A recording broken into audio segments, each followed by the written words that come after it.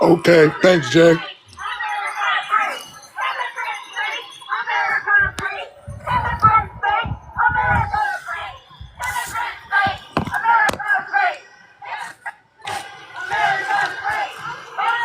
What about now?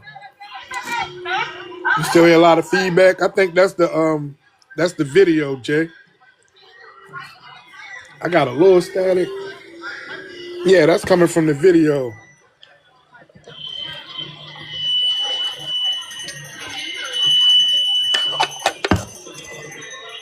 I think Chicago out there. Yeah, that's their let me pause it real quick. Okay, I got a little. Let me just try with this speaker.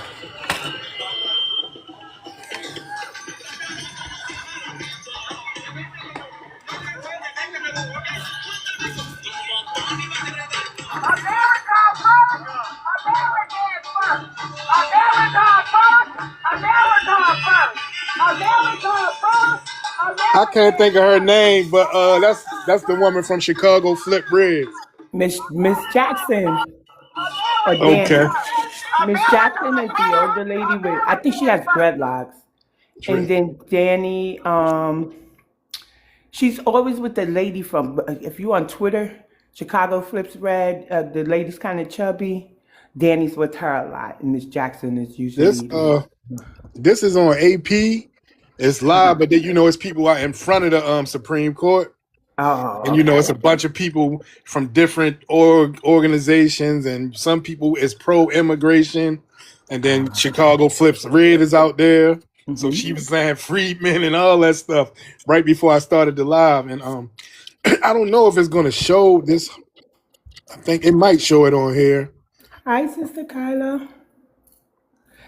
Okay, well, let's see. As long as we can hear it, Yeah. If not, I'm gonna go to the actual Supreme Court website, and they playing it live on there as well. Okay. Okay. So this is. Can you hear it clearly? Yes, I can hear it. Okay. They have some music back there. The Latinos out there playing their music. Yeah, they play, I will not put down no Trump. America first, Americans first. America first, Americans first. America first, Americans first. America first, Americans first. Okay.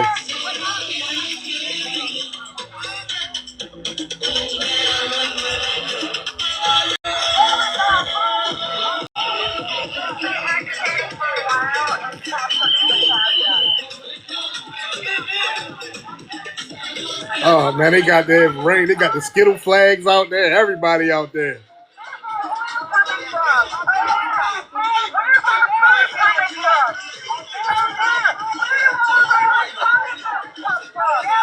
I wish I could stream it. The video.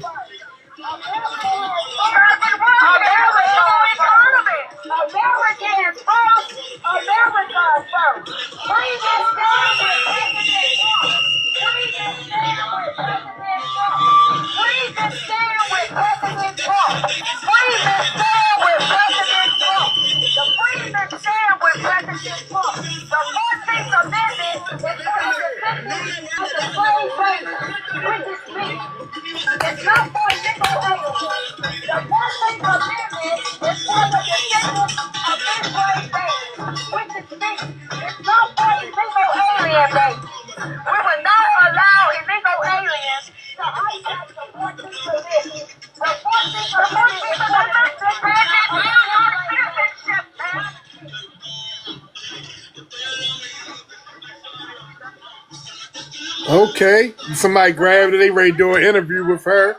Okay.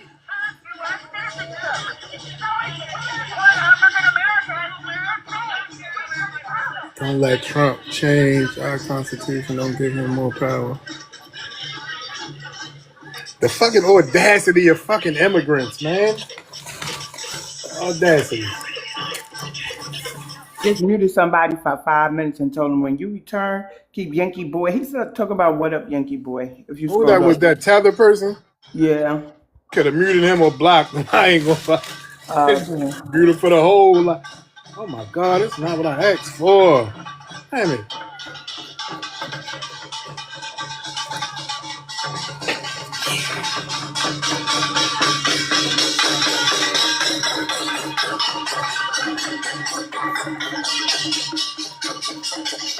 We got the Asians out there.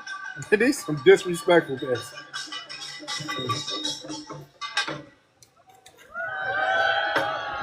All right, it's 10 o'clock.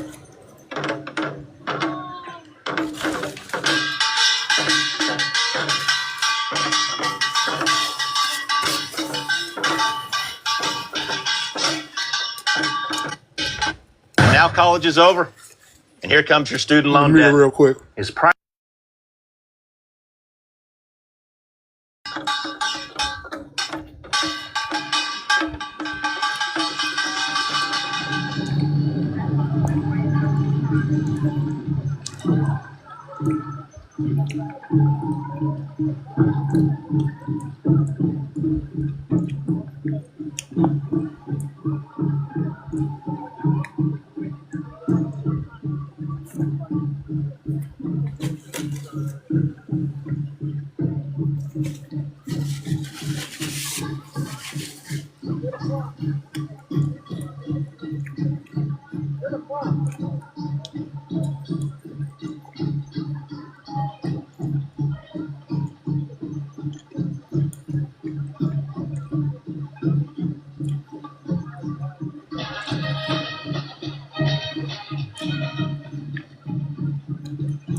All right, let me check that website really quickly.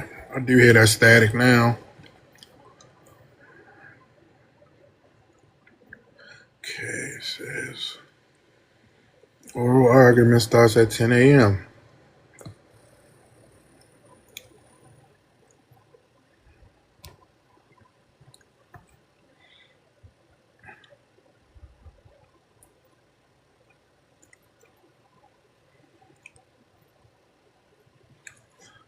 All right, well, I don't think it started yet, so I'm gonna go back to the YouTube for now.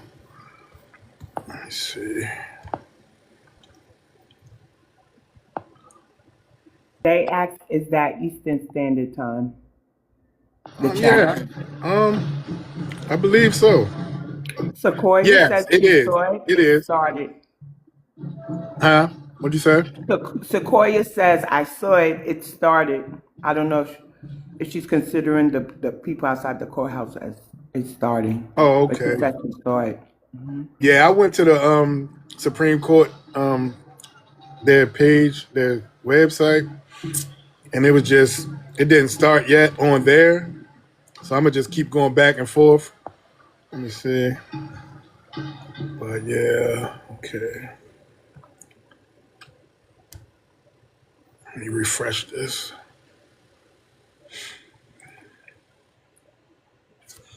I ain't with books. What the fuck no, Zach? Zach, you're not coming up here. Fuck do we need to talk to you for today?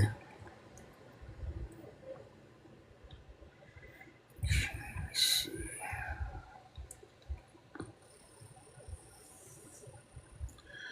Nope, I'm still getting nothing. Go back to YouTube. Let me try a different source on here.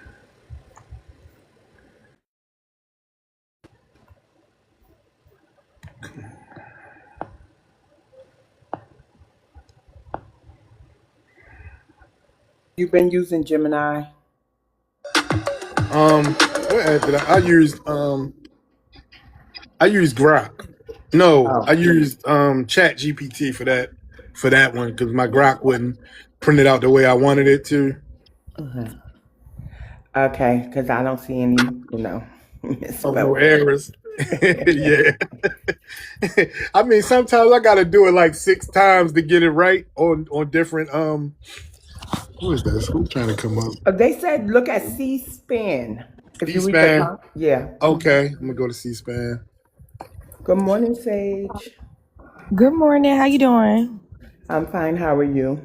I'm doing all right. I've been trying to find the documents on the case or like it's just so hard to find like actual stuff. I don't want to hear it from a news source. I've been trying to look up on it because from my understanding, they're not rehearing Wong versus Ark. I think they're trying to expand what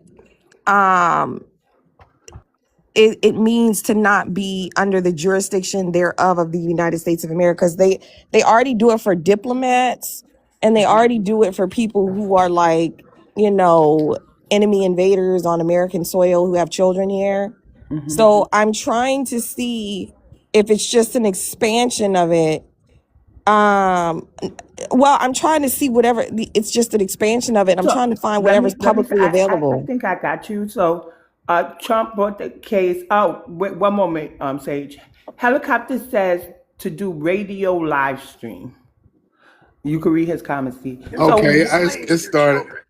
Allegiance to the United States. So I so think it's just a clarification. Trump brought the case. Trump brought the executive order.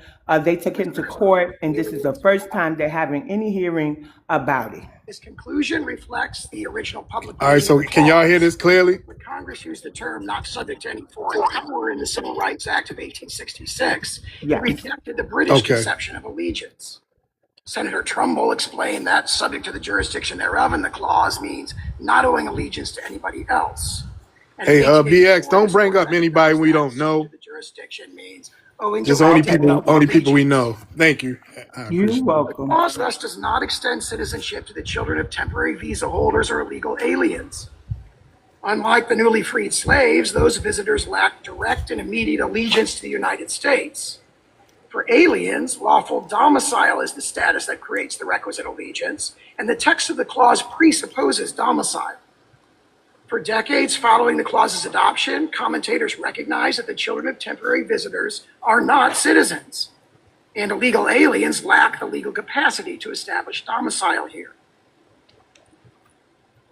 Unrestricted birthright citizenship contradicts the practice of the overwhelming majority of modern nations.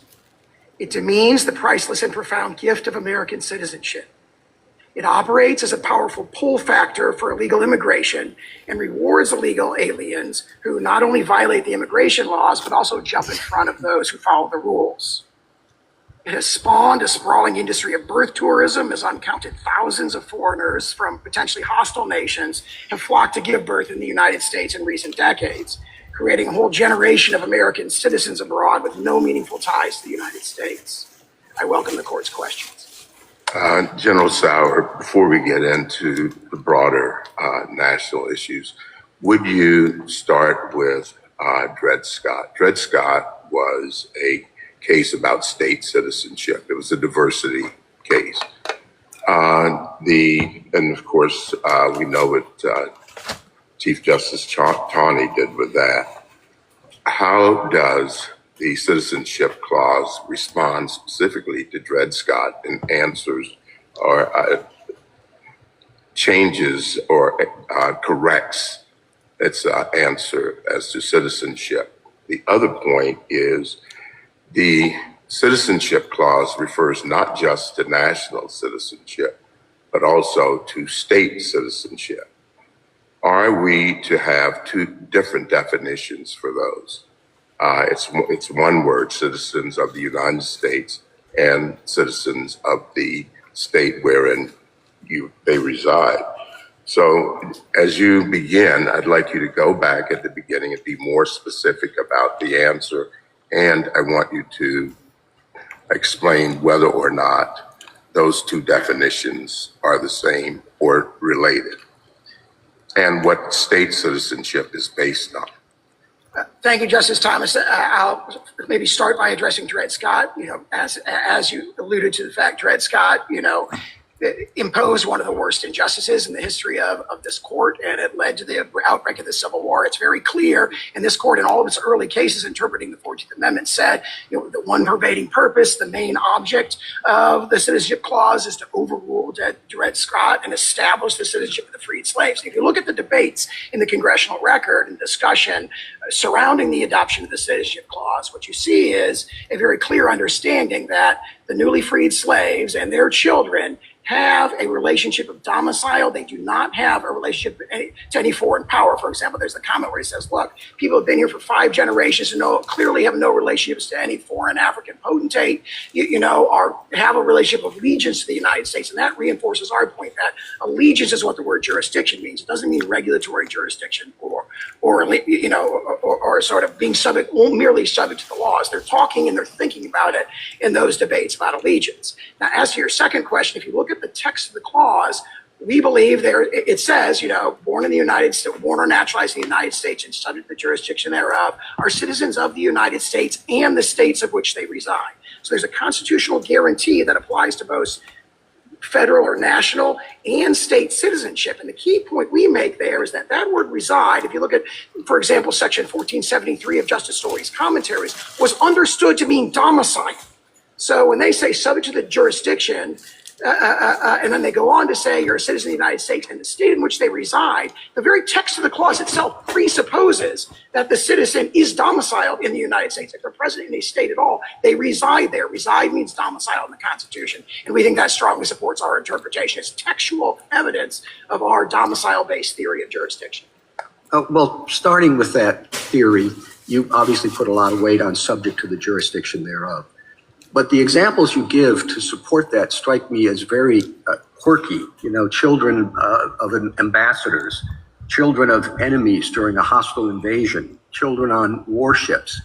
And then you expand it to the whole class of illegal aliens are here in the country. I'm not quite sure how you can get to that big group from such tiny and sort of idiosyncratic examples. There are those sort of narrow exceptions for ambassador foreign public ships. Tribal Indians is an enormous one that they were very focused on in the debates as well. But what I do is I invite the court to look at the intervening step, which is the enactment of the Civil Rights Act of 1866. And there they didn't say subject to the jurisdiction thereof. There it says not subject to any foreign power. Now, if you go back to Blackstone and Calvin's case, they say it does not matter if you are subject to any foreign power. If you are born in the king's domains, you have this indefeasible duty of allegiance to the king at any time. So there's a clear repudiation in the Civil Rights Act. The Civil Rights Act is this breakwater, which makes it very, very clear that they are not thinking about allegiance in the terms of like the British common law. They've adopted the Republican conception of allegiance. So it's from not subject to any foreign power, and then the debates just a couple months later make it very clear that they're recodifying the same conception. They were dissatisfied with the potential ambiguity in the phrase India is not taxed, and they adopted subject to the jurisdiction thereof. And one of the strongest statements of this is Senator Trumbull's statement that I quoted at the beginning, where he says, he's asked, what does that mean, subject to the jurisdiction thereof? And he says, it means not owing allegiance to anybody else. That is what it means. And this court picked up on that in Elk against Wilkins when it says it uses, completely subject to the political jurisdiction, not mere regulatory jurisdiction. What do you do with Wong Kim Ark's quote of Daniel Webster, who said, independently of a residence with intention to continue such residence, independently of any domiciliation, independently of the taking of any oath of allegiance or renouncing any former allegiance, it is well known that by the public law, a non-citizen, while he is here in the United States, owes obedience to this country's laws. Now, the examples that Wong Ark Kim used as exceptions are situations in which there was not temporary allegiance to the United States. The children of foreign diplomats whose only allegiance was to their foreign country, and or occupied territory residents, including those citizens in Maine who had been occupied by the British forces. The US had no control over them. And the whole theory of the Indian tribes was similar. The Indian tribes were analogized to foreign diplomats. So what do we do with that?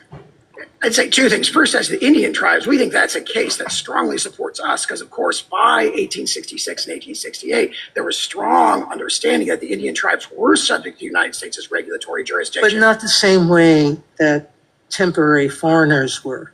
Meaning there was a real debate going on whether the U.S. actually had jurisdiction over Indian tribes. That's why our cases, for the longest time, until was finally settled, said, absent some act of Congress, our laws don't apply. U.S. laws don't apply to Indians on Indian lands, correct? I believe you look at the Rogers decision, for example, that we cite in our brief, where they say that they are subject to the That's later. I'm talking at the time. Yes, at the time. So as to 1817. So what do you do during the debates of the 1866 Civil Rights Act and of the 14th Amendment, with the entire discussion of the people who opposed the amendment, who kept saying, we can't pass it because we're making citizens of gypsies who have no allegiance to anybody, and we're going to make citizens of Chinese people who can't be citizens because we're not going to permit them to be citizens. What do we do with those debates and the fact that the proponents of both acts said everyone who's born in the U.S. will be citizens?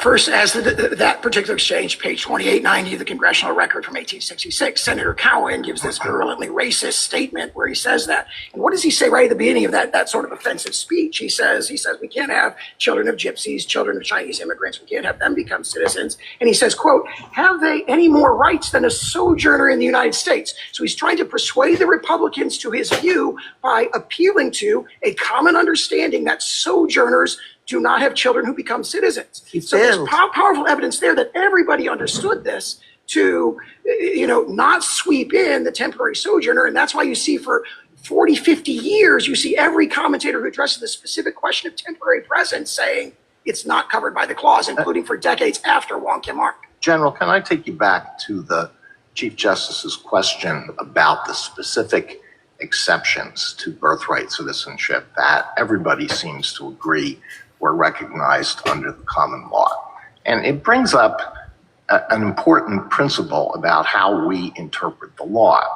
When particular problems pop up, lawmakers may enact a general rule. When they do that, is the application of that general rule limited only to the situations that they had in mind when they adopted the general rule?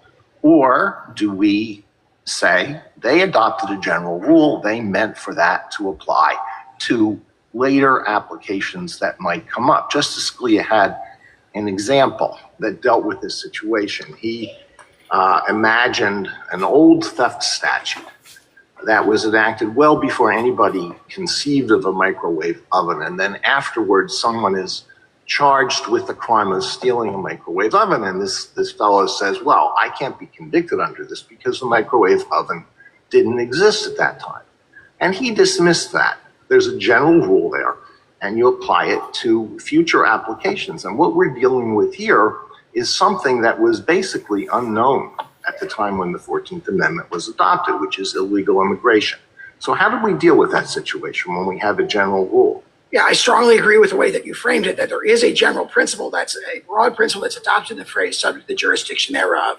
And we submit that our theory of allegiance and domicile-based allegiance is what explains those specific exceptions that everybody was aware of, but it is broad enough to sweep in future situations. And as you pointed out, illegal immigration did not exist then. Now, the problem of temporary visitors did exist. And it's very interesting that as you look at pages 26 and 28 of our brief, commentators going from 1881 until 1922 are uniformly saying the children of temporary visitors are not included. Now that logic, we say, it naturally extends. It's really an a fortiori case. If you have someone who enters illegally by the 1880s, there are restrictions on immigration. If you've entered illegally, it's kind of, a well-established principle of law going back to the Code of Justinian that says you're not allowed to be there. You don't have the legal capacity to create domicile. But I think, General Sauer, that what you just said suggests that you can't be arguing in the way Justice Alito suggests, because most of your brief is not about illegal aliens. Most of your brief is about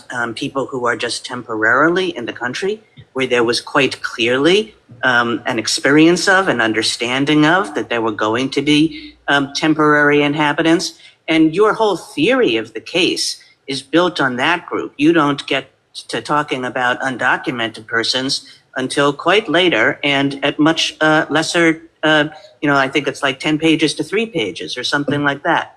So you can't really be going with Justice Alito's theory. You must be saying that there's a principle that developed, that was there in, at the time of the 14th Amendment. Isn't that right?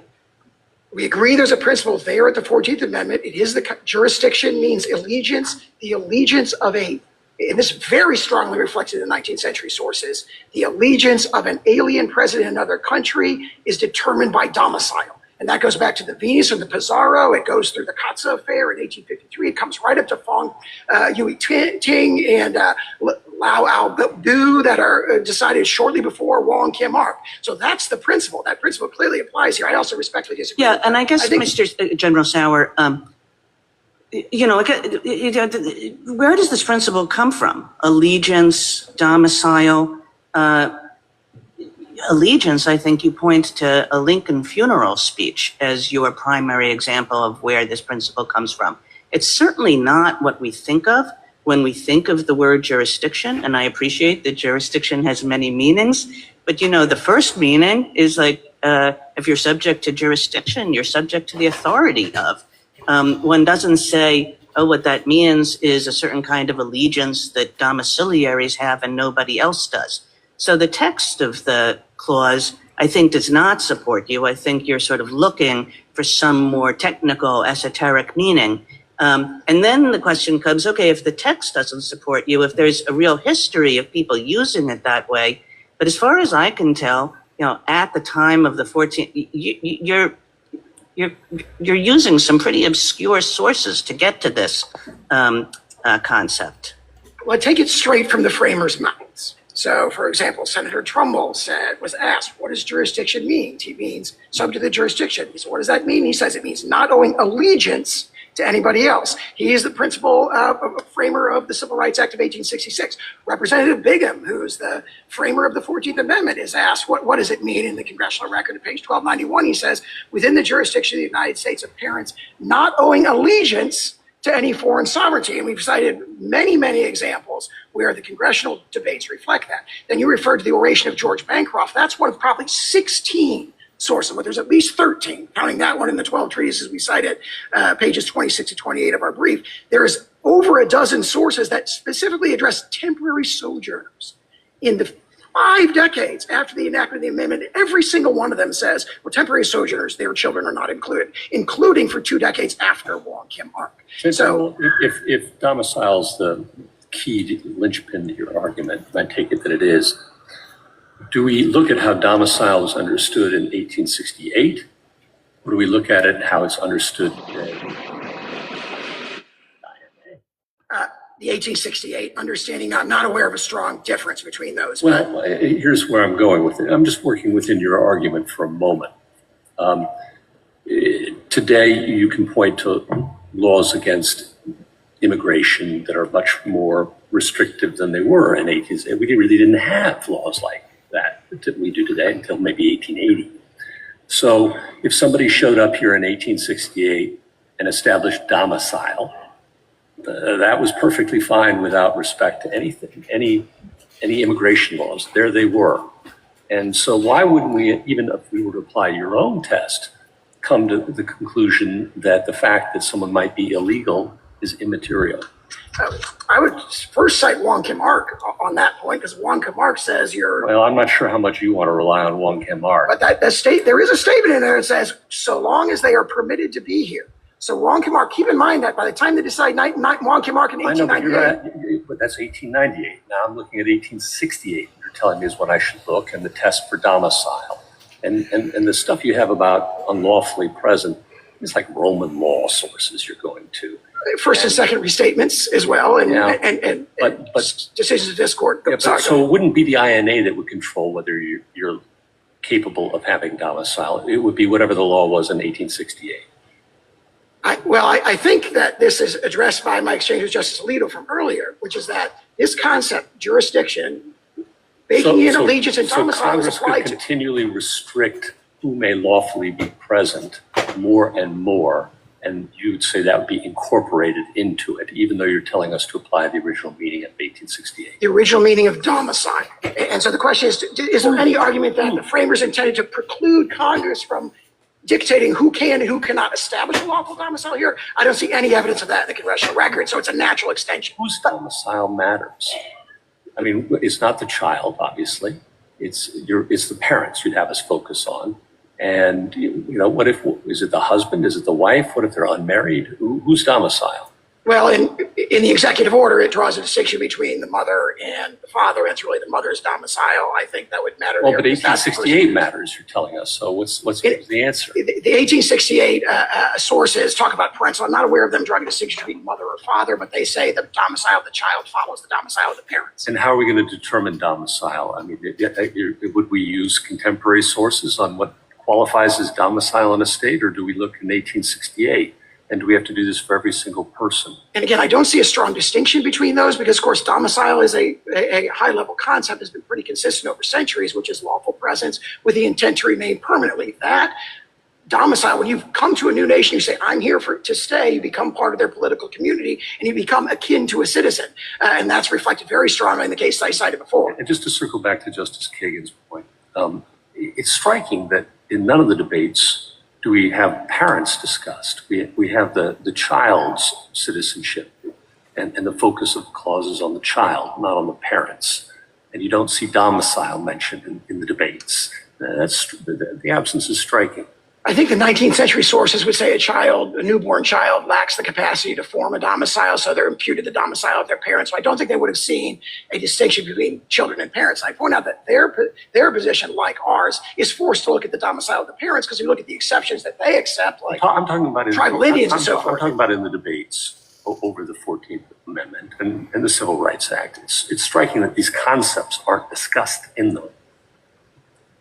I think domicile is discussed. I mean, it's brought up in many. Allegiance, jurisdiction, complete jurisdiction.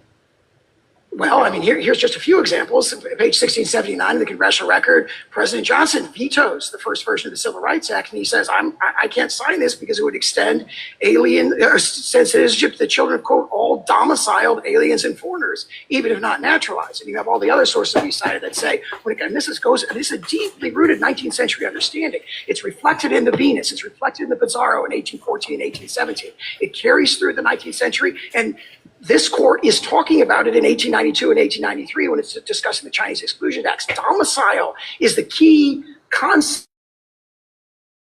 General, you said in your reply brief that the children of slaves who were brought here unlawfully, in defiance of laws forbidding the slave trade, would in fact be citizens. And yes, you can imagine that their parents were not only brought here in violation of United States law, but were here against their will, and so maybe felt allegiance to the countries where they were from. And you say that the purpose of the 14th Amendment was to put all slaves on equal footing, newly freed slaves on equal footing, and so they would be citizens. But that's not textual. So how do you get there? You say it in just a few sentences, so can you elaborate? Sure. If you look at I think if you look at the 19th century sources, what you see is that even though their entry may have been unlawful, 19th century antebellum law never treated their presence as unlawful. In fact, quite the opposite. One of the amici, in fact, points to like a Mississippi statute, which probably is replicated throughout the South before the Civil War, that says slaves in Mississippi have an indefeasible domicile in Mississippi. In other words, even if they run away, if they get away, Mississippi says, nope, you still live here. Right. And so it would be astonishing, in other words, for the opponents of the 14th Amendment to say, oh, these people were not domiciled and therefore it goes the other way, because actually U.S. law, even if they were brought in illegally and through an illegal slave trade, once they were there by their intent is to return as soon as they can, let's say. So they're here, they're resident, and maybe under your theory, which says, lawfulness for a different purpose, but they're here, they're resident. Let's take your assumption that they're not here unlawfully. But let's say they don't have an intent to stay. They want to escape and go back the second they can. Are they domiciled? Under the 19th century law, I think this is the flip side of the hypothetical that we talked about earlier. Under 19th century law, they are treated as domiciled in the United States. So it'd be astonishing. And in the debates in the congressional floor, talk about not this specific case, but to say, look, slaves who have been forced to come here and have been here are lawfully domiciled here. And they don't use the way it's domiciled like they use allegiance. They say they don't have allegiance to, once they've been forced to come here, they don't have allegiance to any foreign or African potentate, and therefore they're General Echo. How would that apply to the children of illegally trafficked people today? Would the same reasoning apply? It would turn on whether the parents are lawfully domiciled in the United States. So if they're brought in illegally, but then they choose to remain and they want to remain and they're domiciled, you would say that their lawful presence is not dictated by whether they were brought here lawfully or not. And that's different from someone who, say, crosses the border unlawfully. Yeah, I think it would turn on whether their presence is lawful. General, in other words, obviously there may be many other important things that could be done to assist people like that. The question is, if they give birth to someone in the United States, that person naturally a citizen, that would turn, based on the original public meaning of the clause, on the lawfulness of their presence. Are they domiciled? General, can I ask you a question? To follow up on what Justice Gorsuch was exploring with you with respect to domicile, did I understand you to say that domicile is going to be eventually or is controlled by Congress?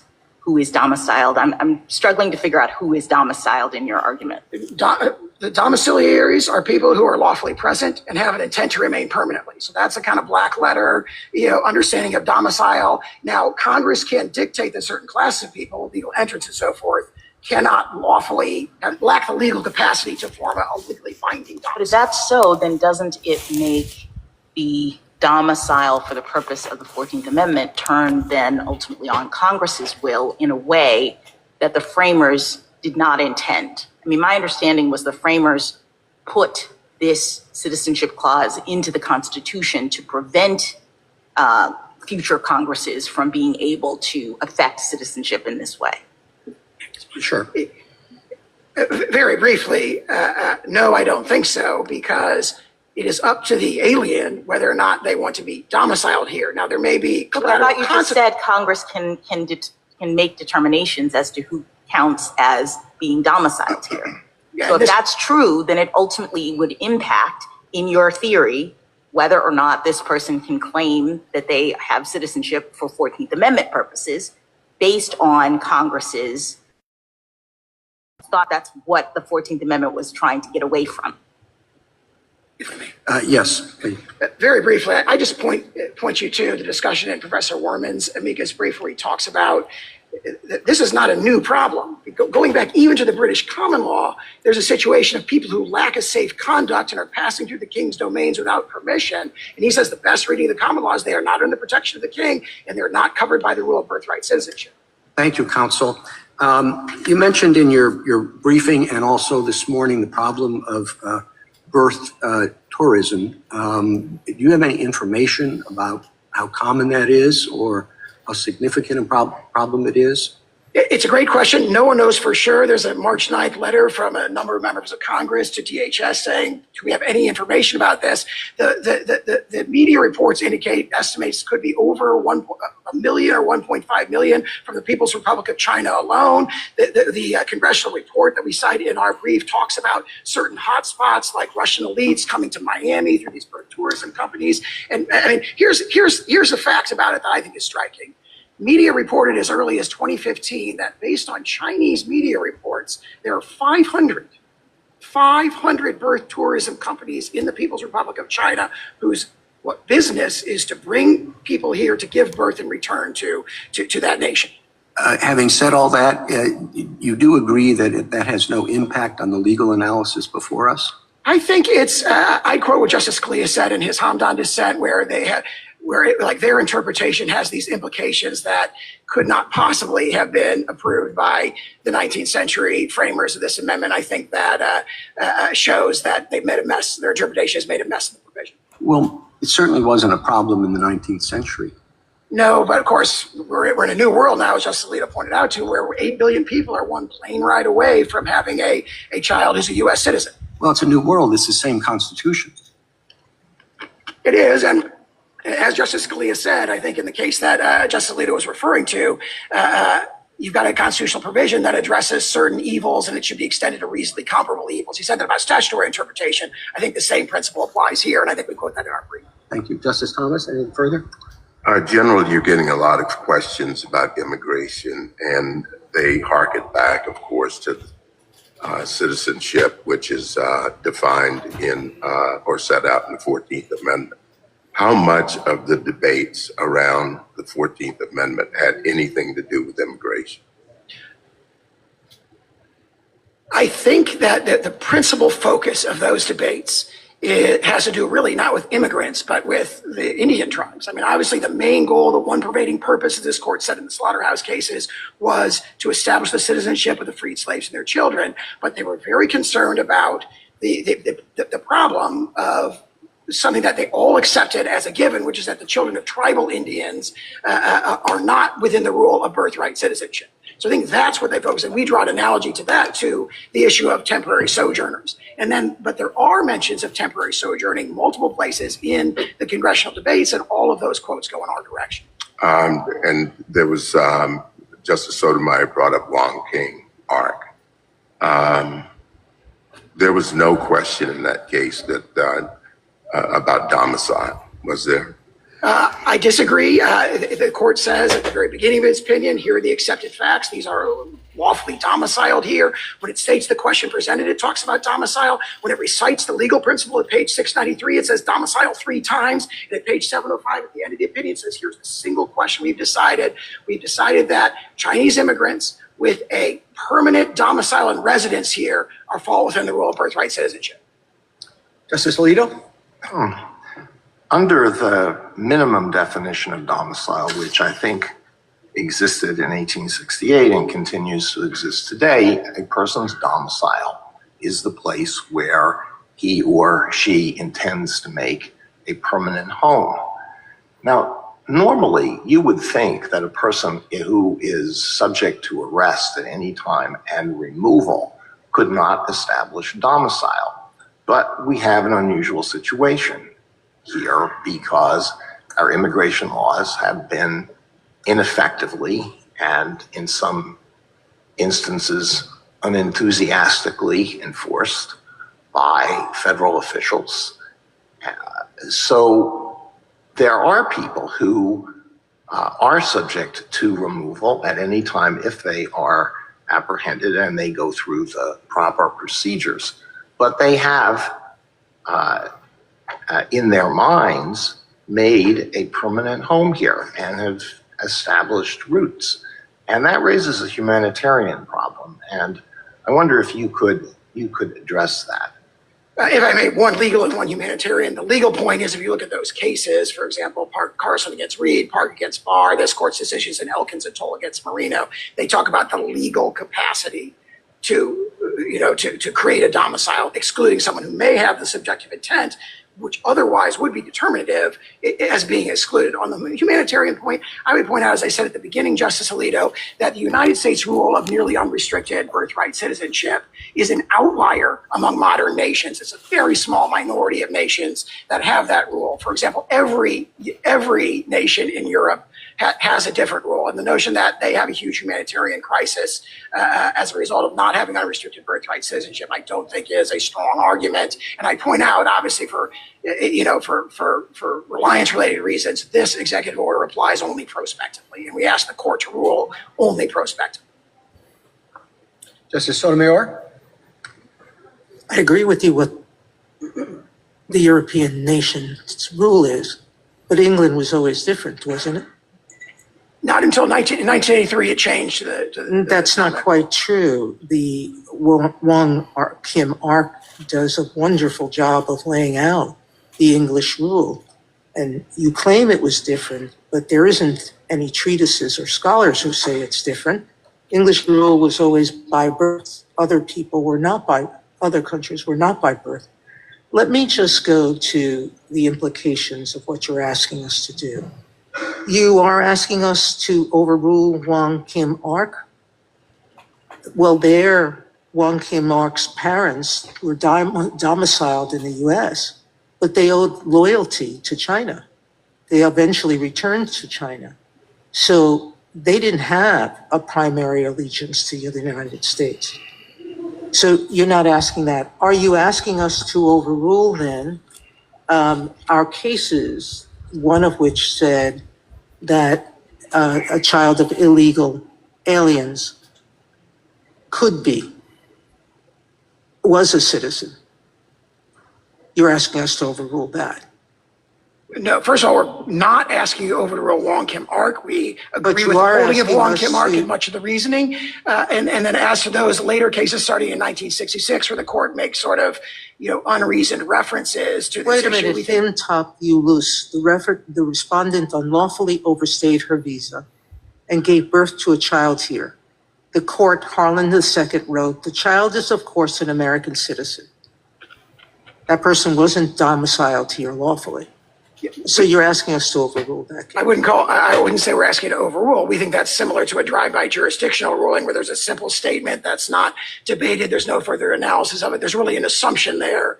And we think that's similar to cases where the court just assumes jurisdiction without discussing. When we ruled in Trend that Indians could not become citizens, the government then after began to unnaturalize many Indians who had been sworn in as citizens.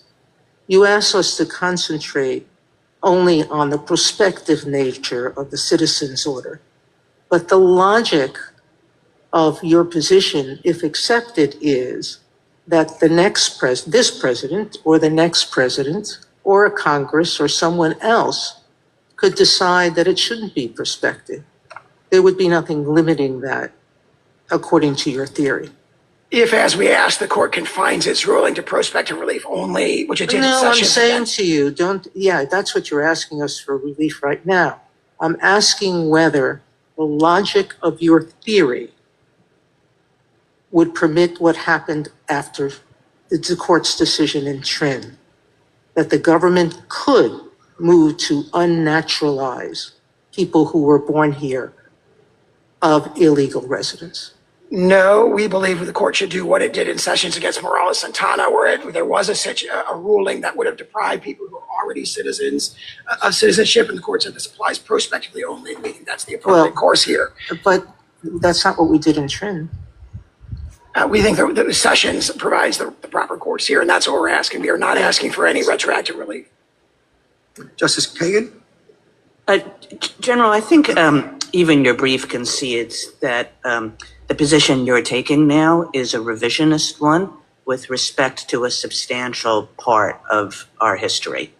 And I think that that's in large part because of Wong Kim Ark and the way people have read that case, which of course was in the late 19th century, and have read it ever since then. And what that case suggests is, there's a very clear rationale. You say, it says the word domicile a bunch of times, which it does. It's a long opinion. It says a lot of things.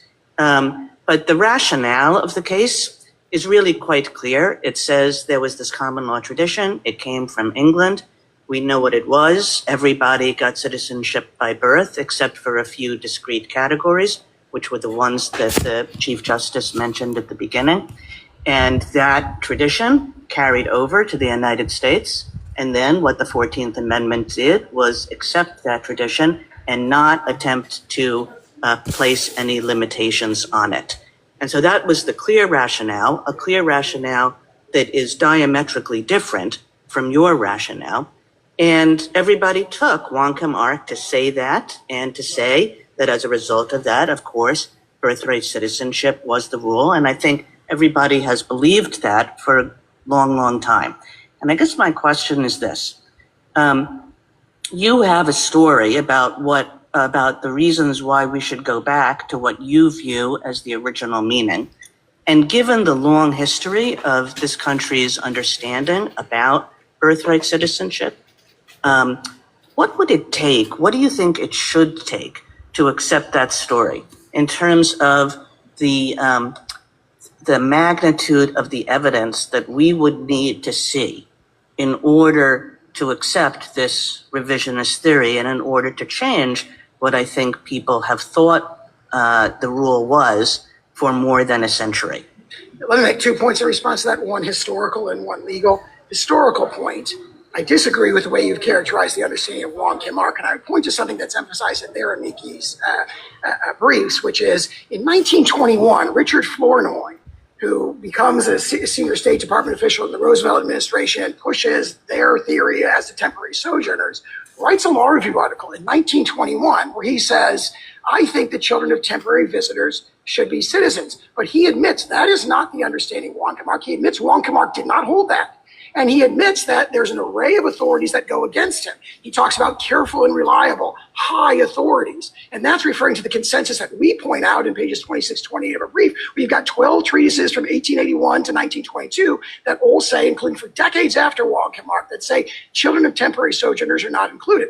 What happens between 1921 and the 1930s? Well, Mr. Flournoy became a senior State Department official. He adopted that as the policy of the Roosevelt administration. So their argument is basically saying there wasn't this consensus going back to 1898. The consensus, as their own author admits, goes entirely in the opposite direction. For 50 years, right, for 50 years from the framing of the clause through the 1920s, maybe 60 years, the general understanding when it comes to what's at issue here and was not an issue in Wong-Kim-Ark is the children of temporary visitors do not become citizens under the clause. And then the legal point, you referred to the sort of concept of temporary local allegiance, and they rely on the Schooner Exchange, this theory that you've got temporary local allegiance. But if you actually look at page 572 of the congressional record, right at the beginning, introducing the Civil Rights Act, Senator Trumbull says, I said not subject to any foreign power.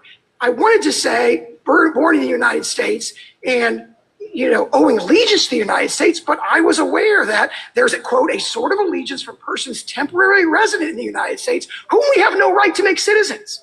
So Senator Trumbull says the reason I haven't adopted the language and meaning that they say should be packed into these provisions is that everybody knows that the children of temporary visitors should not be citizens.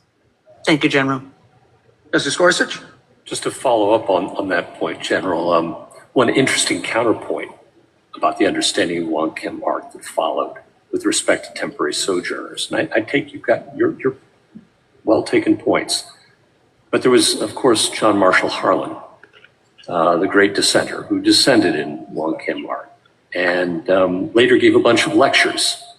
And he posed the question about the sojourners. What, suppose an English father and mother went down to the hot springs to get rid of the gout. And while there, they have a child, now back in England. Is that child a citizen of the United States, born of the jurisdiction thereof by mere accident of birth? And he says, under Wong-Kim-Ark, he is. And he continues, I was one of the minority, and of course I was wrong. Now, I'm sure that was tongue-in-cheek, but now, what do you do with that? I say two things in response to that. First of all, he gave a speech, but we have 12 uncontradicted treatises that say the opposite, that is not what Wong-Kim-Ark means, and that's not the meaning of the clause. But also, I make a more fundamental point. When you're looking at Wong-Kim-Ark, one of the dissent has this dominant theme that like you can't be doing this because you can't make and we all agree, or it's obvious that the children of temporary visitors do not become citizens. And how does the majority opinion address that? It says domicile 3 times when it recites the legal rule. It says permanent residence and domicile when it decides the holding. So the court should be bound by what it says. This is what we're deciding. And again, on page 75, it says this is the single question. Now, there's been a lot of discussion up to that point. But at the very end, they said the single question we've decided is the citizenship status of the children of Chinese immigrants with a permanent residence and domicile in the United States. Do you think Native Americans today are birthright citizens under your test and under your friend's test? I think so. I mean, obviously, they've been granted citizenship by statute. Put aside the statute. Do you think they're birthright citizens? No, I think the clear understanding that everybody agrees in the congressional debates is that the children of tribal Indians are not birthright citizens. I understand that's what they said, but your test is the domicile of the parents, and that would be the test you'd have us apply today, right? Yes. So if a tribal Indian, for example, gives up allegiance to born today, birthright citizens. I think so on our test. Yeah. If they're lawfully domiciled here. Okay. And then, I'm not sure. I have to think that through. But that's my reaction. I'll take the yes. That's all right. And then I just want to ask you quickly about the INA adopted in 1940 and 1952. It uses the same term as the citizenship clause, and one might have a pretty good argument. I'm sure you got some arguments along just these lines that it should be understood to mean whatever it meant in 1868. But there was a lot of water over the dam between those two things. And as your brief points out, by the Roosevelt administration, there's a pretty strong jus soli move. That is to say that the thin concept of jurisdiction, power over, is enough, a broader understanding of birthright. Would there be an argument for reading that statute under its original plain meaning at the time, 1940, 1952, to perhaps have a different meaning than the Constitution? We don't think that's the best interpretation. I give two reasons. One is it would be very surprising if a statute that says exactly the constitutional phrase subject to the jurisdiction thereof were interpreted to mean something totally different or to ossify a then current misunderstanding of the clause. We think that the best analogy here is probably state long-arm statutes. Take a sort of non-controversial example. State long-arm statutes routinely say we're going to exercise personal jurisdiction to the extent of due process. It takes the constitutional standard and it puts it in the statute. And nobody thinks that those ossify, are limited to the precedent, this court's precedents at the time they were enacted. Everyone thinks that phrase, due process, incorporates, the developing law of due process, including from this court. So we think that's the best analogy when you're looking at the constitutional phrase itself, and you take it out of a freighted context, the natural interpretation is to say this reflects the objective meaning of the Constitution. And the objective meaning of the Constitution is its original public meaning in 1866. Do you see any notable counterpoints to that argument? I'm sure there are arguments on the other side. We've addressed them in their brief.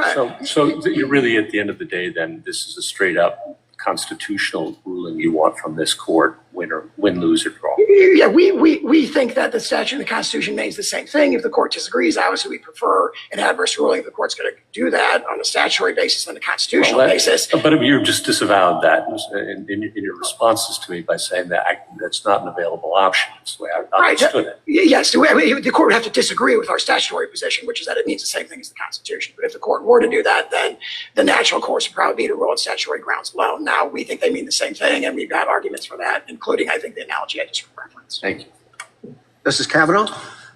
General, how should we think about the text of the 14th Amendment, subject to the jurisdiction thereof, as distinct from the different language of the Civil Rights Act of 1866, which refers, as you know, to persons not subject to any foreign power?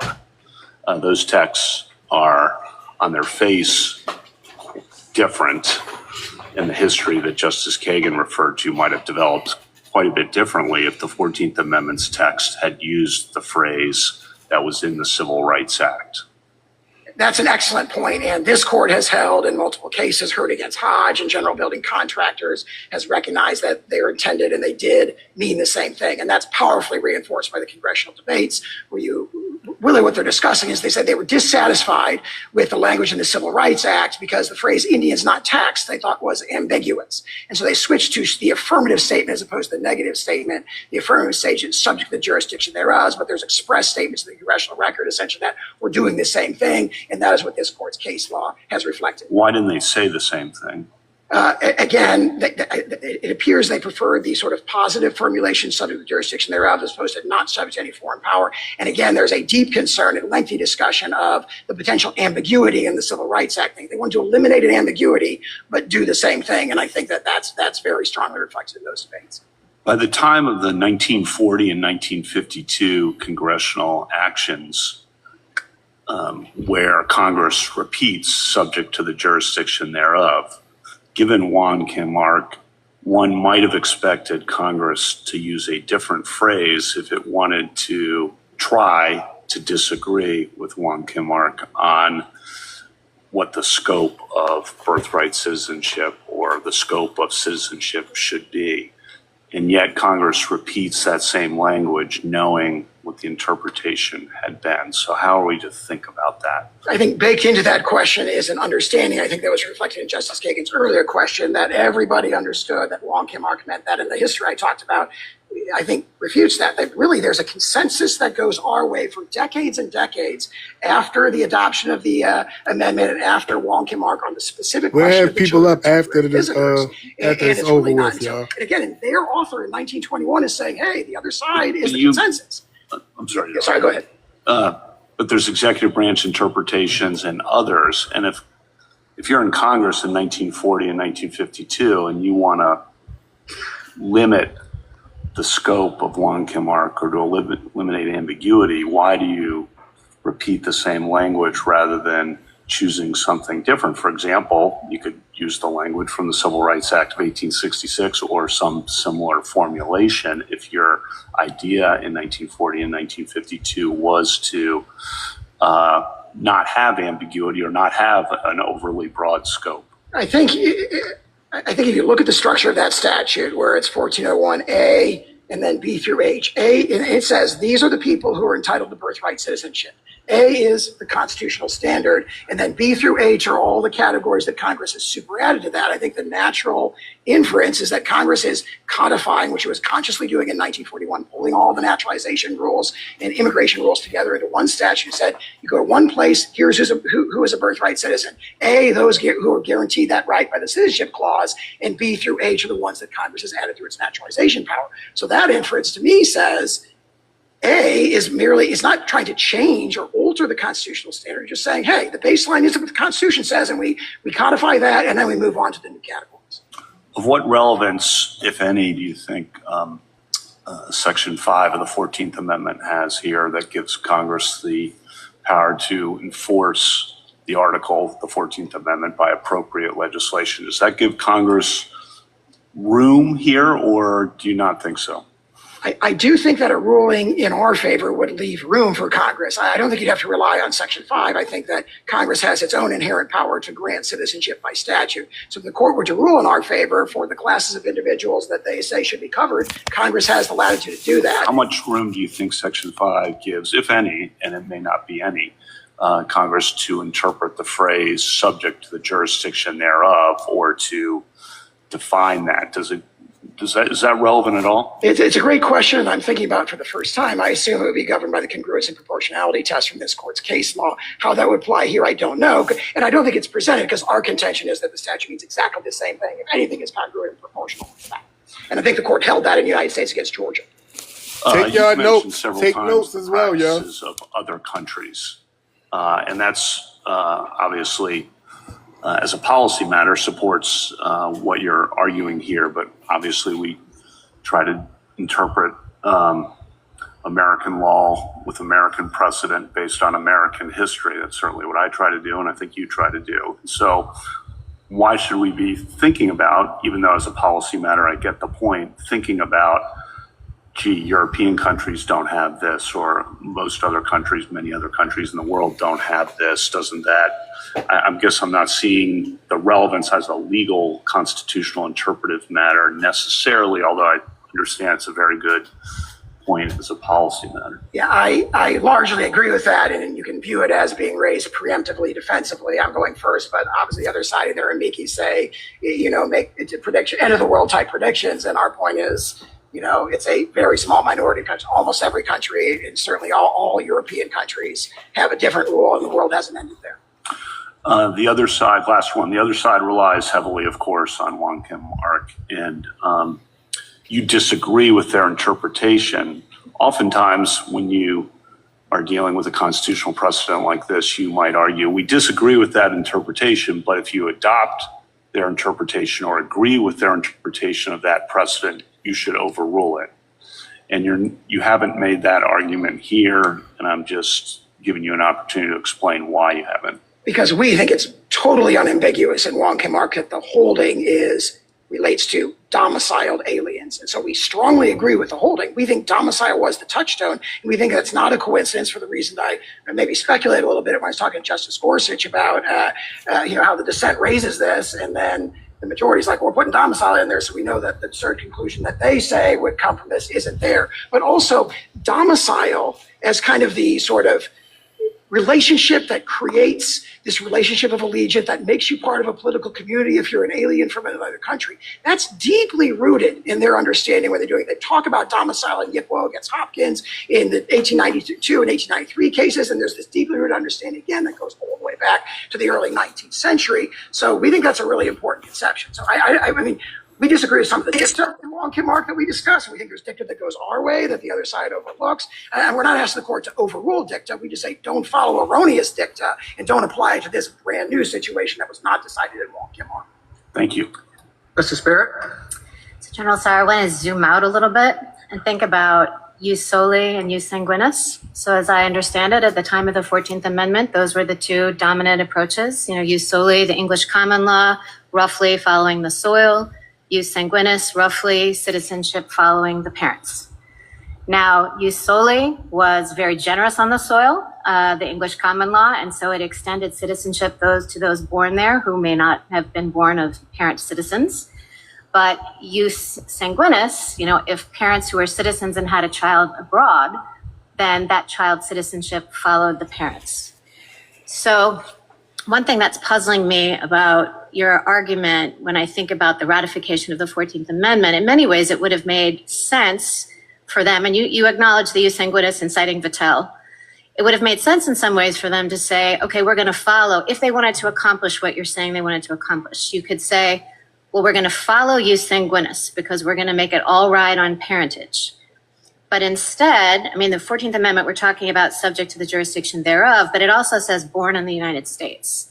So you have the jus soli kind of point there, but you're saying it narrowed that point by tying it to the citizenship of the parents, at least as to soil.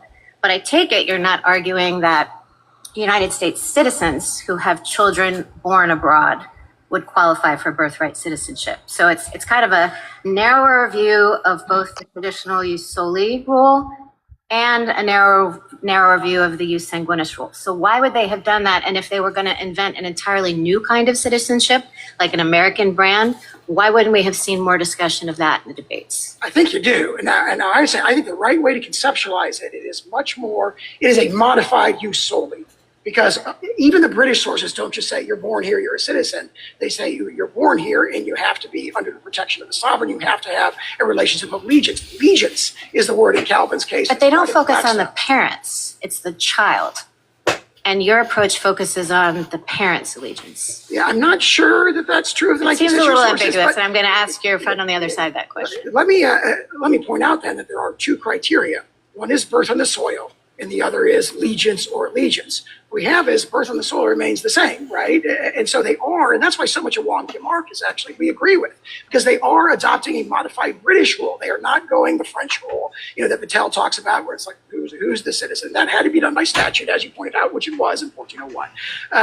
But what they've got is they say birth in the United States and subject to the jurisdiction thereof. That is talked about as allegiance, allegiance, allegiance in the congressional debates. But they were clearly not incorporating the British feudal monarchical conception of allegiance where it's indefeasible. Going back to the early 1700s, our nation had repudiated the notion that citizenship is indefeasible.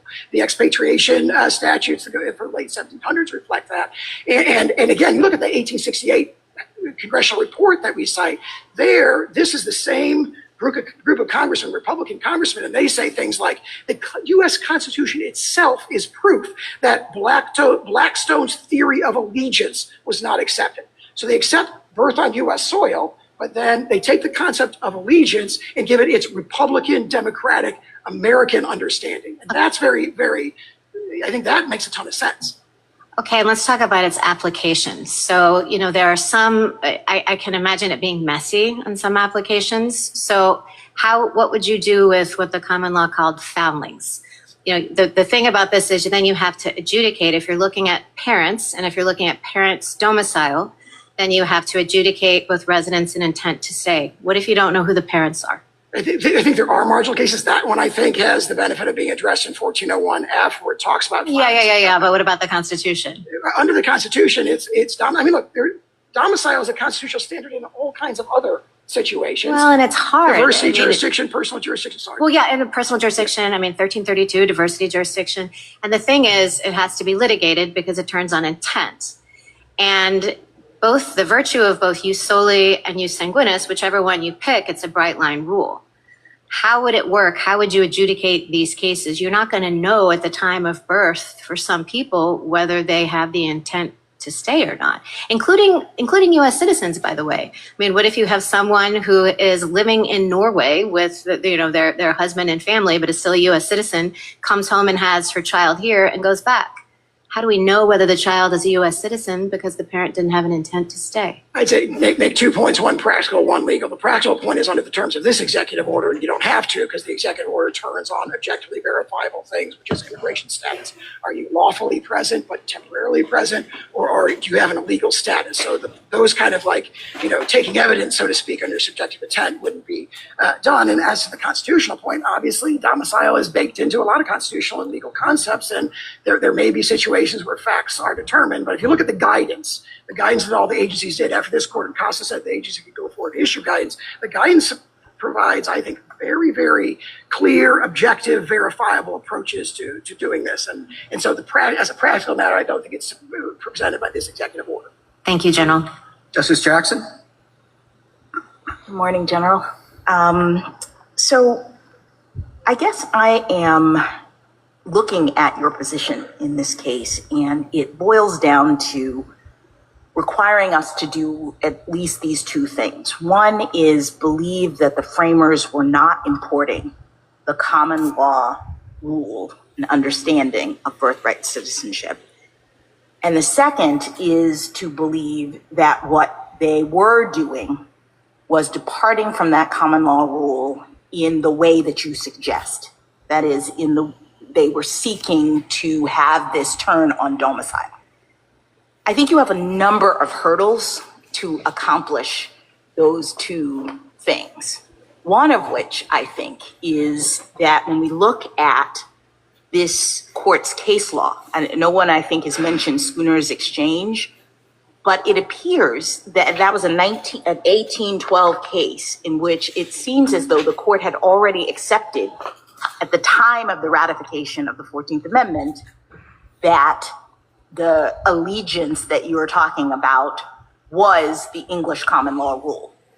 That, in other words, allegiance meant that you are covered by the laws of the jurisdiction, that you can rely on that jurisdiction's protection. That's what allegiance meant. Now, you're saying today, no, allegiance meant something about loyalty or that kind of idea. But if the Supreme Court had, prior to the 14th Amendment, established that allegiance meant the common law definition, I think your first hurdle is to help us understand why we would believe that when the 14th Amendment was ratified, the framers weren't just incorporating what we had previously said it meant. Page 572 of the congressional record directly addresses this. They say the concept of temporary and local allegiance from the Schooner Exchange is what is meant by, or temporary and local jurisdiction from the Schooner Exchange is what is meant by the word jurisdiction in the 14th Amendment. Senator Trumbull says, I thought about saying owing allegiance, but again, quote, there's a sort of allegiance from persons temporarily resident in the United States, whom we have no right to make citizens. So he expressly and consciously rejected reliance on Schooner. What do we do with, I mean, that's a debate and it's a discussion, very valid. But then we have a subsequent debate between Fessenden and Wade, where the same concept comes up and it becomes clear, at least from Senator Wade's perspective, that that's wrong. So Fessenden, and I'm not sure whether these are senators, I apologize. Fessenden says, suppose a person is born here of parents from abroad temporarily in this country. Wade responds, the senator says a person may be born here and not be a citizen. I know that is so in one instance, in the case of the children of foreign ministers who reside near the United States, et cetera, et cetera. So it appears as though in that exchange, at least Senator Wade believed that the English common law understanding of what it means to have allegiance, to be a temporary person on the soil, was what was being adopted. Yeah, that concept or that exchange strongly supports us. If you look at it in context, Senator Wade has introduced a version that says only birth on U.S. soil and doesn't have any allegiance or jurisdictional element to it. And so Senator Fessenden stands up and says, well, that can't be right because, obviously, what about the temporary visitor? It has this, it's another one of these statements that has this appeal to a background understanding that we all agree that the temporary visitors, their children do not become citizens. And then Senator Wade has to kind of backtrack and say, well, what are the children of ambassadors? And in the end, Congress does not adopt Senator Wade's proposal. So we think that to the extent you can draw an inference from that, the inference strongly supports. All right, well, let me just ask you about why we wouldn't see in the 14th Amendment anything about parental allegiance. Several of my colleagues have talked about the fact that your view of this turns on what the status of the parents are, and not the child, as would the born in the United States view of it. Can you help us understand why we wouldn't expect to see a mention of parents? I think it was well understood that, for example, children cannot, newborns cannot form domicile. So it followed every 19th century. That assumes domicile is in the test. And I'm asking you, how do we know Thanks for the gift, that Cheryl. Congress did adopt the test that you say it adopted? Yeah, when you're looking at 19th century conceptions of allegiance, the notion that the allegiance, again, you say domicile is instantiating the concept of allegiance for aliens as opposed to citizen. All of that, the 19th century understands the newborn's domicile, its allegiance follows the allegiance of the parents. And I point out that their theory relies on parental allegiance as well, because they recognize the exceptions for, hostile invading armies, for tribal Indians, for ambassadors. Again, the child's allegiance status, even on their view, turns on the status of the parent. What do we do with Professor Mueller's amicus brief and the historical record, and the fact that even at times in this country where we understood that you said only let people up we know, right? declared I'm not enemies of the familiar with United States. Florida. I'm talking about World War II and Japanese internment. Okay. Babies All right, born yeah, I'll in put it that down. I thought I might circumstance know. were given birthright citizenship. Everybody So it will know. seems They can as just though come this up once we, concept of start having a allegiance discussion. of the Thank you, parents BX. really wasn't driving You're birthright welcome. citizenship, at least at this period of our history. So are you saying this is wrong, or they shouldn't have gotten birthright citizenship? Well, if they were domiciled here, yes, they should have. If they were temporarily present, then no. But the executive practice we can see from the 1930s. How does the temporary presence run with your concept of allegiance? I'm not sure I understand. So can you be clear? Are you saying that only people who are domiciled here, as you define it, can form the necessary loyalty to the United States? It's not allegiance is not a question of subjective loyalty. Okay. Oh, it is something it's a reciprocal relationship between the citizen, whether they want it or not, they have that allegiance. And I think it's powerfully. On the basis of what? Domicile. I mean, that's what it says in so many words in the Venus and the Pizarro. It says, look, if you're talking about an alien, if they're just temporarily passing through, no, they don't have allegiance. But if they've made it their permanent home, they become part of our political community, and they are analogous or akin to citizens. All right, just quickly, because I'm mindful of the time. What do you do with Juan Kim Ark's statement that birthright citizenship is applying, quote, independently of a residence with intention to continue such residence, independently of any domiciliation? I know that they use domicile, it's a fact in the case, but that's not a part of their holding. It's not what the reasoning turns on. I believe you're quoting from page 693 of that opinion. It goes on to say, not citizen terms on that, but the duty of obedience to our laws. It doesn't take the further step at that point and say, therefore, if you have temporary and local allegiance, you're a citizen. And immediately before that, you have that page 693 summary of the court's holding, where it says domicile. Juan Kim Ark incorporates a domicile requirement. That is the holding. It's definitely clearly expressed in the holding. All right, one final thing, perspective. You say perspective, we're supposed to do this. Don't worry about the people who are already here and who would not qualify under your rule. How does this work? Are you suggesting that when a baby is born, people have to have documents, present documents? Is this happening in the delivery room? How are we determining when or whether a newborn child is a citizen of the United States under your rule? And I think that's directly addressed in the SSA guidance that's cited in our brief. What SSA says is there's currently a system where, for example, social security numbers are generated based on a birth certificate.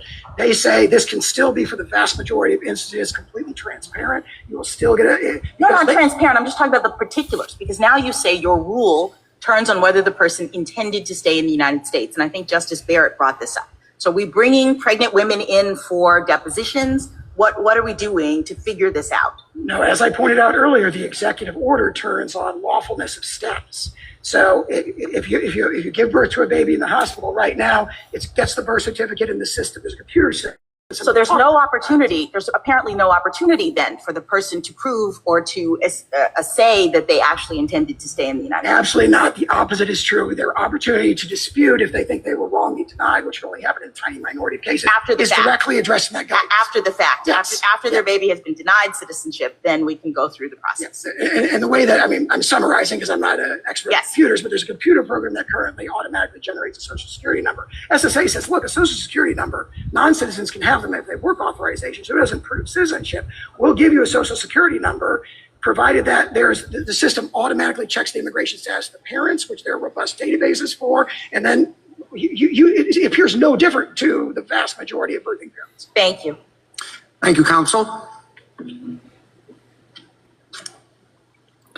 Like the live, share the live, y'all.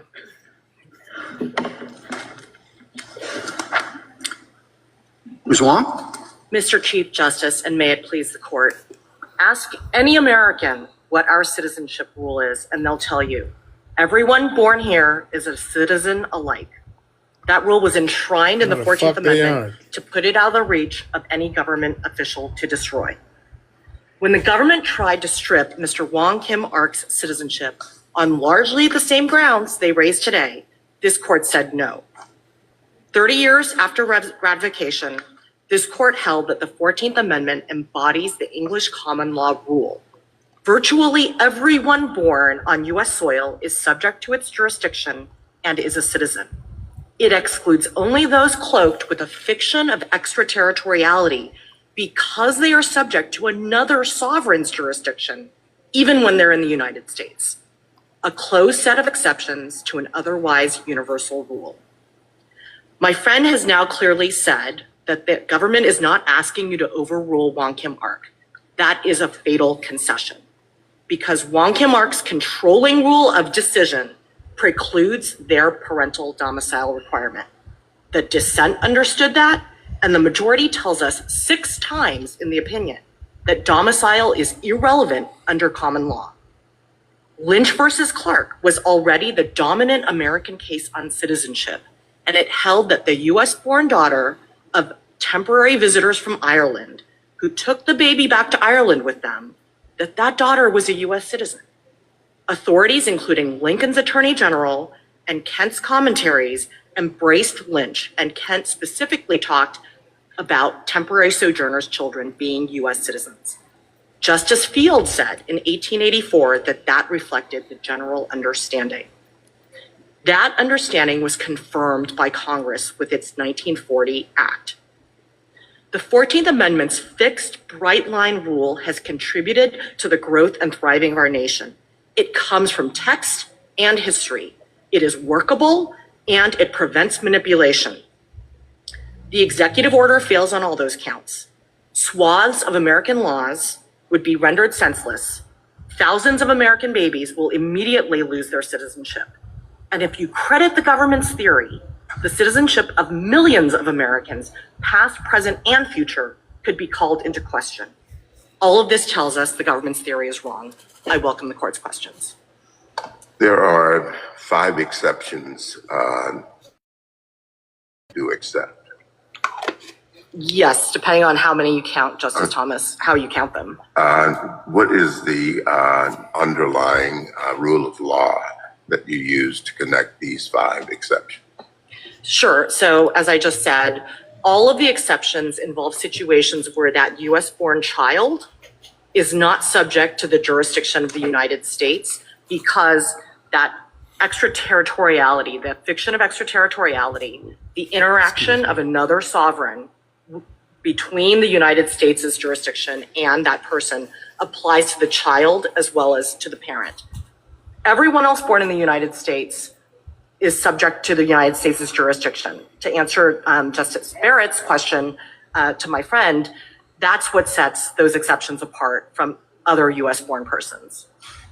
We've heard a lot of talk about Wong Kim Ark, and you dismiss the use of the word domicile in it. It appears in the opinion 20 different times, and including in the question presented and in the actual legal holding. And the government doesn't want it to be overruled because it relies on it, willing to rely on that particular fact in that case. Isn't it at least something to be concerned about, to say that since it's discussed 20 different times and has that significant role in the opinion, that you can just dismiss it as irrelevant? Well, Mr. Chief Justice, I think we have to look at what the controlling rule of decision is in Wong Kim Ark. Justice Gray takes pains in the majority opinion to set out his analysis. He first starts with a premise that in construing the 14th Amendment Citizenship Clause, we look to the English common law. That was the rule that applied from the colonial era on, at least for the colonists and for European immigrants.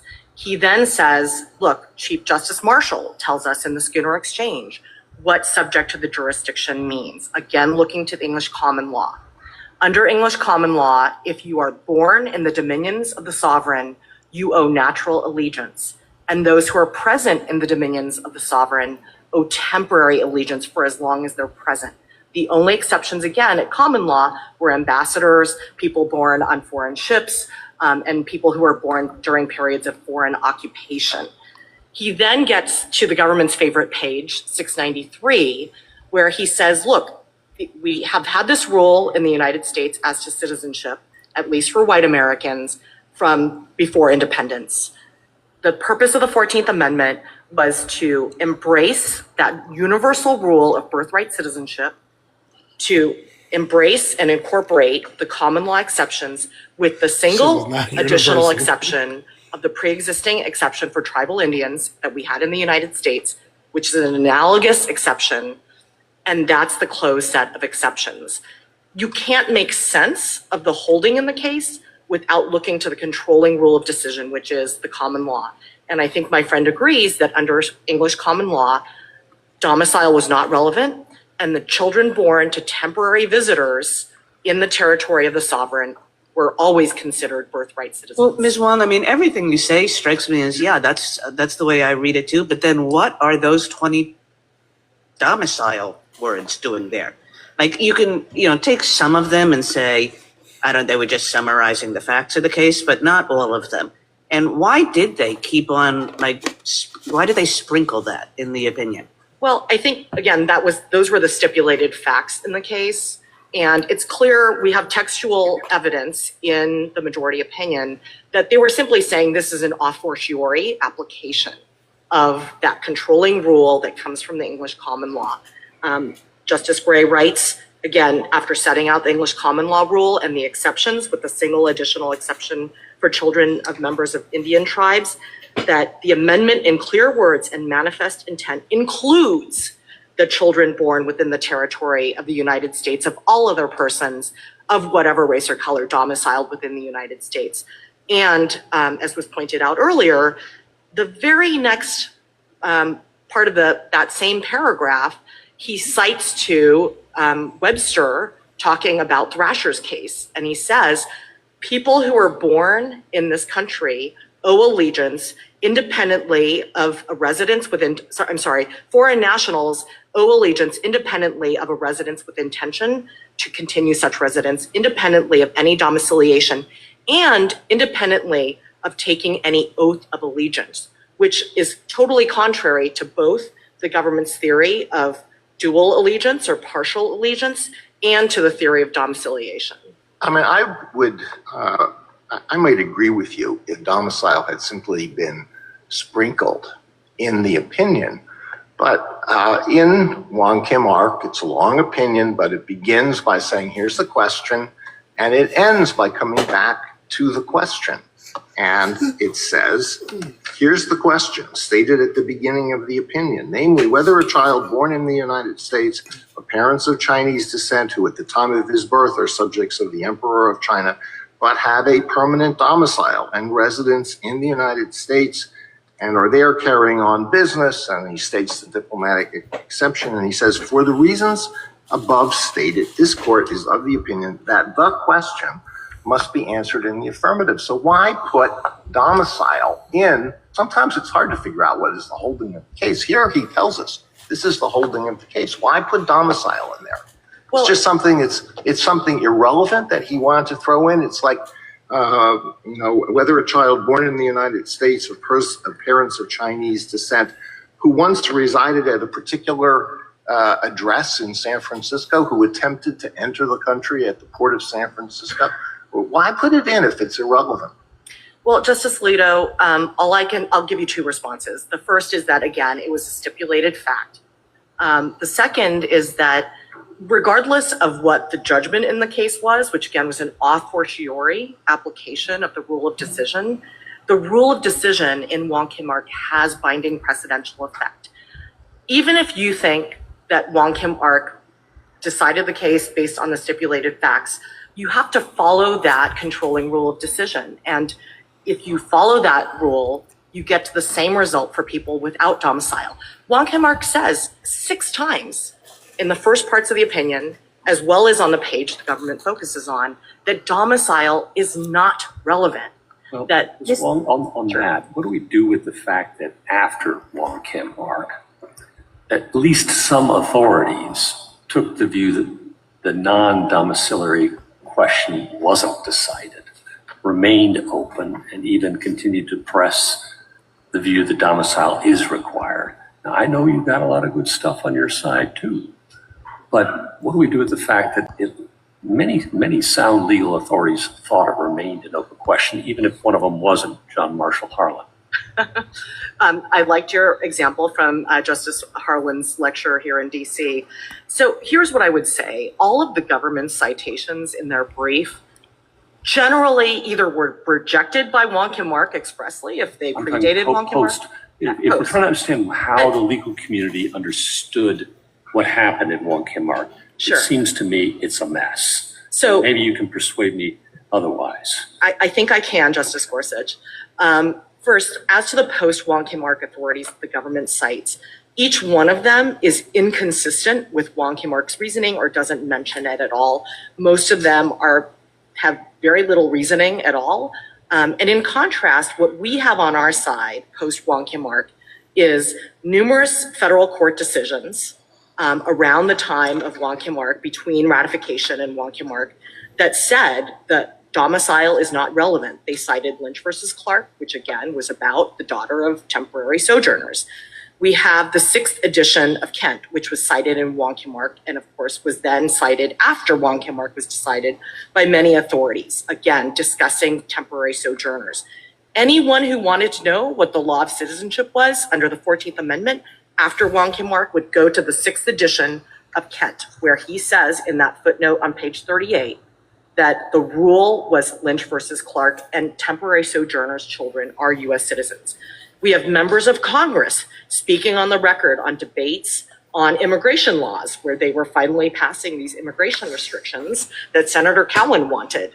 And they all stated either that Lynch was the rule, that Attorney General Bates had stated the rule, again, citing Lynch, or Kent, and stating the rule that everyone born in the US is a citizen, and saying, look, children of Chinese immigrants, these immigrants who are unwelcome, these immigrants that Congress is now trying to bar from entering the United States, if their children born in the United States are citizens. We have in 1896, so a couple years before Wong Kim Ark, but in 1896 State Department regulation, which said the US born children of foreign nationals are US citizens, accepting only the children of ambassadors. And then you have Marshall Woodworth, who is a US attorney who writes in a law review article that he's talking specifically about temporary sojourners' children. And he says, I don't think that's a good rule from a policy perspective, but that's the general rule. Ms. Wang, can I Yes. offer a possible explanation for why Justice Gray made a point of putting domicile in what he said was the holding of the case? And it is this. Wong Kim Ark and his parents, had they come to the United States from Europe, could have been naturalized. But because they were Chinese, they could not be naturalized. And they had done everything that they could to make themselves Americans by establishing a domicile in the United States.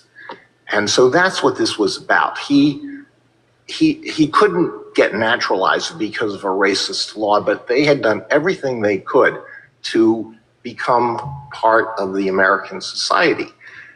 At the same time, there were many, many men who were horribly exploited, brought to the United States to work on the Transcontinental Railroad, to work in mines.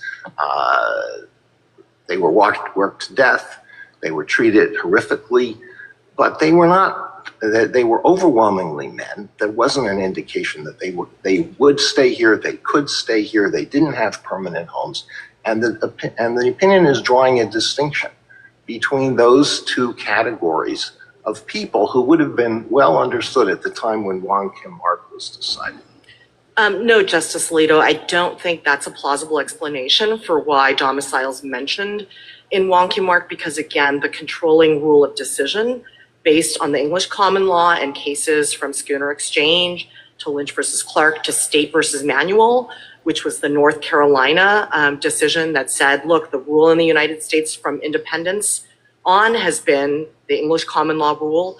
That explanation would be inconsistent. But Ms. Wong, yes. isn't that explanation, I take Justice Alito's point, and I think he actually makes a good one in the sense that it could be that Justice Gray emphasized domicile to help the public accept the outcome of this case.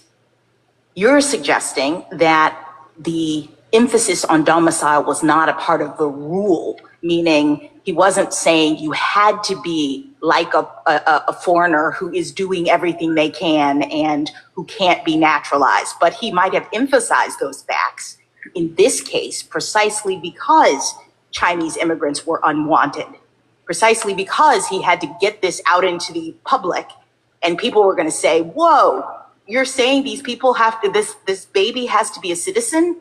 And so one could imagine that it was important from a standpoint of helping people accept this citizen rule under these circumstances to emphasize that these particular people in this case were in Justice Alito's first category. I think that is very possible, Justice Jackson. And as evidence of that, I would point to the fact that if you look at the briefing in Wong Kim Ark, you'll see that even though the parties had stipulated in the district court that Wong Kim Ark's parents were domiciled in the United States, when the case came to the Supreme Court, the government's brief argued that it was impossible for Chinese immigrants to have domicile because they expressed the view that was common among people who opposed immigration by Chinese nationals to the United States. There was a common view that Chinese people were inherently temporary sojourners in the country. And so I do think it's possible, Justice Alito and Justice Jackson, that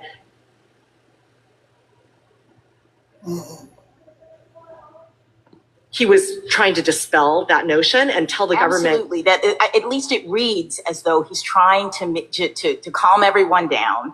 These particular people were domiciled, but we're following the English common law rule. And when you look at the English common law rule, domicile is not a factor. That's right. I think, who knows why the majority opinion mentioned domicile. We know is a stipulated fact.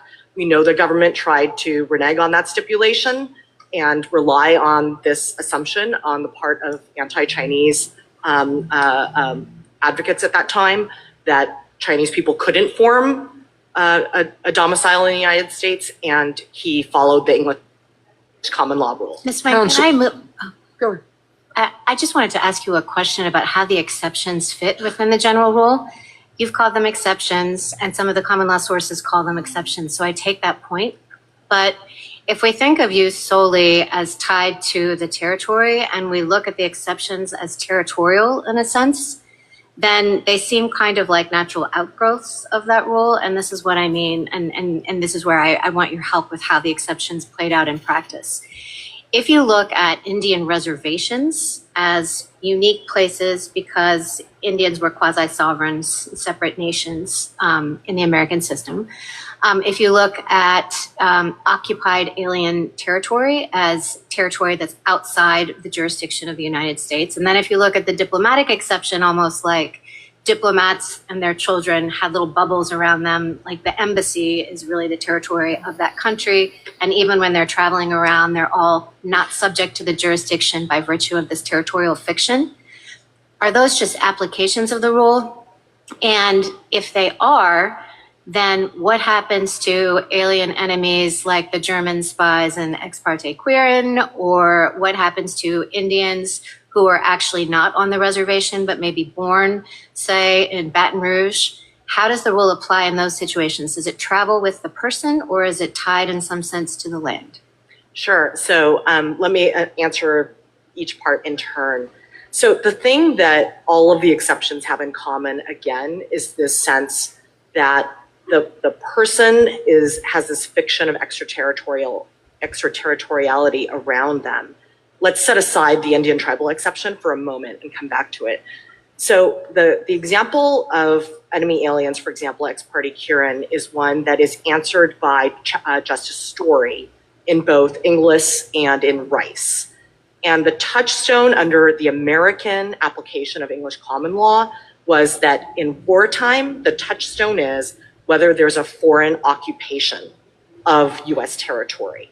So, and that's, just to interrupt for 1 second, sure, to clarify, and that is territorial. Sometimes it just seemed to me that the rule varied. Sometimes it was stated as enemy alien, and sometimes it was focused on occupied territory. Sure. So the rule, I don't think there's a separate rule for enemy aliens, and the government's briefs describe the exception as an enemy alien exception. I don't think that is the best way to think about it. Rice and English tell you that when the British forces are occupying Castile, Maine, no one is subject to US jurisdiction there because Britain is governing Castile, Maine. And Justice Story explains, look, if the US then retakes that territory, babies who are born to US citizens by what he calls post limine become US citizens. So that's the way to think about any wartime situation, enemy aliens or otherwise. As we heard earlier, Professor Muller's amicus brief tells us how we've thought about enemy aliens in wartime. Even in World War II, when the United States was detaining Japanese nationals who were deemed enemy aliens of the United States, when those enemy aliens had babies in these detention camps, everyone agreed that those babies were US citizens. And Professor Muller goes on to explain that there are many cases of those US citizens going on to a lifetime of government service to the United States. Everyone agrees those babies are US citizens like everyone else. So again, the touchstone for enemy aliens is. So what about Indians? What about the Indian who's off the reservation or born off of a reservation? Sure. So to start with the basics, I'll refer to the Indian tribal exception just to use the term of art. The Indian tribal exception, Elk versus Wilkins tells us, comes from the constitutionally unique status of Indian tribes. In the Indian Commerce Clause, we know that tribes are treated as basically quasi-sovereign nations. We know that from the Marshall trilogy of cases. We know from Worcester versus Georgia, where Chief Justice Marshall said that the tribes are essentially a distinct political community. Well, I understand all that. So just in the interest of time, just to focus you, how I understand why the Indians are treated differently for purposes of the law, but I want to know, is it tied to territory or is it tied to the status of someone as a member of a tribe? Because if you're looking at it because of the special relationship of Indians to the United States as a matter of the Constitution, et cetera, well, I mean, citizens of France are citizens of a different sovereign as well. Sure. So Elk versus Wilkins doesn't really answer that question. The court says there are two ways to look at this. Either you look at it as the tribal member is like an ambassador, or you can look at it like there's a territoriality issue where people are born on tribal lands, and therefore they're essentially, I think he says, Justice Gray says at one point, we might as well be talking about someone who's born in Mexico. Well, there's a lot in Elk, and some of it's not terribly helpful for you, it seems to me, because Justice Gray, again, strikes again, says that they may be subject in some degree or respect to the United States. So there's some jurisdiction. He says they're born in the geographic limits. They are in a geographical sense born in the United States. but because they are not completely subject to the jurisdiction of the United States and owe allegiance distinct from the United States, that's what takes them outside. And that language sure sounds a lot like the Solicitor General's presentation today. To the contrary, Justice Gorsuch, I embrace that part of Elk versus Wilkins' holding. Justice Gray, of course, wrote both Wong Kim Ark. I know, and it's a struggle. Sure. Let me try to help you out with that. The government tries to make it seem as though what sets the exceptions apart, what defines the exceptions, is that the government has some maximum theoretical power. The government could have exercised plenary regulatory power over the tribes, and therefore that's the same situation as a foreign national in the United States. But that's actually not true, because remember, if there's always this background notion, whatever the parameters of the relationship between the United States government and tribal nations at that time of ratification, there was this constitutionally distinct status of the tribes and tribal members, setting them excluding from apportionment, which was renewed in the 14th Amendment. And that's not true of foreign nationals. If the government were right that the question is what's the maximum theoretical power the government has, there would be no ambassador exception, because of course the United States could decide in some instance to go ahead and prosecute an ambassador. There would be inter-sovereign comity considerations there. That's how you define the exceptions. And as Wong Kim Ark says, Elk versus Wilkins has no bearing on the question of foreign nationals. Ms. Wong, on the earlier answer you gave to Justice Gorsuch on the temporary sojourners cases, those were distinct cases, correct, where the parents had come to the U.S. and didn't want to give citizenship to their kids, took them out immediately, correct? I'm sorry, Justice Sotomayor, I'm not sure which cases you're referring to. All right.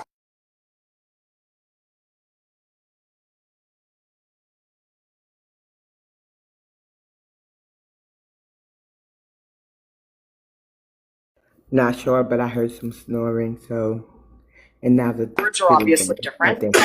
What Wong Kim Ark tells us and what the debates tell us is that the framers, it was the same Congress, obviously, framing both. Congress was trying to do the same thing with both the 1866 Act and with the 14th Amendment. They wanted to capture the common law exceptions and the Indian tribal exception. They started out with the two separate phrases, not subject to any foreign power, plus excluding Indians not taxed.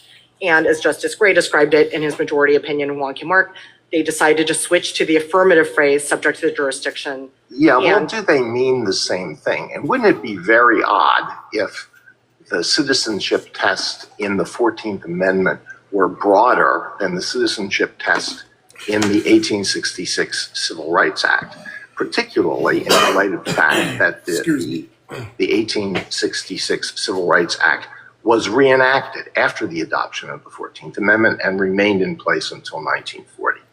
Sure, the framers were trying to do the same thing with the language in both. Okay, so then I think we can turn to the language of the 1866 Civil Rights Act because it's more straightforward. Subject to the jurisdiction thereof is like the puzzle wrapped in an enigma, wrapped in a mystery, but not subject to any foreign power is pretty straightforward. So let me give you these examples. A boy is born here to an Iranian father who has entered the country illegally. That boy is automatically an Iranian national and military service to the Iranian government. Is he not subject to any foreign power? Not within the meaning of the 1866 Act, Justice Alito. And that's clear from Wong Kim Ark, and it's clear from the debates. What the framers meant by the phrase not subject to any foreign power was referring to the ambassador exception. If it meant what the government contends, basically not a subject of any foreign power, that another country considers you a jus sanguinis citizen, then lawful permanent residents, all foreign nationals. Well, ordinary public meaning of that would certainly encompass that boy, would it not? Justice Alito, if you think that the language of the 1866 Act was ambiguous, as Wong Kim Ark says, the shift to the language of the 14th Amendment, which is the operative text, certainly clears up any ambiguity. What I said about a boy born to an Iranian father is true of children born here to parents who are nationals of other countries. If I'm correct, it's true to a child who's born here to Russian parents. It's true to a child who's born here to Mexican parents. They're automatically citizens or nationals of those countries and have a duty of military service. It sure seems like that makes them subject to a foreign power. But again, Justice Alito, that would have meant that the children of Irish, Italian, and other immigrants, which Wong Kim Ark refers to and the debate the framers refer to, would not have been citizens either. Because if the only test is whether that US-born child is considered a citizen by another country under their jus sanguinis laws, then no foreign nationals' children would be. Well, in all of those cases, the parents could be naturalized, and then the children would be derivatively naturalized when the parents were naturalized. Wong Kim Ark, I'm sorry, red light is on. Wong Kim Ark has a passage explaining how this court should treat dicta. And it quotes something that John Marshall said. It is well, this is quoting from Wong, it is well to bear in mind the oft-quoted words of Chief Justice Marshall, it is a maxim not to be disregarded, that general expressions in every opinion are to be taken in connection with the case in which those expressions are used. If they go beyond the case, they may be respected, but ought not to control the judgment in a subsequent suit when the very point is presented for a decision. So does that fall within the, what's good for the goose is good for the gander rule? That's how Wong Kim Ark treats what was said in the slaughterhouse cases. Should we apply that same rule to Wong Kim Ark itself? Wong Kim Ark tells you what to make of the slaughterhouse dicta. It was dicta. The issue of citizenship was not at play in slaughterhouse. And in contrast, the parts of the holding, the parts of the decision that I alluded to are the controlling rule of decision. Again, we look to the English common law in construing the 14th Amendment. Thank you, counsel. Justice Thomas, anything further, Justice Alito? Well, just a couple more questions. So if those who framed and adopted the 14th Amendment had wanted to limit the citizenship test to just those specific groups that you concede fall outside the birthright citizenship rule, why didn't they refer specifically to those groups?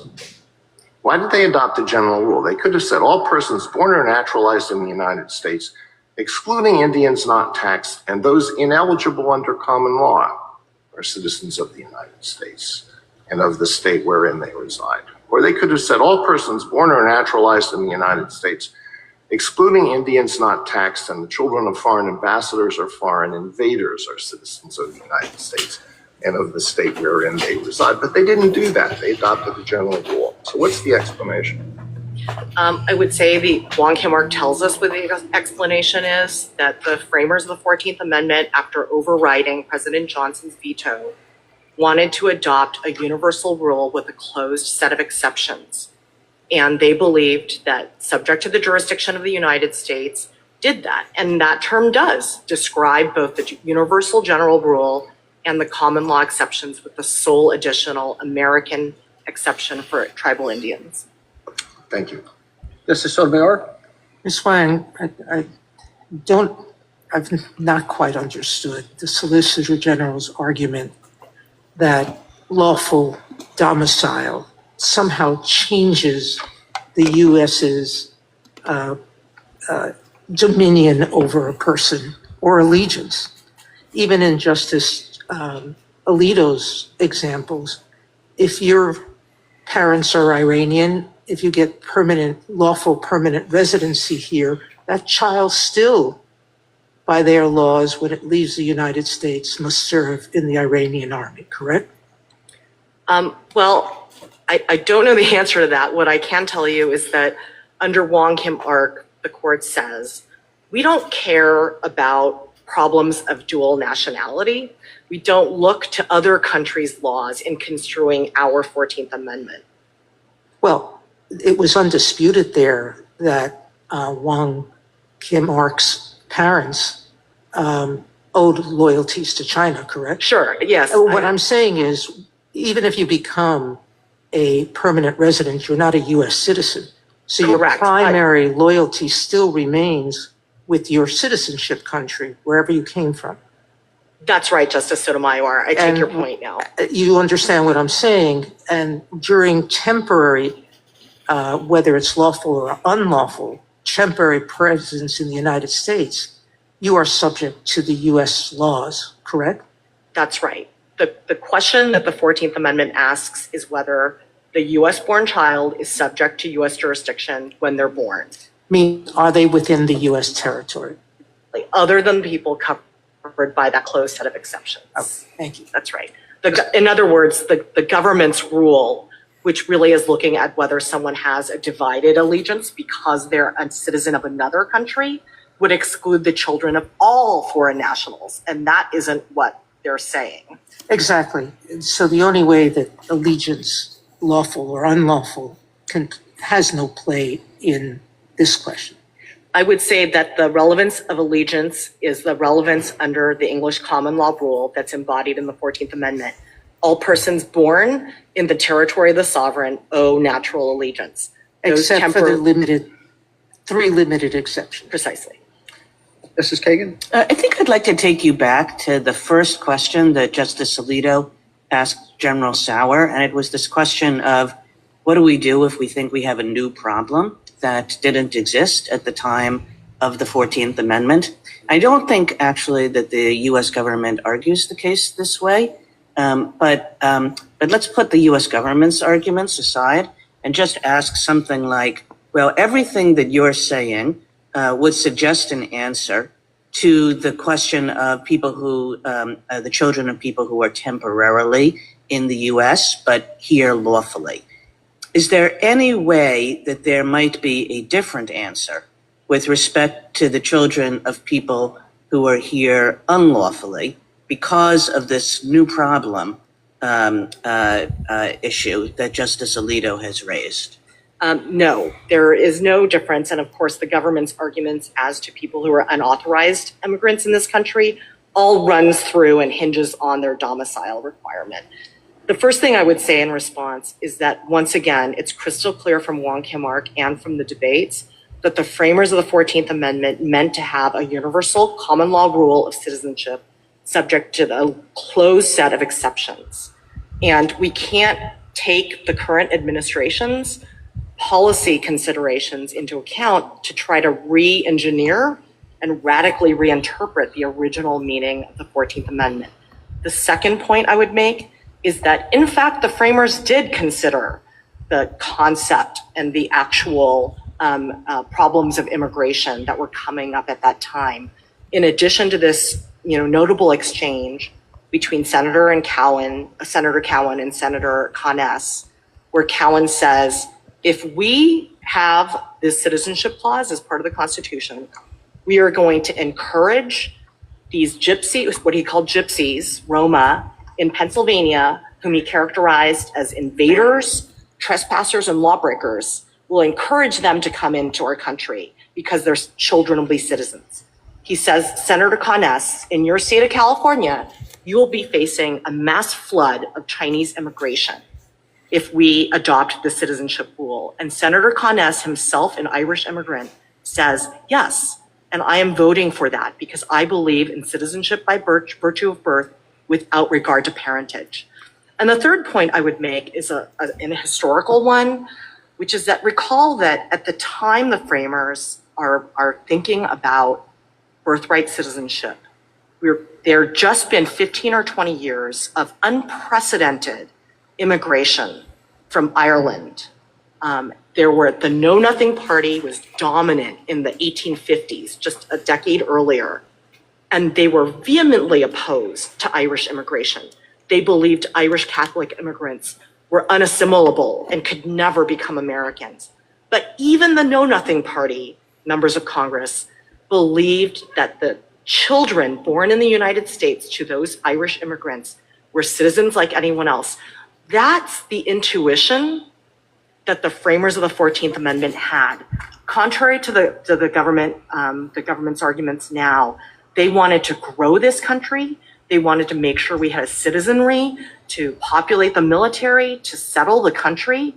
And they also had an intuition that was consistent with the founding aversion to inherited rights and disabilities.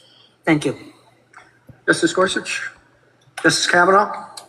On Lynch v. Clark, which you cite several times in the briefing today, which I appreciate, the government's response is that that decision was questioned at the time and went unmentioned in congressional debates about the 14th Amendment. I just want to get your response to that point on Lynch. Sure, not true, though Lynch was not specifically mentioned by name in the 14th Amendment debates. It was a couple months earlier in the debates on the 1866 Act, where Senator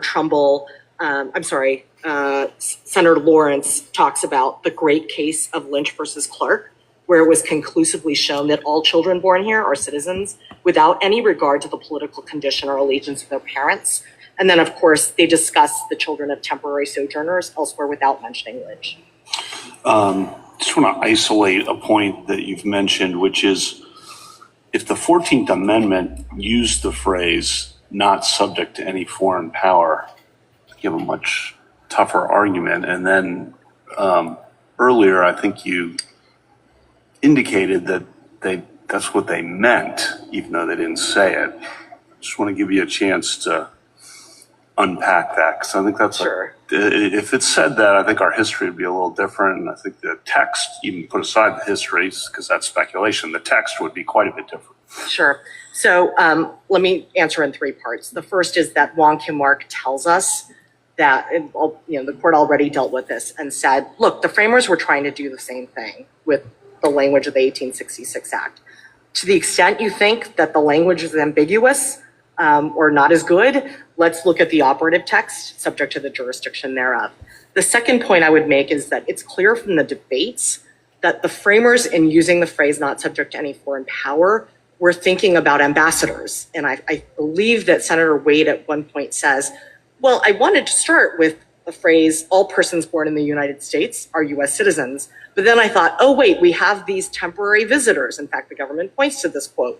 He says, so there are these temporary visitors we can't make citizens, and we can't make their children citizens. That's ambassadors, and that's very clear from So if that had been the text, your argument would be that was understood to be narrower than its text would read. Yes. But that's not the text, so I guess we don't need to deal with that. Sure, and that brings me to my third point, which is you can't read not subject to any foreign power the way the government urges you to without making the children of all foreign nationals non-citizens. And that's clearly not what the framers were doing.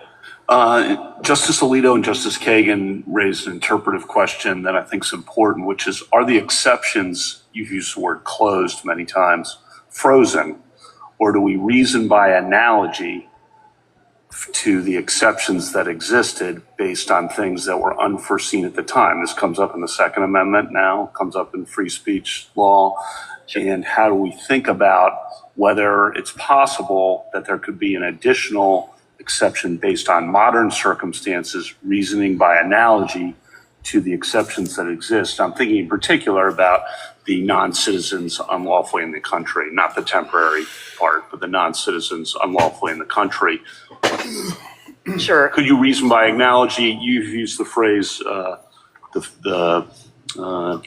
several times, I think, fiction of extraterritoriality.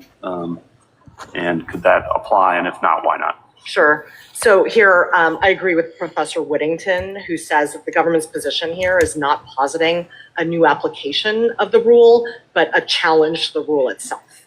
And I think that's right. We know that the 14th Amendment's rule does provide for a universal rule with a set of closed exceptions. Wong Kim Ark says so at least twice. It says in an earlier passage that the framers were not trying to introduce any new exceptions. To the contrary, they were trying to foreclose any caste-creating exceptions like the court had created in Dred Scott.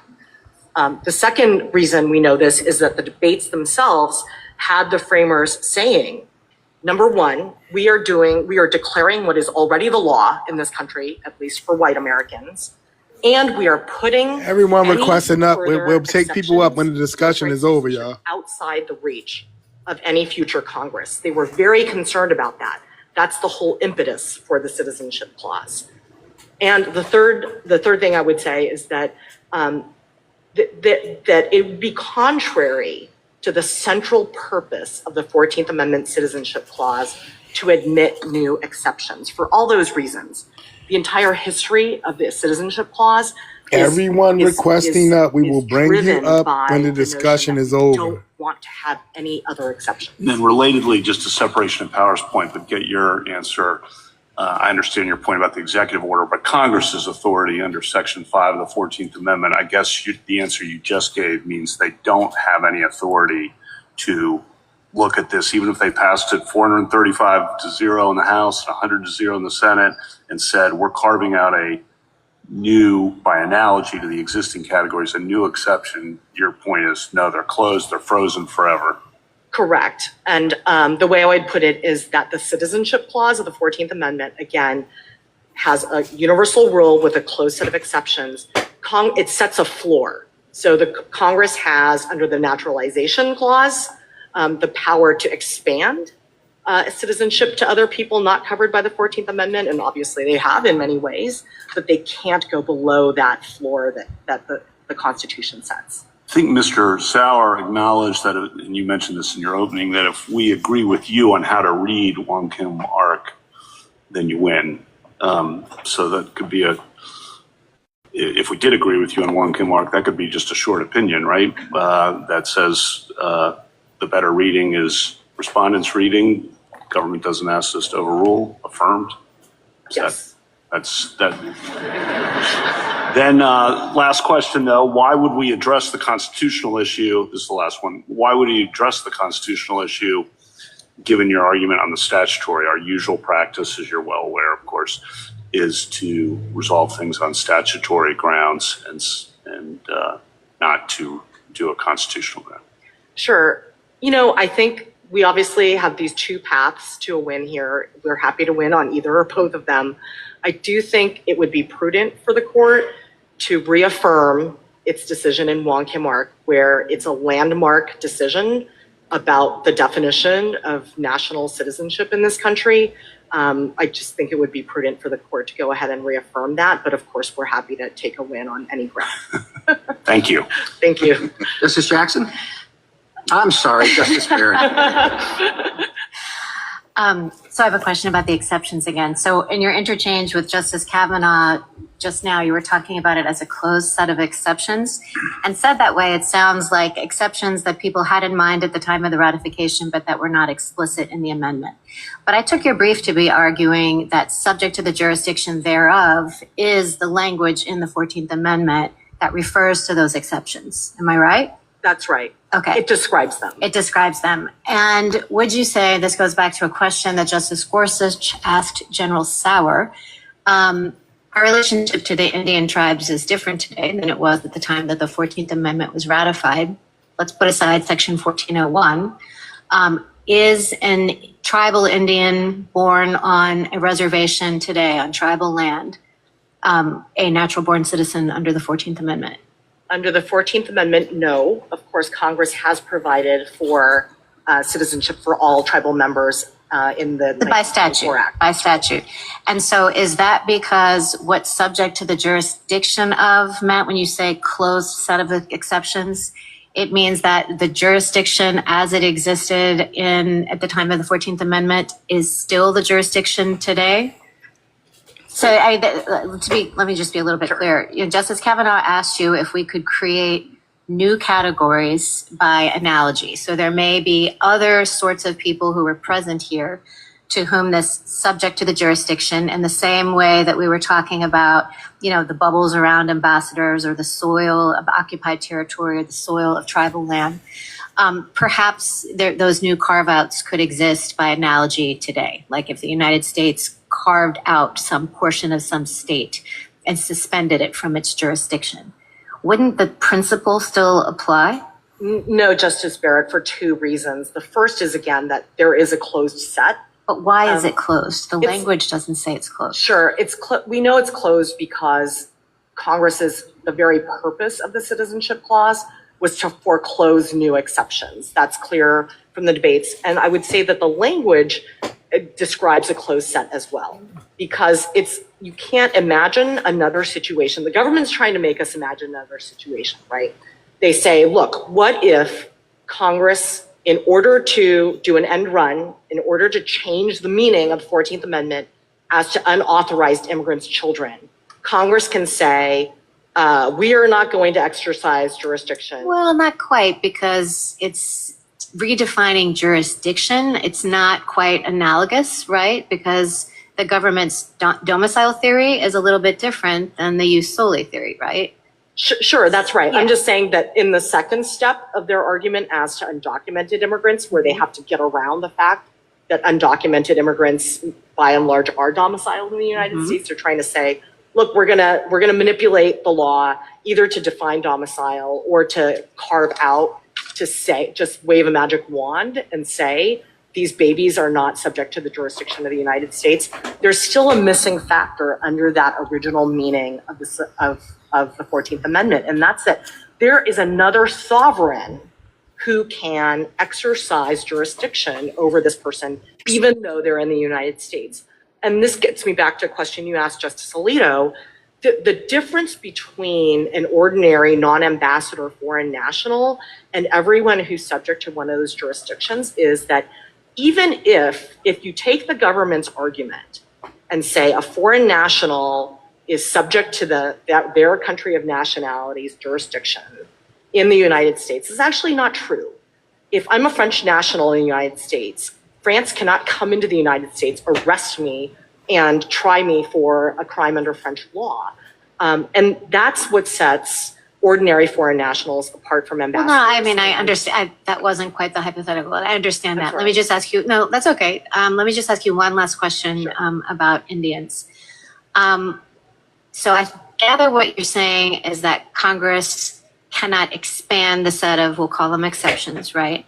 But you're saying it can't contract them either, and that was the Indian example. So what if, again, putting aside Section 1401, what if our relationship with tribal Indians has changed so much that we would say, no, Indians really are fully subject to the jurisdiction of the United States in the way any other, natural-born citizen is? You're saying that that doesn't change the constitutional status of Indian citizenship. Let me be clear. What I'm saying is that the meaning of the 14th Amendment is we have to go with the original public meaning.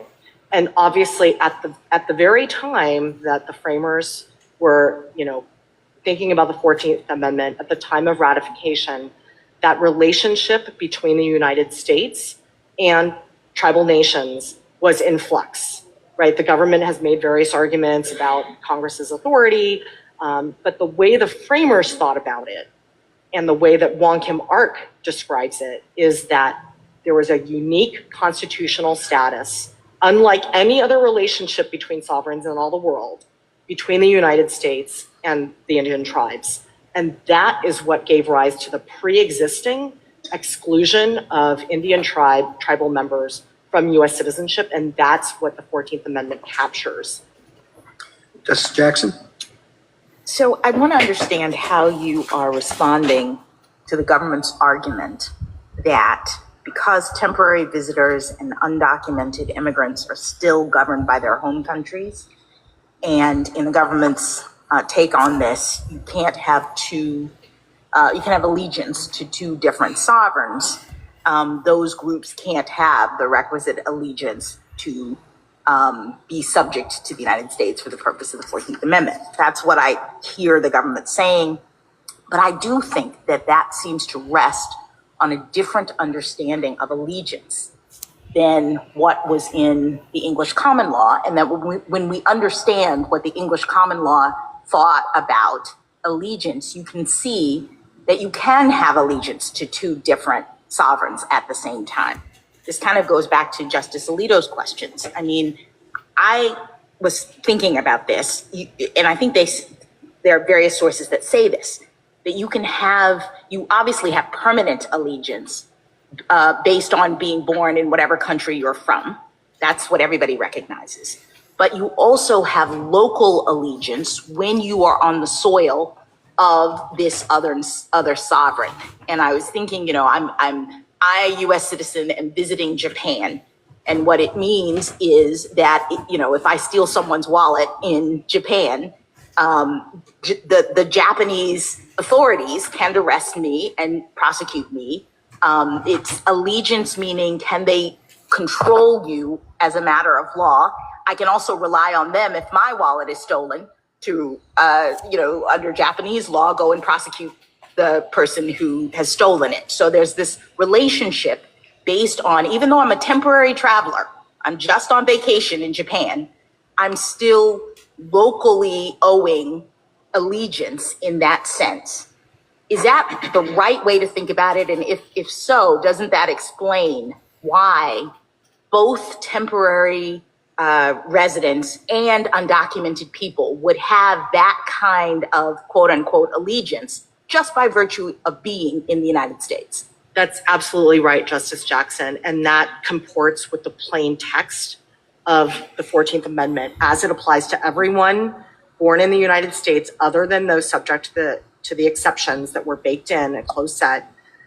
You owe natural allegiance as a U.S. born citizen.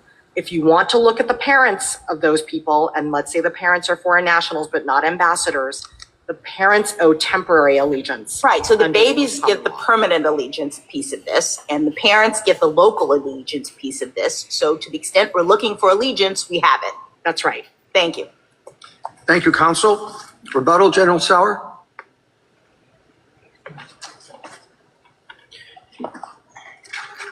Thank you, Mr. Chief Justice.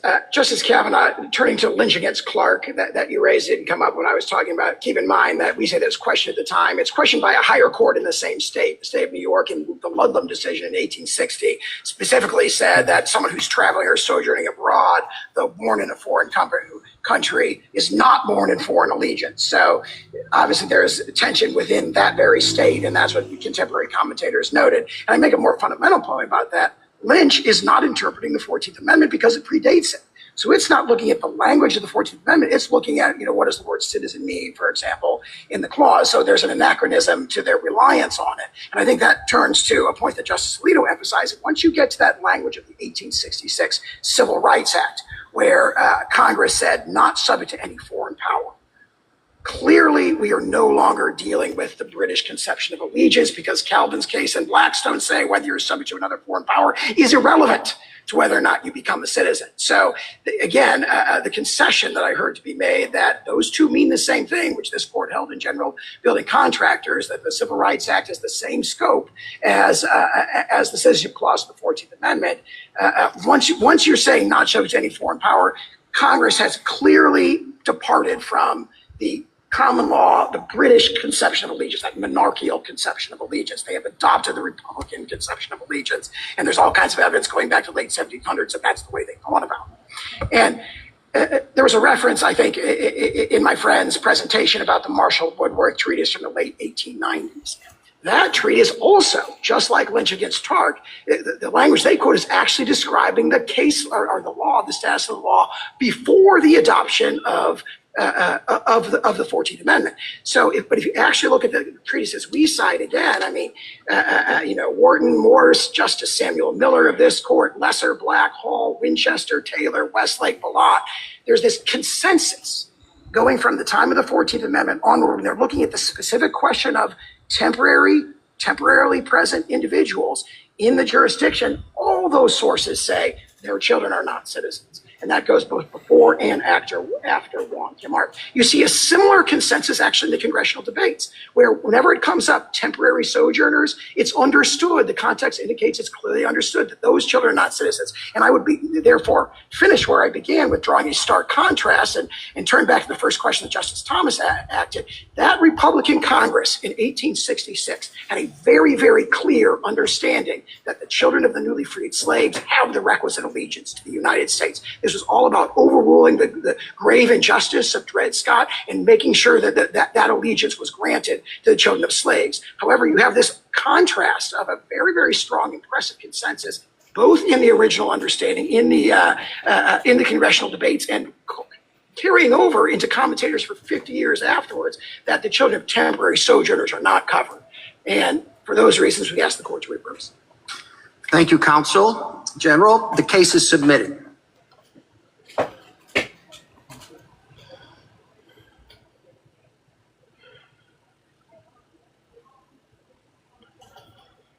I think that might be it. I think that's it, y'all. Woo, Lord Jesus. I'm biting my nails like, please, dude, don't let these white tea people make me tear this bitch up. Okay, Lord Jesus. Oh, man. I'm over here like, Auntie, say something. No, I'm just playing. Hey, this. Fresh, how you doing, girl? Hey, y'all. Hey, good morning. Good afternoon, I mean. Good afternoon. D, I love your voice. Good afternoon. I know, right? I love it. Few and two.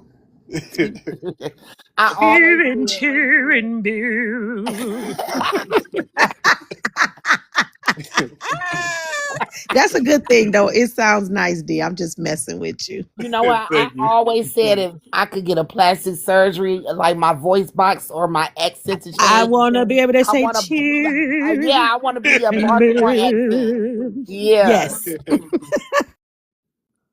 I don't know why y'all just don't tap into your European ancestors. That's not just here. That's how we get. That's how we get that twang in our throat, Auntie. Mm-hmm. Okay, I'm a practice. You're doing good. You're doing a good job there. I got to tell you, I need Professor Allen up here. Good thing Fresh is up here. Did you Wani up here? I need rest. Allen. Scholars, where y'all at, scholars? I invited American Negro. American Negro. Yeah, oh no, be too animated. Oh, he's so smart though. He animated, but very smart. I like him. I like the Negro. Very smart, but I know he did. I like his voice. Excuse me. Wait, y'all, wait. Because did y'all understand that? Did y'all understand what we just heard? Because for me, the man with the raspy voice. They talked about us a little bit. They mentioned Dred Scott briefly, and then they focused a lot on the American Indians or Native Americans, I guess you could say. The Siberian Huskies. Right, yeah, and then Wong. It wasn't enough focus on us. I don't think it was because it was not focused on us, right? It was supposed to be focused on others because that's what they're trying to stop. Other people from coming up. Yeah. And remember, AT, when we learned last night that 78 other entities had put in their things. They paid hundreds of thousands of dollars. So all 75 of them really paid this thing. Like, this thing made money, buku money, for them to read their appositions or whatever they was called, right? So something. So 78 different entities, mostly Asian, because we just found out that all these Asian billionaires and bad day babies over here. So we knew that they was gonna fight the hardest because they got the most to lose. So I think about 30 out of the 78 was Asian affiliated. So we just know that these people are, trying to protect their status. So I hope that they make the right decision because they truly know who the 13th, 14th, and 15th Amendment was for. We heard that. We heard them talk around it, under it, and over it, but they know. Yeah, but that other lawyer kept saying universal and for all people born. Did y'all catch that? Yes, I did. That's the one of the ones she worried about her family being deported. Mm-hmm.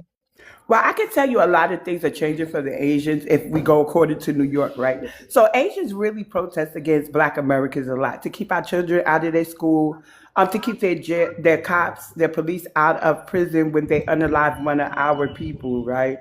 But now the Asians are being kind of displaced in a certain section in New York because they're putting a men's shelter there, and they was out. You never really see the Asians protest, right? But they were outside with picket signs the other day talking about don't put that shelter here, don't put that shelter here. And they're not saying that because other immigrants will be in there, they're scared Black men are going to be that's what I believe. So I think the Asians are just running kind of scared now. Trump is in office and he ain't going to favor them like Kamala did. So things are changing for them. So I see why they're putting 30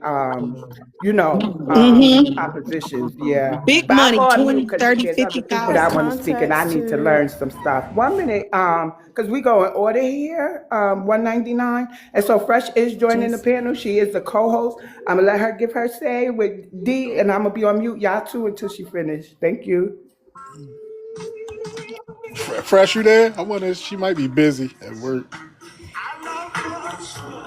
She came in late, so she might be busy at work. I am, but I was listening and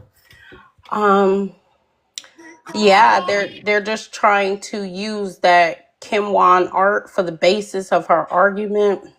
But the Supreme Court judges, I feel like they asked some very relevant questions and she dodged around why did they put domicile in there. I mean, she just did a lot of dancing. It was very obvious.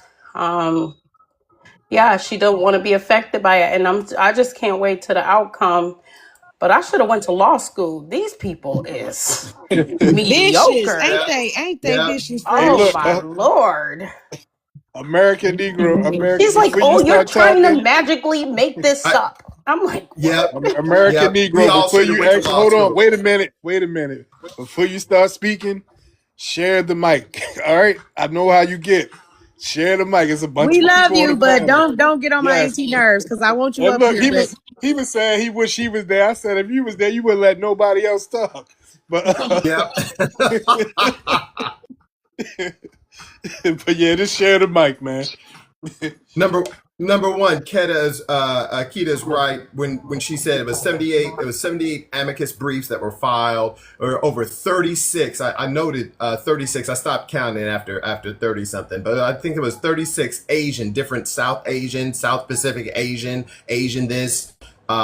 Friends of the court briefs by all of these Asian associations. So Keita's right about that. No, that's number one. Fresh is right too. I think all of us should have been lawyers. Ain't no thing. It's only 3 years after you get your degree. And it was horrible. It was horrible. I heard stronger arguments online than in the Supreme Court. That was crazy. Yeah. Yeah, we have some specifically, we do have some better some better jurists, I guess they call them jurists, some better lawyers out there on social media than we do.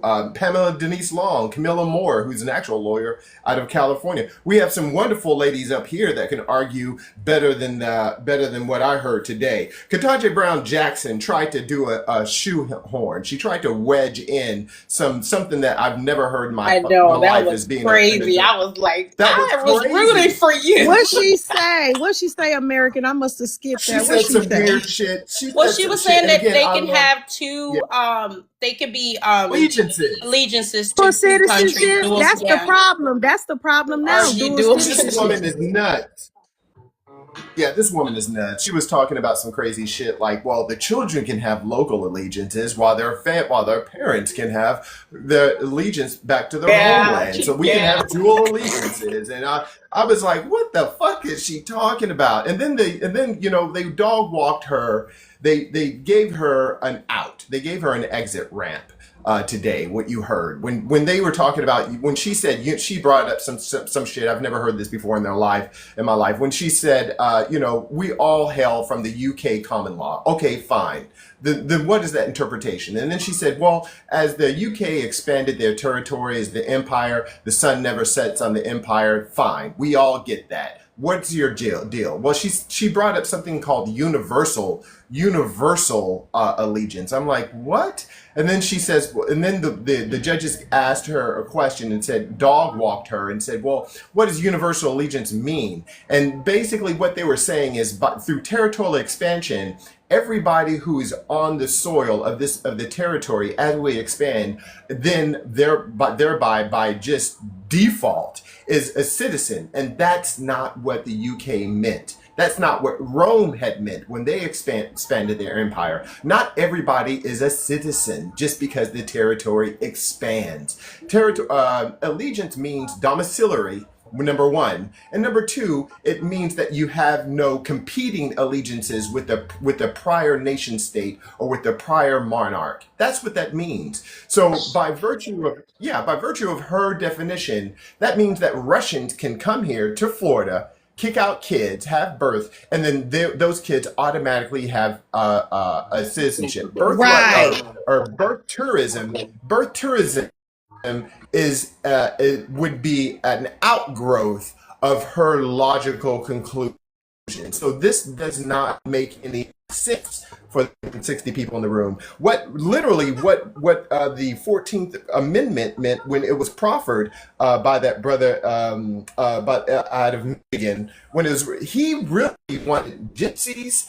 If you read it, he really wanted G's and Chinese, never Eastern. He was actually an anti-gypsy. I don't know how you call it, but he said, I do not want gypsies or Asians. You gotta fix your connection, my baby. Hey, can't hear you. So his intent. Oh, can you hear me? Can you hear me? It's better. It's better. Can you guys hear me? So bottom line is that he didn't want gypsies. Oh shit! I'm at work. So he did not want gypsies or Chinese to be citizens. Is it clear? Yes. Yeah. Where's the Am I clear music now? coming from? Okay. I'm playing it. Oh, okay. So he really wanted. The originator of the 14th Amendment in the House in the House, he did not want gypsies or Asians to be citizens, which means that there is an element or a component to citizenship, meaning that you had to be domiciled, you had to have allegiance, right? And you had to be consent to be governed. Those three elements are part of the citizenship clause or subject to the jurisdiction thereof. I'll go ahead and mute.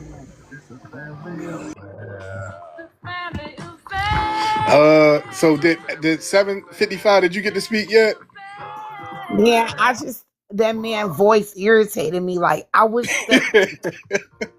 they were saying he sound like Marge. But at the end, he the only one who said something that made sense. So shit, his raspy ass voice, I like it. So he can. I'm about to give him another cigarette.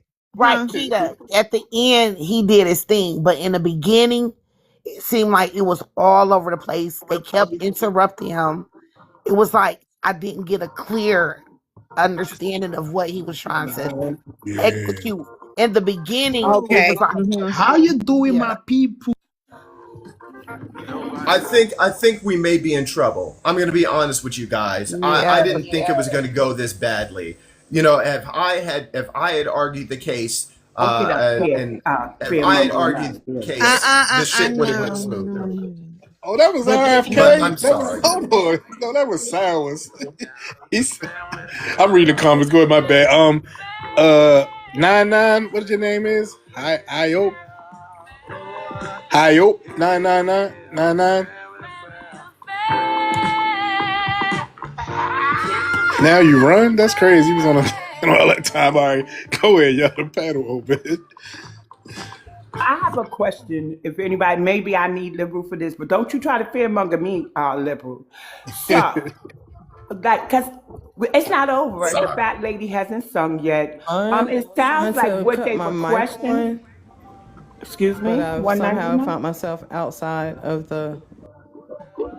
Well, sometimes the app will kick you out. You might need an update. But go ahead. Can you give us your ethnic group, please? 190 I-99. Go ahead. My people are of the Singer Moria Mound. When we were talking about in civil rights, it was called in the indigenous rights. What else was there? When the whole thing started, and when they was talking about Indians, urban Indians, they were talking about us. If you look in history, it was saying that urban Indians were reclassified as Negro, Black, Mulatto, and so forth and so on. So yeah, and what I recognize and what they did not state is anything about Africans. Said children of slave. I don't know when you entered the room, but when they Just brought up children, because hold on, hold on, children, you hold could on, be. hold on, hold May I on. please get my? No, Hold you may on, hold on. not. No, you may not. One moment. Okay, thank. Yeah, just wait a So Thank second. you. You can speak So right here's after what they BX. did say. They did bring up children of slaves, and they said after 5 generations, the ones that are here has no allegiance to Africa. Along those Yep. lines, That's what like he said. Yep. right. Absolutely. We don't. So right. So when we say that we may Yes. have that No, no, descendancy, no, no, but we're no. not African, that's 99. We're not basically doing what they that. said. So they did. Now I need to know this because you're not the first person who brought it up. That civil rights was actually indigenous rights, a Bill of Rights. Are you saying there's two civil rights bills, one for Black Americans and one for indigenous? Well, if you know and Are understand you what black separating means, this? No, I you want to make know, sure she I not mean, because she by No, came I'm in. history, asking her. Is by she may I separating? please answer? Hold on, May I I hold asked please you a on. question answer? There too. Oh my gosh, are if we y'all asking me multiple hold on. questions at once and I can't even get my thought across, then what's the Why are point? you here right now? You don't know Okay, anything so about the when you case. This yes, is Hold on, I not. let's This it. is But I not. want to because know. I Hold want to on, know we're her talking man. about birthright ideology, so I'll know who to citizenship. pin Yeah, this hold on. on. Oh my goodness. You're I okay. want to hear what she got to It's say not because I about want to. ideology, ma'am. It's about doing your genealogy and finding out Ma'am, exactly who you ma'am, are. No, you Hold don't I on, know didn't. I yourself American. and wasn't. you Wait, don't Hold let her know on. who talk. you Wait a are. minute. Classified. Hold on. Oh Yes, my hold on, goodness. y'all. But Hold on, it's hold on, okay. hold on, It's hold okay. on. It's okay. All right, No, it's listen. fine. No, hold on. You can speak. Go It's ahead. Let us there. speak, You and then overreacting. We trying to moderate the stage so that you yeah, can, say finish your thought. But yeah, an American. Damn, see what I'm saying, y'all. I See, love we it just because I be. want to hear it Yeah, I like because to hear different I like opinions. to You know what I'm saying? attach these arguments to Me people too, with because these she is a same. race separator. It Hold wasn't on, that but you she have was to. separating. There But this. was two independent arguments. I don't know if you were listening about Mm. which This. who had what was considered birthright citizenship on both parts. Be back, y'all. Can she All go? right. So yeah, you can speak. Just go ahead. You can speak, and First then of all, the whole issue of enslavement was not about Africans being enslaved because there was a lot of slaves on that was sent from here to other places.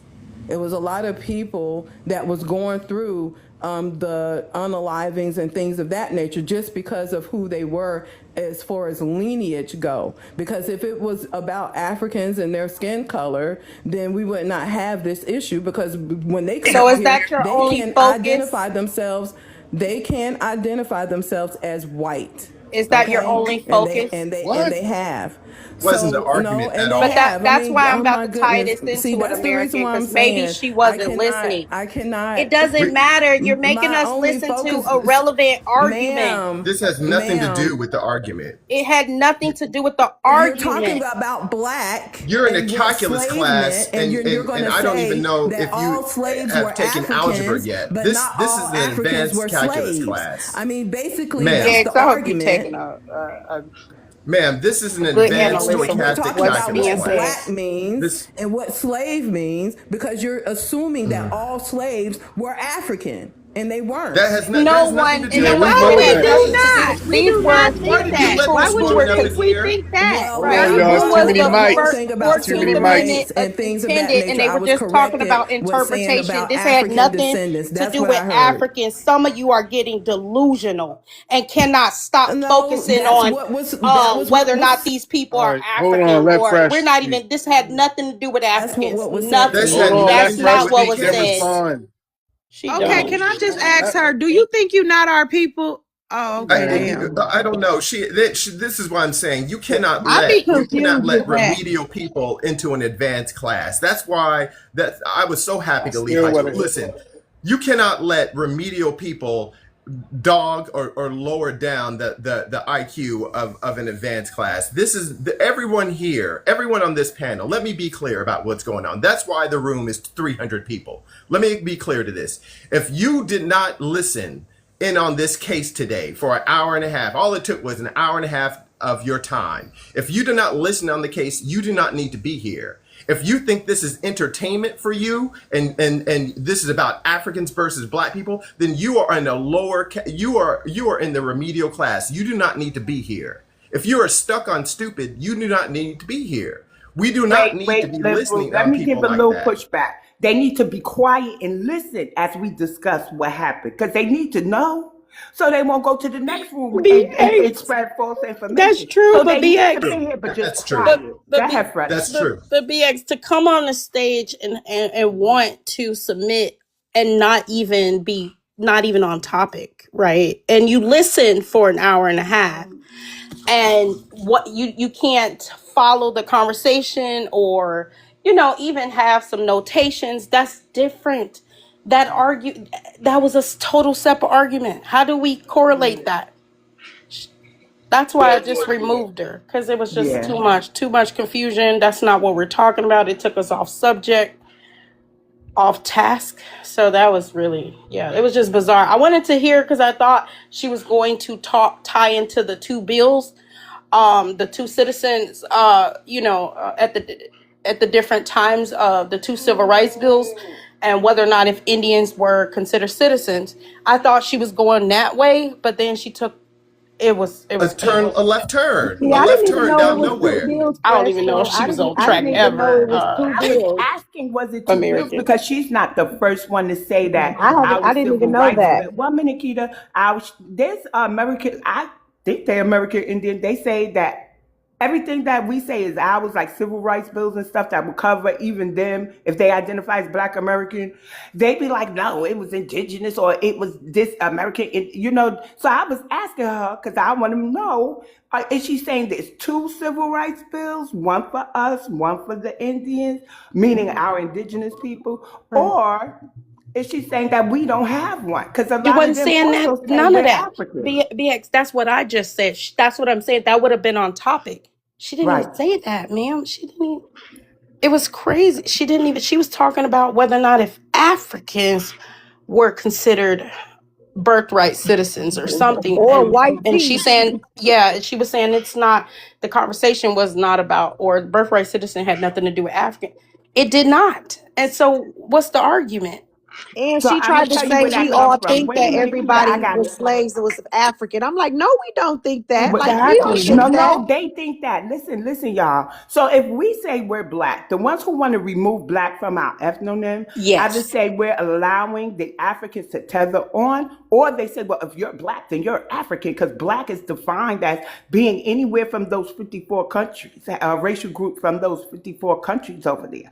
And I'd be like, we're not African, we're Black. And they'd be like, oh no, Black just means Or black African. being pale, black being dead. Yeah, they got so many or conflicting. they're correlating black with African, either one. Yeah. It's the language, like BX said. They're changing the language of how we identify and just saying Indian or indigenous. And so it does convolute because you do need to use context when you are trying to conceptualize something. You can't take things out of proper context. So that there. And to me, they sound like like Caribbeans, like revenue. He'd be like, "We black. This is what the law. This is so." It seemed like they sound like revenue in reverse. You know what I'm saying? It's like revenue and them is saying the same thing against us. He's saying he's black because of what it say, and then they telling us we not indigenous because of Do y'all get what I'm saying? It's like damn, both of y'all feel like So telling both the I just word wanted to black. ask. So who was the slaves in the Hold on, U.S.? Angel or Angel. Hold on, Angel. Who was the slaves in the U.S. then? Hold on. Hey, stay on mute. It's not your This turn, is man. Don't not come the off your issue mic of the yet. case. BX, can you assist me? I really need to do something really, really important. I got to make some phone calls. Guys, Okay. African is not the case. Is that this whole fixation on Africa and slavery and reclassification is not the issue of the case. That's not the issue of the case. If you are stuck on this, you need to leave. That's not the issue of the case. The issue of the case is subject to the jurisdiction thereof. That's the citizenship clause within the 14th Amendment. That's what we're talking about. That's the focus. Okay, let's focus. The argument was about domiciled, whether or not domiciliary is an element of subject to the jurisdiction thereof. That's the first argument. The second argument, go ahead. Can you explain domicilial? Yeah, domiciled is just having a house and having a permanent residence. That's the point. So that's domiciliary. And then the second thing was allegiance. Whether or not allegiance is an element of subject to the jurisdiction thereof. Subject to the jurisdiction thereof is the clause. It is the parenthetical, well, not parenthetical. It is the comma clause within the 14th Amendment, within the very first paragraph. That was the focus of, and that white woman that was arguing pro-immigrant, she was trying to take you in a circular reasoning. She said, well, look, she said the expansion of the territory, as we expanded westward, everyone ended up becoming the citizen, because even in the Wong Kim Ark case, when that child's parents had a permanent residence, they were citizens. And so as the territory expanded, then everyone automatically became a citizen. The argument against that was that that's not true. And the reason why we see that's not true is the Indians, the Native Americans who were not on reservations, were still not citizens of the United States. And half the argument was combating that. So the judges were destroying her circular reasoning by saying, well, what about the 1866 Civil Rights Act that still did not include American Indians? It did not. So that argument, so her circular reasoning kind of imploded or caved in on itself when they were arguing back and forth about the Native American, about this status, the citizenship status of the Native Americans. That was around 10:30 a.m. To around 11 o'clock. They were arguing that for a good 15 to 20 minutes. That was the argument. You mentioning the law and everything, but don't the law say that if you were born in the U.S., you automatically a citizen? That's not what it said. That's not what it stated. But One listen, minute, y'all, let's say. minute. Hold on, Angel. You just burst onto the panel talking. I let you talk. Wait a minute. We're going to answer your questions, but we need to understand who we're talking to, who we're talking with. So what is your ethnic group, sir? Where you from? They be killing me with that.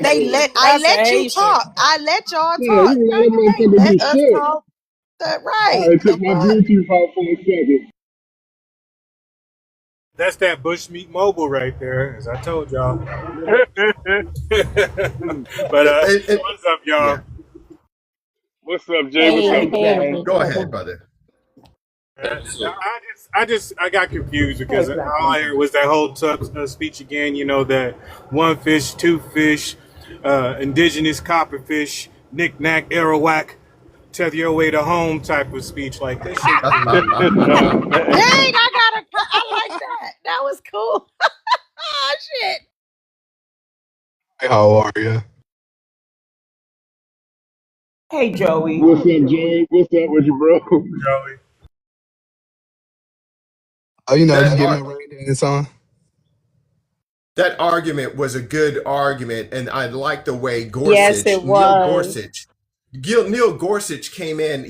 So this is the deal. Neil Gorsuch is for us. So when he spoke and he challenged her, I understand that Neil Gorsuch is going to be one judge for us.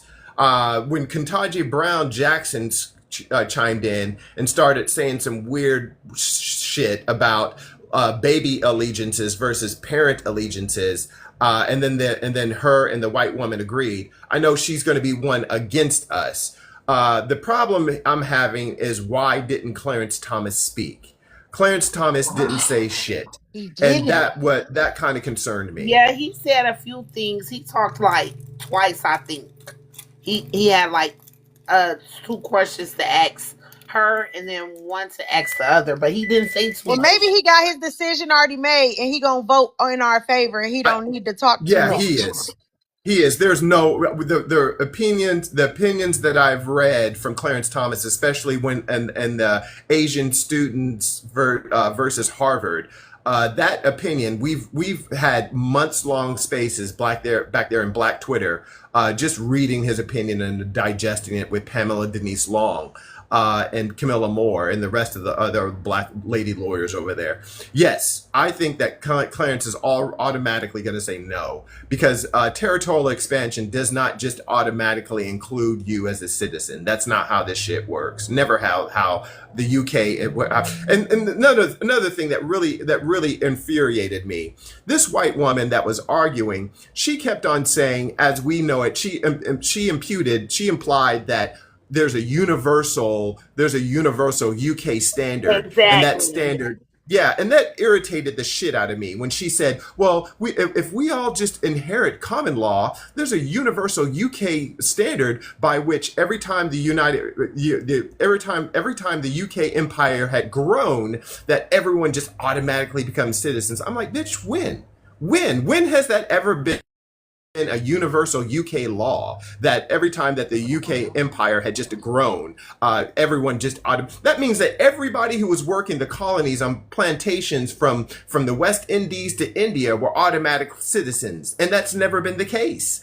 When have you seen Indians or Caribbeans end up becoming citizens of the UK? So her shit, I wish someone would have. I am such a loser. I should have been a constitutional lawyer. This whole thing that she just sprouted this shit up from nowhere, right. And then Ketanji Brown Jackson just co-signs up to, we can bifurcate this shit. We can go between the parent citizenship to the child citizenship based on allegiance. I'm like, what are you talking about? It really did annoy the shit out of me. What about that one lady who spoke on, like, she was kind of nervous and was like, basically, like, if it go back to its originality, then Irish would be immigrants, a lot of white tea would be immigrants. Did you hear that one? Who was that was arguing that, basically saying if they keep it in its original form, basically they all at risk of being called immigrants? Did y'all notice that? That was so disingenuous, because the Irish were indentured servants, and indentured servants, by virtue of them being indentured and being brought by King Edward III and the Fourth, because it lasted for 100 years, from the 1600s all the way down to the 1700s. King Edward III and the Fourth, by just the virtue of them being servants, indentured servants by law, they are citizens. That's my problem. They are not immigrants. The Irish worked alongside of the Moors, the mulattoes, and the other Africanized slaves, or whatever you want to call them at the time, during the 13 colonies. If those people who were indentured and who were enslaved were not citizens, then what the fuck were they? The Romans had slaves. The slaves were still citizens. It's just that they were slaves. They had the socio-political status, the class or the caste system of being a slave. That's my problem. That you are trying to wedge in the difference just because you are imprisoned. We have Black Americans, white Americans, we have all types of Americans in prison today. Are you saying that the prisoners of the felonies, the cons within prisons are not slaves? That's what you're saying when you say the indentured servants of the colonies, of the Virginia colony, were not citizens. This is fucking weird. You're supposed to be a grown ass adult. Did Vanguard speak yet? Did Vanguard get to speak? No, I didn't. I'll mute. Sorry. My apologies. So It's okay. Yeah, yeah. let Vanguard jump in because we got some other people trying to So come up. so my thought is that you had this Chinese woman lawyer from the ACLU. She was trying to justify that Wang Kim situation, I think 1868, saying that they should allow people to come over illegally, but one of the judges, I think, commented on saying that this is meant for the descendants of slaves, Mrs. Foundation for Like America, Descendants of Freedmen during the Civil War. Though this is one for people that come over here illegally, drop have anchor babies, and also he, the lawyers representing Trump, he actually named some of the countries that actually do birthright tourism. China's one of them, Russia, and I'm just name a few of them. You got these are the top countries that do birthright tourism to the United States of America. It's China, Russia, Turkey, Brazil, Mexico, Taiwan, South Korea, and Nigeria.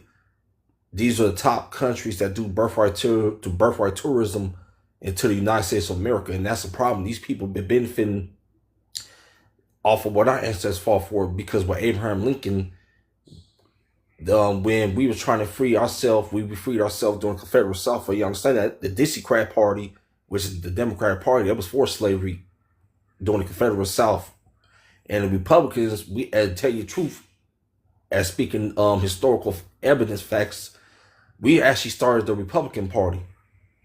Just keep it real though. The Dixiecrat Party back in the day was called the Democrat Party, was the Confederate South back in the day.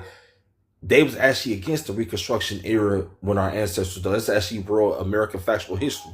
So Nick Cannon was actually right when it comes to that. That's why these Democratic shields and these talented Boulay, that's why they mad Nick Cannon, because he actually gave us an alley right before the Supreme Court hearing. That's why they real mad behind that though, because the 14th Amendment was meant for people that was enslaved. None of these other groups didn't fall for our freedom. Where were the Chinese at when it come to Foundation of Black America, when it come to fight for us during the Civil War? What was the Mexicans at that fought for our freedom after the Civil War?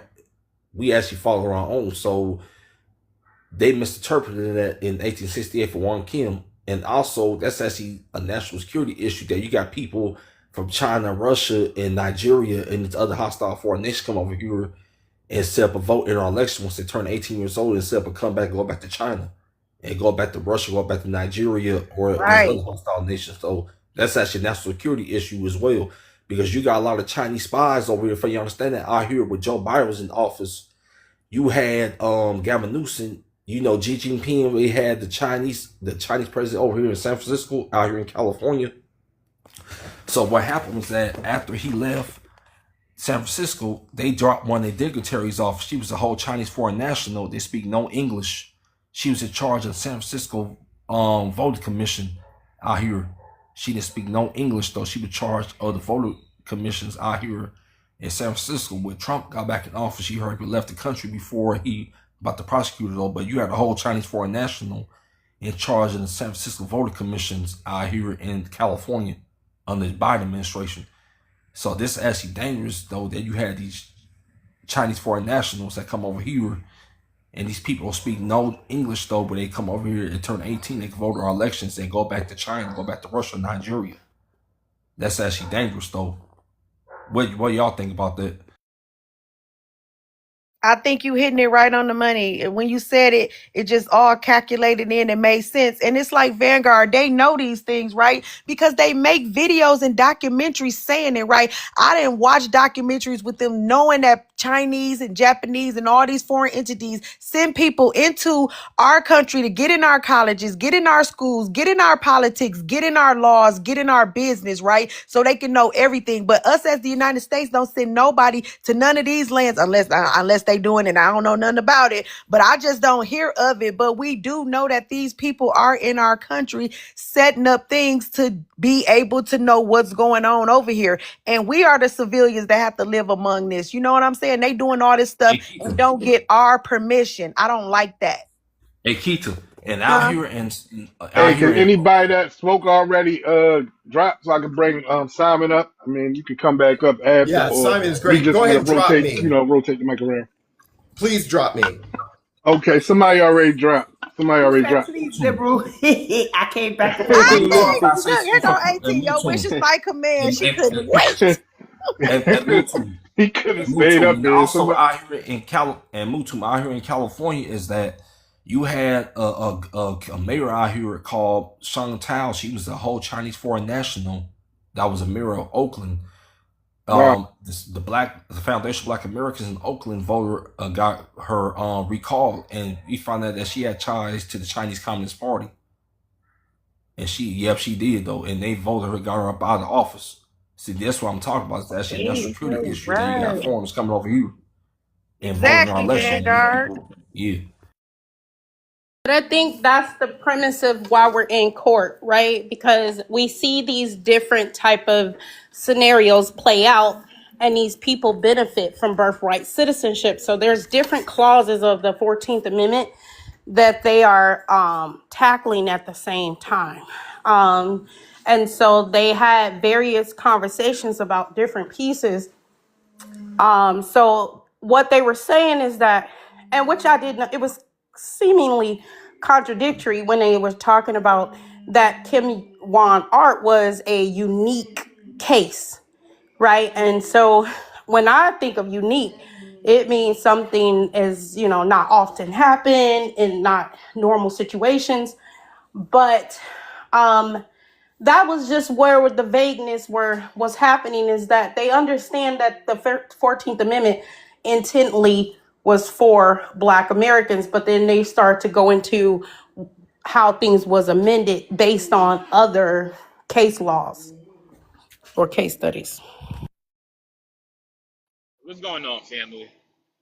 What's What's up, up my with you, brother? Simon? How you Same old, doing? same old.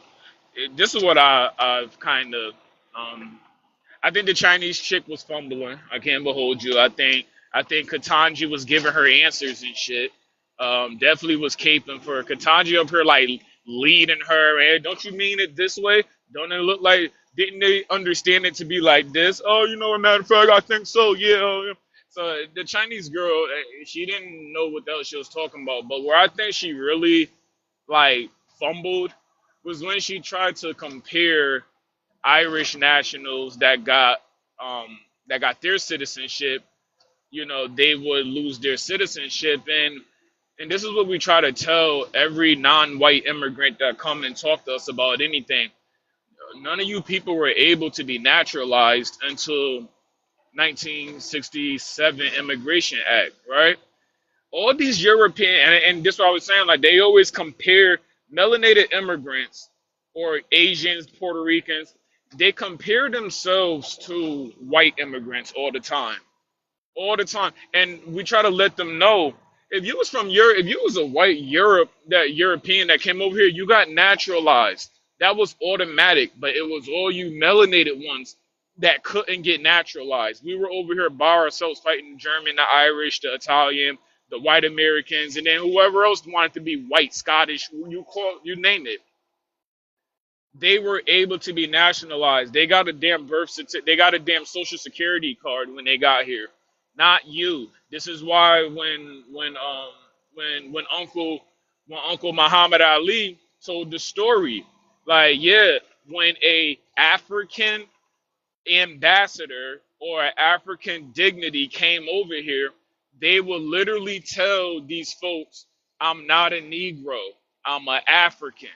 And they will allow these Africans through the front door to get whatever service, proving that they were foreign dignities, they were loyal to other countries, so they had that bubble that they were talking about, that bubble of protection that kept them away from white American racism. Okay? That's not the same for you. The Europeans came over here and got full rights to the United States. That's not the same for you new immigrants that came over here. Like you people had to literally go back home.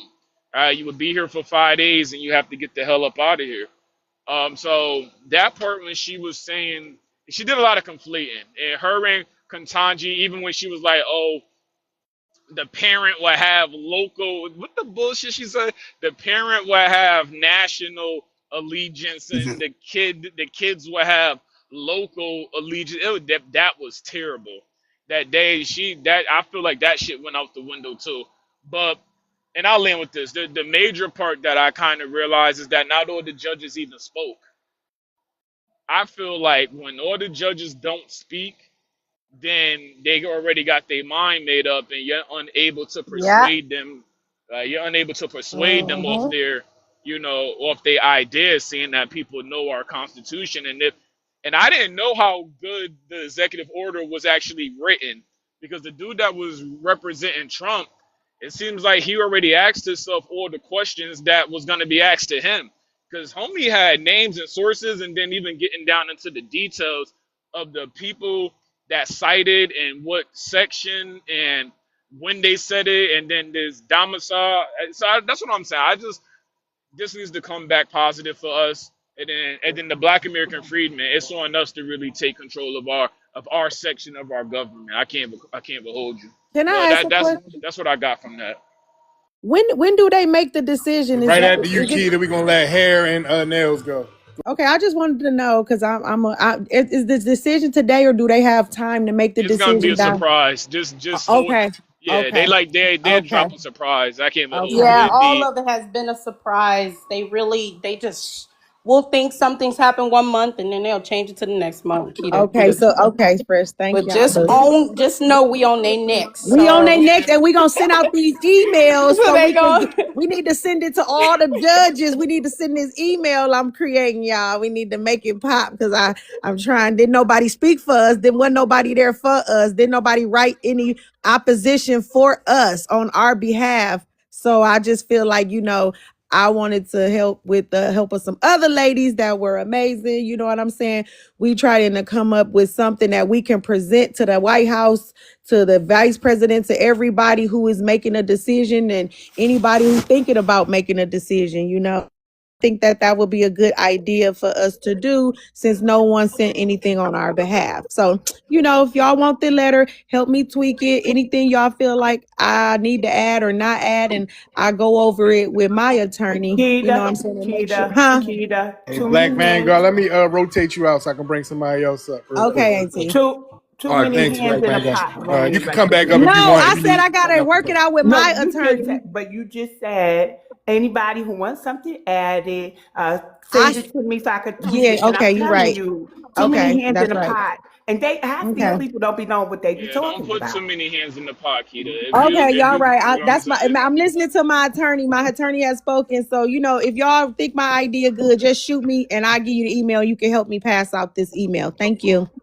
Oh God, Simon, I don't know what you got to check your Discord for me. Thank you. Okay, y'all, let's go to hair and nails. Hey, how y'all doing? All right, where you from? What's your ethnicity, man? I'm originally from North Carolina. I'm a FBA, but I currently live in Georgia.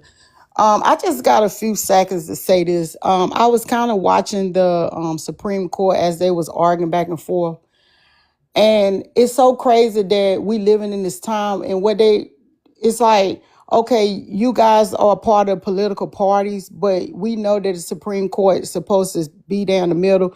They supposed to be blind, don't see no judges or don't see who's right and who's wrong, just go by the law. But it's funny to me that they don't see the future. Like you got the mayor of New York, I think his name Mondami or whatever. They're sending out signals every day where the Muslims, they pray 5 times a day. And if we don't stop these people or get rid of these people coming over here and not becoming citizens of this country, they are going to implement the Sharia law. And I see it now. It's gonna be WAR in the streets because for some reason they think Black Americans are playing with them. So we know the truth now. We know what they have done to us the last 30 and 40 years by putting their business in our community, kind of running us out of the communities. Everybody's getting our resources that were supposed to come to us.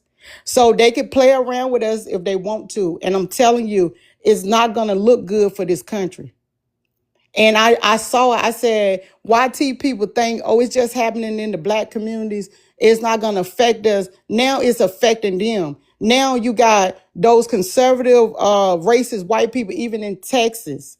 They're complaining that you got people from East India moving there and they running them out of their neighborhoods. They're raising up the taxes on their property, and they're putting them in their neighborhoods. And see, it was all good when they was doing it to us. Now they're feeling the brunt of it. And I'm telling you, if the Supreme Court do not make a decision to cut these people off, we're gonna have WAR in the streets. I can see it. Because down here in Georgia, they already try to implement the Sharia law in our stuff. And people down here had to go fight them. The governor had to go fight them to keep it out of our laws. South Carolina too. Yes, that's the same thing they did in the UK.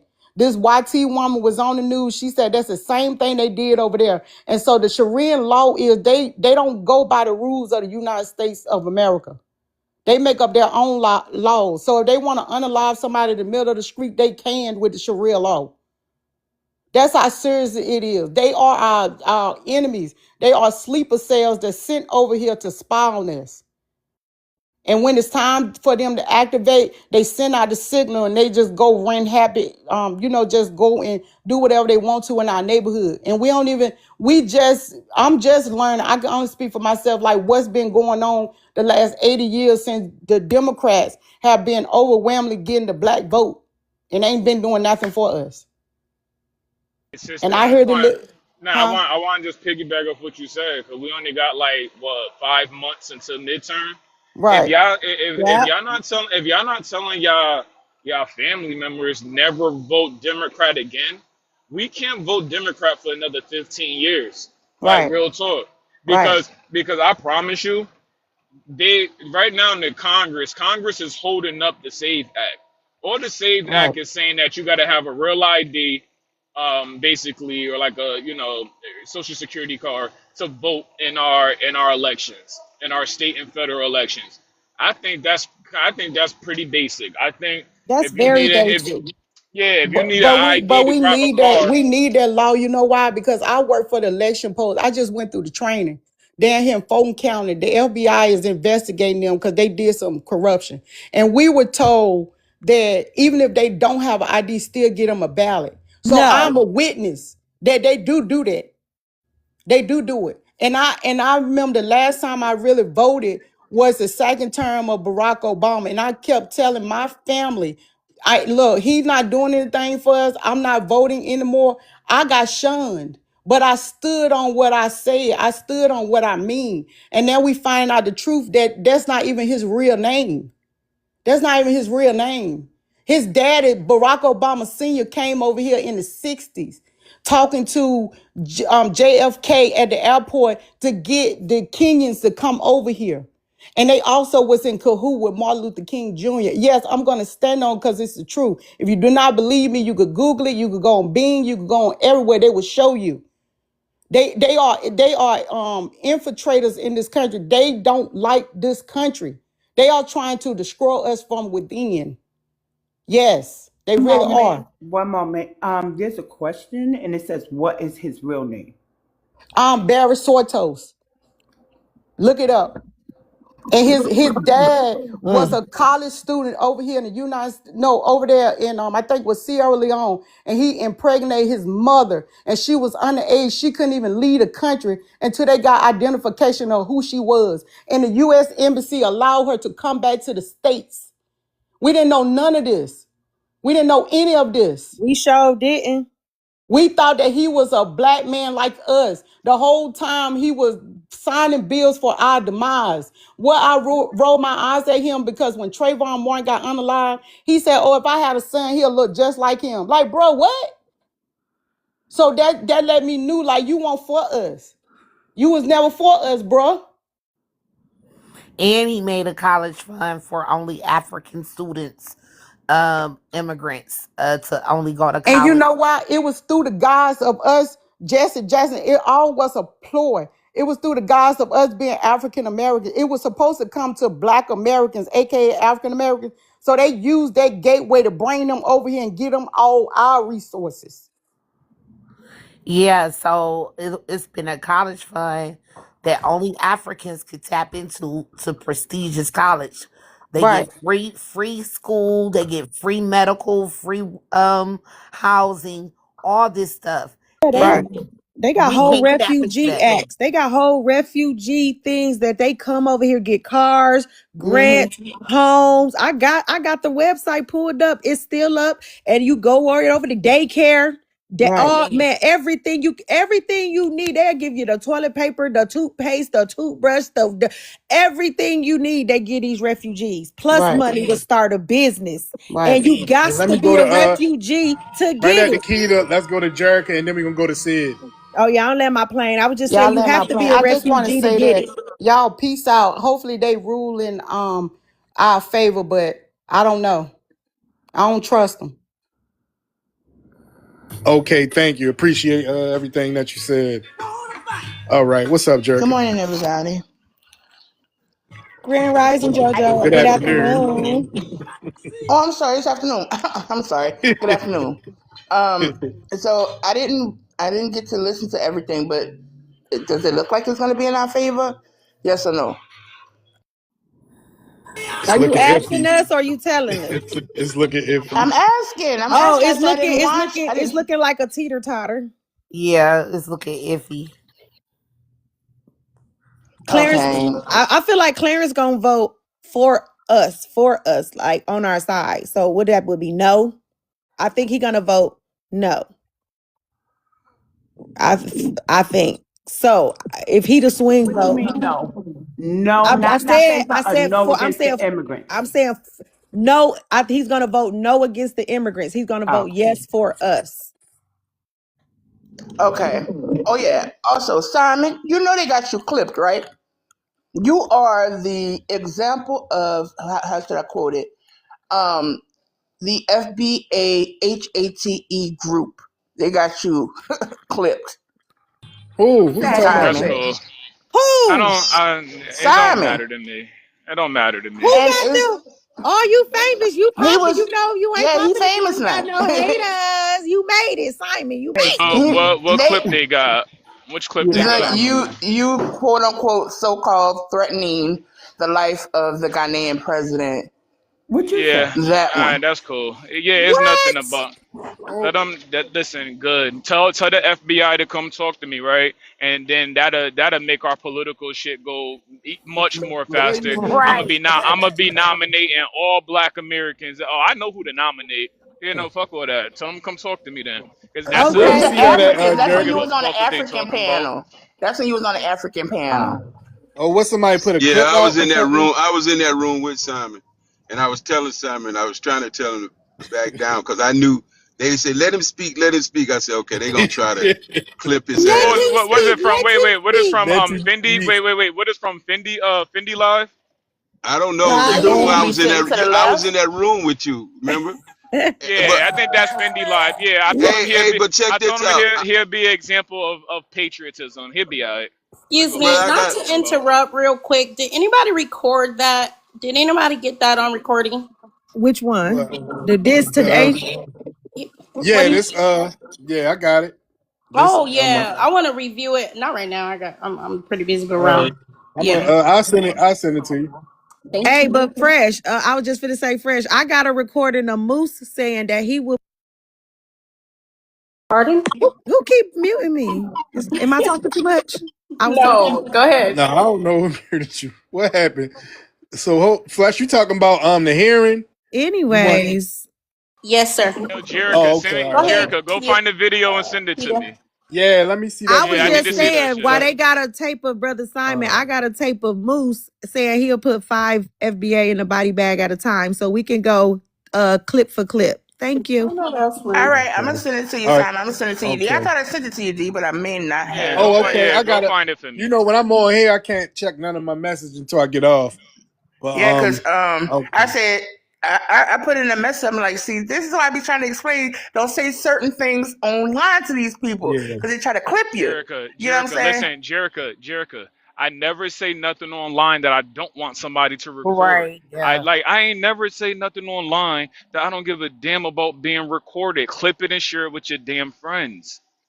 Like dead ass. But Understandable. yeah, but what that Ghanaian president did was an act of WAR, because in the United States you wouldn't go to any of our other military bases where they have grave sites and allow Iran or Afghanistan or or Russia to go there and desecrate to desecrate our patriot burial grounds. No, right? So why would people think it's okay for a foreign dignity, another foreign president, to come to our that was federal grounds, that burial ground is federal grounds, and desecrate our burial grounds here as if that's not an act of war on black Americans? And I it's don't give a sacred.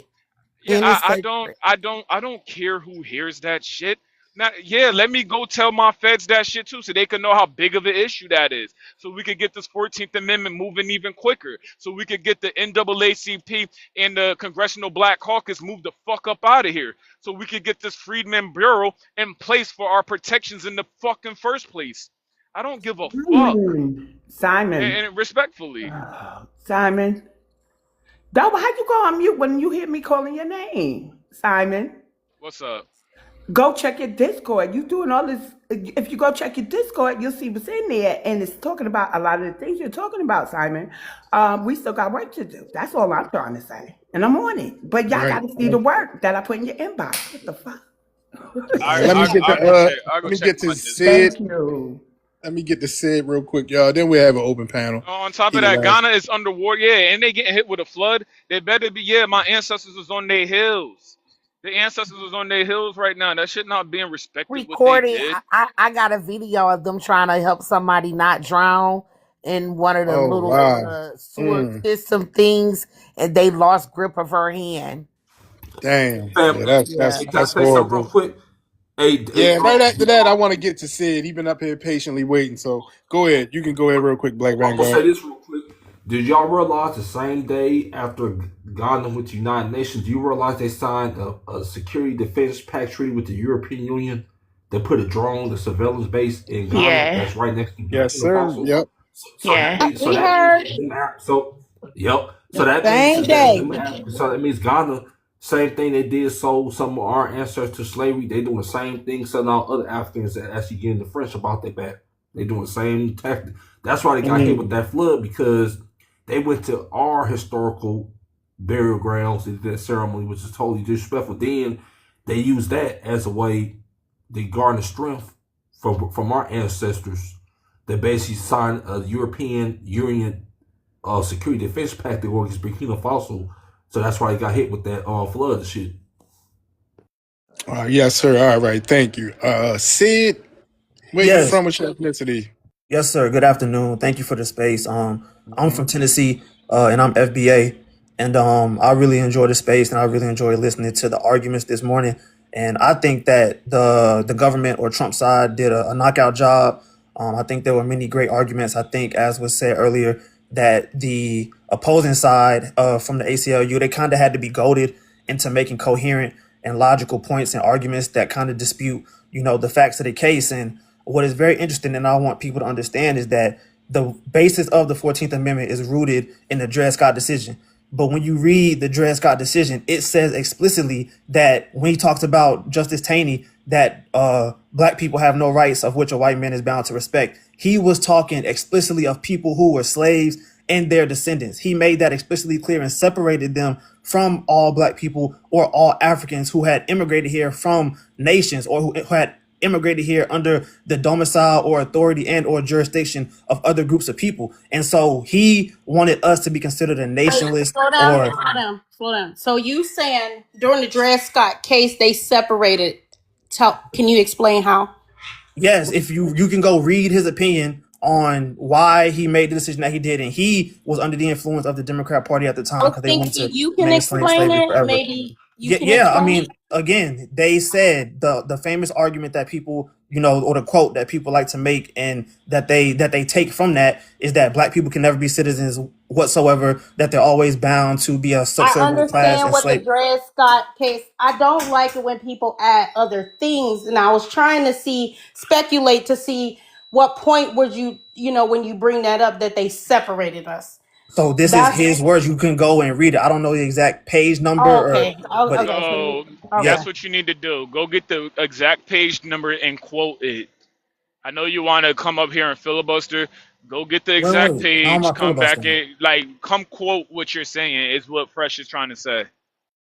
Okay, I can do that, but I would like to finish my point. I'm not filibustering. I'm making a you can point go. that is I just often want. ignored. I just know there's an audience. We got 333 people in here, and I'm just not for the But adding you understand or when I say that he separated it, that's a good thing. That gives claim to. whether if it was a good thing or not. We want to know if it was factual. Okay, for sure, absolutely. Okay, and so that's something that people often ignore, and I liked how that's essentially what Clarence Thomas is, a man of few words, and that's what he started with in saying that is the 14th Amendment, in your opinion, supposed to override the ruling and the jurisdiction of the Dred Scott decision? And he said yes, and they only really touched on slavery again, as opposed to in lieu of it being like the main crux of the argument that the government was arguing from. They only talked about slavery once or twice, and I think that was very interesting. And again, the government made a great point in saying that despite, and they make the argument that, oh, well, at least they try to put us on the same level as illegal immigrants. Well, slaves were imported in the country illegally. The slave trade was abolished in 1808. So are you saying that those people are no longer citizens as well? He says no, because it's a matter of, are these people allowed to be in the country legally? And in fact, when they were imported to the South, these people were not allowed to even leave. They were law that explicitly said that these people have to be here. So they were legal domicile residents of the United States of America. And that the entire argument of the outcome of the case hinges on, are people who are subject to the jurisdiction of America the people who are supposed to be here, and can people who are not, or from some foreign country or far away, have a right just by being born here? And they answered it, clearly and concisely, in my opinion. People like to hate on Clarence Thomas, but you can't find one opinion that he's ever written that is against foundational Black Americans whatsoever. He's always on the side of right. He's always on the side of righteousness. And someone in the comments was talking about, he ruled against affirmative action. In his affirmative action opinion, he said that how is it right that a Nigerian person or somebody from the Caribbean can come and claim to be Black American, but realistically, affirmative action is supposed to right the wrongs of slavery. So he put down race-based affirmative action in lieu of a lineage-based affirmative action, which he felt would be more constitutional and which goes with, it doesn't really discriminate anybody, but it helps this aggrieved class of people who are historically been wronged by the United States government. And so I think that I don't think that the government will win the case, sadly. I think because they're looking at practicality, they're asking like crazy questions like, oh, well, what if you don't know who the parents are? Or how will we figure out who to give social security numbers to and birth certificates, and all these things that are irrelevant to the facts of the matter of the case? Are you allowed to take away citizenship, or do you grant citizenship to people who have no allegiance to the country? And that's the crux of the issue. They maintain that the slaves and their descendants are kiltered to the U.S. Constitution and the U.S. nation, more so than even the Native Americans. So that's what I want our people to understand, or the descendants of slaves, FBAs, to understand about our position in this nation. People can say whatever they want to, but it's Sid, etched in hold law on. You're who we doing are. a. So I think the government is going to win because of that exact reason, because they over questioned. They literally over questioned, and he answered all the questions. It was a lot of questions that they were trying to see if they could tie a shoestring around. There was no shoestring tied around it, because even where they thought they were going to get him stuck, he just reverted back to, well, that's not what we're even asking in the executive order. So that's what I'm saying. A lot of I think the government is gonna pull this off. I hope Trump pull it off. We'll see. But I think the Supreme Court is also gonna have to deal with, if they don't side with the government. Yeah, this is gonna be the Trojan horse downfall. This is definitely, because it's already showing right now. We got a bunch of illegal immigrants in our politics. This is the same way Rome.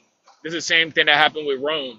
Um, you had a bunch of Rome spread too quick. It took over a bunch of territories, and then you had immigrants from those territories running up in Rome.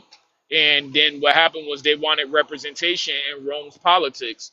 Rome gave them representation, and then they toppled Rome. Rome got taken over, and you don't hear the story of Rome anymore. Right. That's the same shit that happened. But And did you so hear? I'm sorry. go ahead.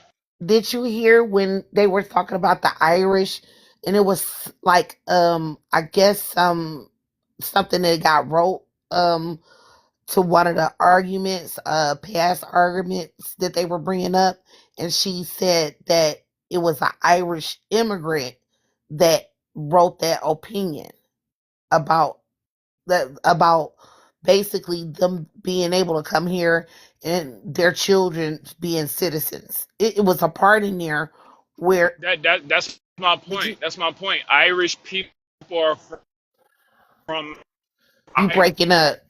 Irish people. We've never had something. Hold on. What I'm trying to say, that's what I said when I first came on stage. I think that's where, if I understand it correct, that's where she actually lost her battle, because Irish people are European. Every time an immigrant comes up and wants to argue, oh well, the Irish immigrants were able to do X, Y, and Z, or a white immigrant from Europe was able to do X, Y, and Z. Why can't a Chinese or a new immigrant do the same? It's because we had laws here that allowed Europeans to be naturalized. Other groups of people were unable to be naturalized. So if you came over here trying to be naturalized, well, the laws didn't apply to you. It just didn't apply. That's the main difference. If you're from Europe, the law said you could be naturalized. If you're not from Europe, the law said you couldn't be naturalized, and the law is the law, which goes back to the 14th Amendment only being for, the descendants of the emancipated. So every time they said Irish, every time they say Irish, to me, it was like, well, the law allowed it. Now let's talk about this Chinese dude. The law did not allow it. And I mean, that's just how, and then that's why they kept arguing about domicile. Yeah, domicile. You gotta, domicile clearly has some connection to allegiance, and allegiance, yeah, you got allegiance to your homeland, and that's just what it is. That's what I was trying to say. Anything that kept saying European or Irish, we had a law that allowed it. Anything else, the law didn't allow it, so you can't complain about it. Exactly. And then they kept mentioning gypsies. Like I was trying to wonder, like I don't know, like it kind of seemed like they were trying to spin like a racist type of spin to it. When I don't know, I have to look at it again. It's just something was off when she was talking about gypsies. I have that section from the Dred Scott decision that Fresh wanted to see if I can show that. Just read it. Um, Just read it.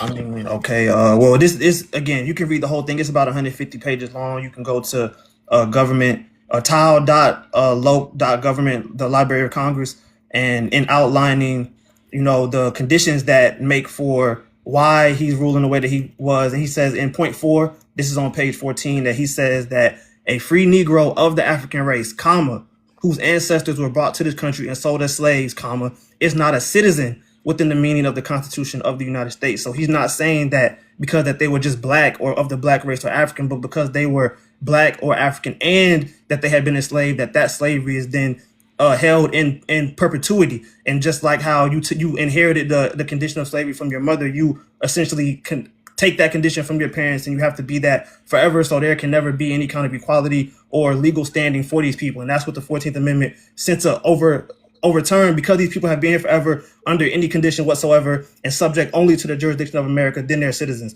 But people who just come here, they don't get, that same level of standing because they haven't been here. They're Johnny come lately. They're new booty, so to speak.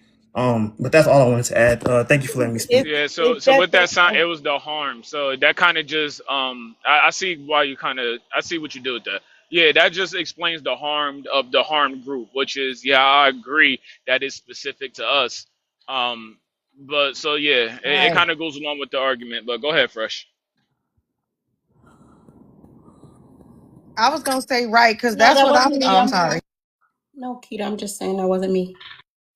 Oh, I was just gonna say I agree with him, because the whole time I was listening to everything, I'm like, they talking about these immigrants like they are ancestors, and none of them we went through the harm, and whatever our ancestors went through, none of them went through it. Whatever they went through on their own country, I understand their grief in their own homeland, right? But none of them went through that here. The only people that went through that here is us, the descendants of the people who it happened to.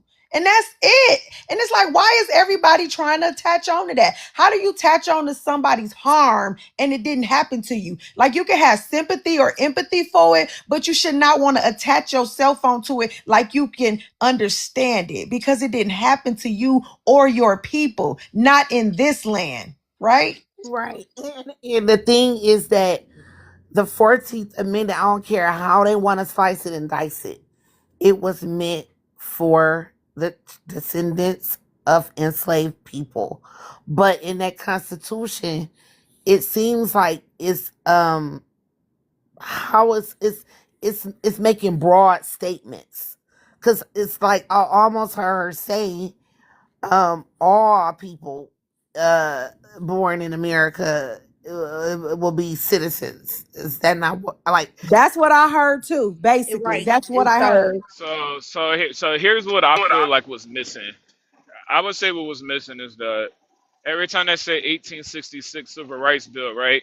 The 14th Amendment is like the burger, is like the burger of the sandwich.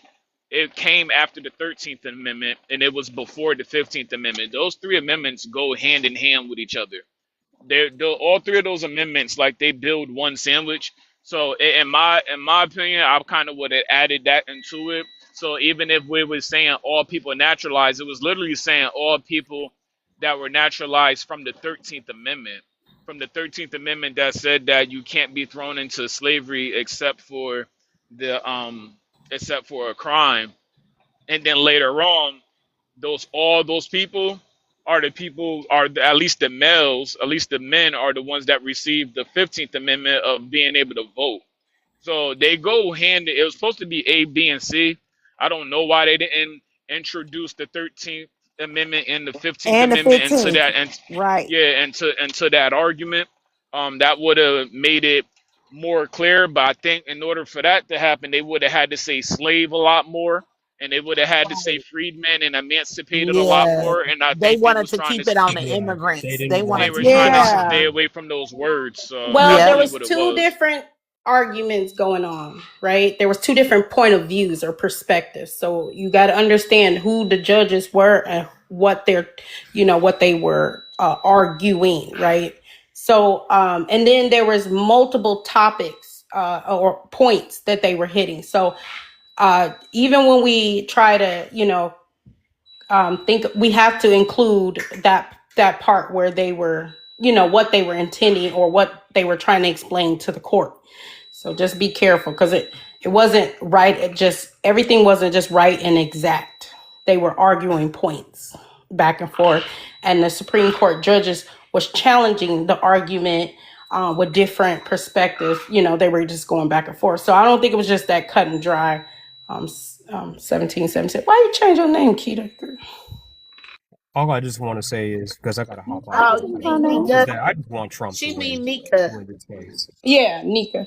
I just I, said it short. Yeah. because I was so happy I found my ancestor doing my genealogy. Did. Yeah, I found the oldest. So this is my oldest ancestor, North Carolina, 1755, I see before it. the United States was formed. Right? Yes, Yes, if you went precisely. 1775, hell yeah, 1776, baby. So yeah, so you right. Clock So that T. am I indigenous to the United States? Yo, Clock that T. Yes, you are. Hey, I'll be back around, family. Yeah, how y'all thanks for having doing? me on Nice to meet stage. y'all. Simon Peace, is peace, in your peace, inbox, peace, yeah. brother. Check your Discord. Check your Discord. How y'all doing? Nice to meet y'all. Is who? Hello. Hello, how y'all doing? Nice to meet y'all. Yeah, where you from? What's your ethnicity? My name is Ramon. I'm 26. I'm a father of two from Brooklyn, New York. What's your ethnicity, man? I ain't asked you about I was your gonna ask you. I children. was gonna tell you my ethnicity, brother. I'm Haitian and Dominican, man. All right, what you want? I'm just saying, I'm just saying y'all all a bunch of fucking faggots. Y'all can suck my dick and y'all niggers. Oh, cool. So I you expect. are coming up here to be sassy. Make sure you I don't clip that, understand. because that's how we got him hot and bothered. You know what I'm saying? Hey, yeah, Ramon. clip It's, that. Clip And a Haitian. he's a dirt eating cookie Haitian and a Mino black Yeah, Dominican. clip that. Okay. Well, he I don't got a know Keita, H. you know He you said gotta a do the what is he. dance. hard ER. Keita, Well, you know you what gotta is do he that little upset side to about? side dance when you say me no black, I'm Dominican. Me no black, me no black, me no black, me no black, me no black, me no black, me no black. You know. What So is he what is he upset upset about then? about? Oh, but D, I Huh? already sent it to your I'm DM. Pull sorry, up, find Auntie. out. What you say? Okay, I'm gonna It's okay, check it but keep later. doing it, Thank you, please. Jerk. You know why he's Upset upset? Because about. Like we not. Go ahead, BX. I was gonna say, listen to what he said his ethnicities are. Dominican and Haitian. He has no foundational. You know how they running around now saying they are black. He has no Yeah. foundational black American. He's getting deported either way it goes. He's at risk because the He's one TPS of for the them Haitians. ones. The TPS for the Haitians, I think we'll get that ruling soon, right? If they're going to extend it or not. And we do know the baby follows the belly. So if his mother is Haitian, he's very well out of here. You know, Dominican might He's even be a one of little them more. Hey, ones. y'all know how weird that sound coming from black people hearing the NR, the ER on the Yeah, Black on he dude, said, he and not you are black. ERs, and you are and you are ERs, he you are sound like ERs. a white tee He set. went deep down in his European. He found the little drop of it. He'd had to put that ERs on it. I love to watch that clip float around. Say, Was we supposed to cry though? I'm trying to figure out what we were supposed to do on no. that. I keep trying to tell them, y'all are using something out of the white supremacy handbook that's been going on for like 500 Right, years over here. that's worse than these You white young kids that They do the Spanish blackface and they conquistador can't do descendants. nothing right. Why original. y'all shocked?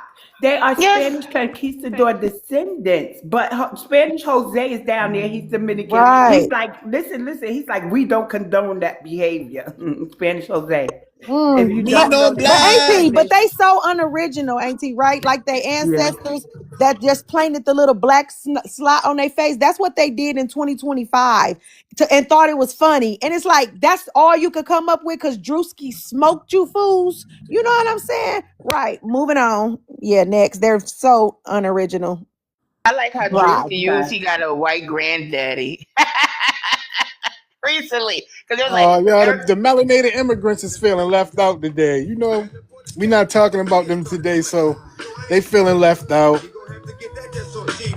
They all in the No, comments you talking got one shit. up I don't here. understand why.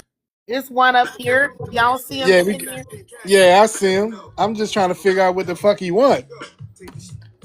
I'll hear him for a second. Just I want your sister, my brother. I want the, Kater. I want Kater to Well, come she to the don't she motherland. don't do she don't Kater, do what's up, the baby? You bush want to come to the she don't motherland do or the what? I bush got a meat free. detox and fleeing cowards. Okay. I got a free ticket for you, sugar pie. You want to come to the motherland? Why you muting me, by the way?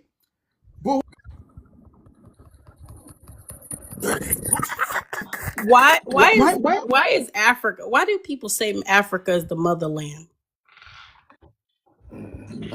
delinquent I mother, don't if it understand. is. Yeah. Yeah, if that's true, based off history, the bitch is abusive, unfit. Somebody need to call CPS on her. All kinds of things. It's a bunch of goddamn orphans over there. It's a bunch of orphans over there. They don't have a mama or a You daddy. stupid. He's an office over there.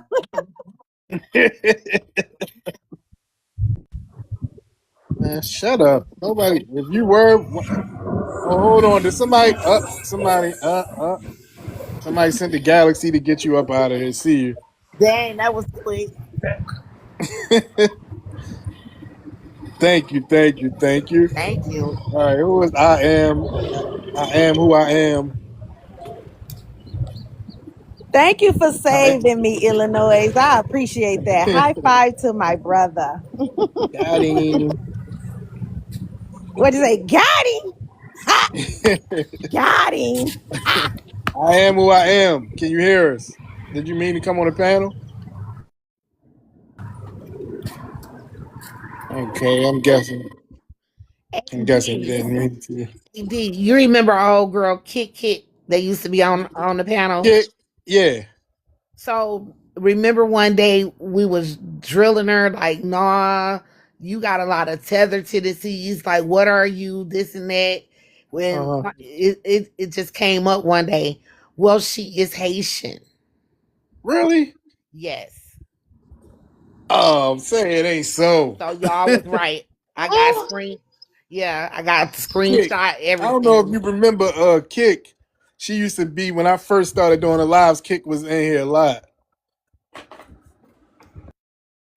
She's had that Yeah. like very California type of accent.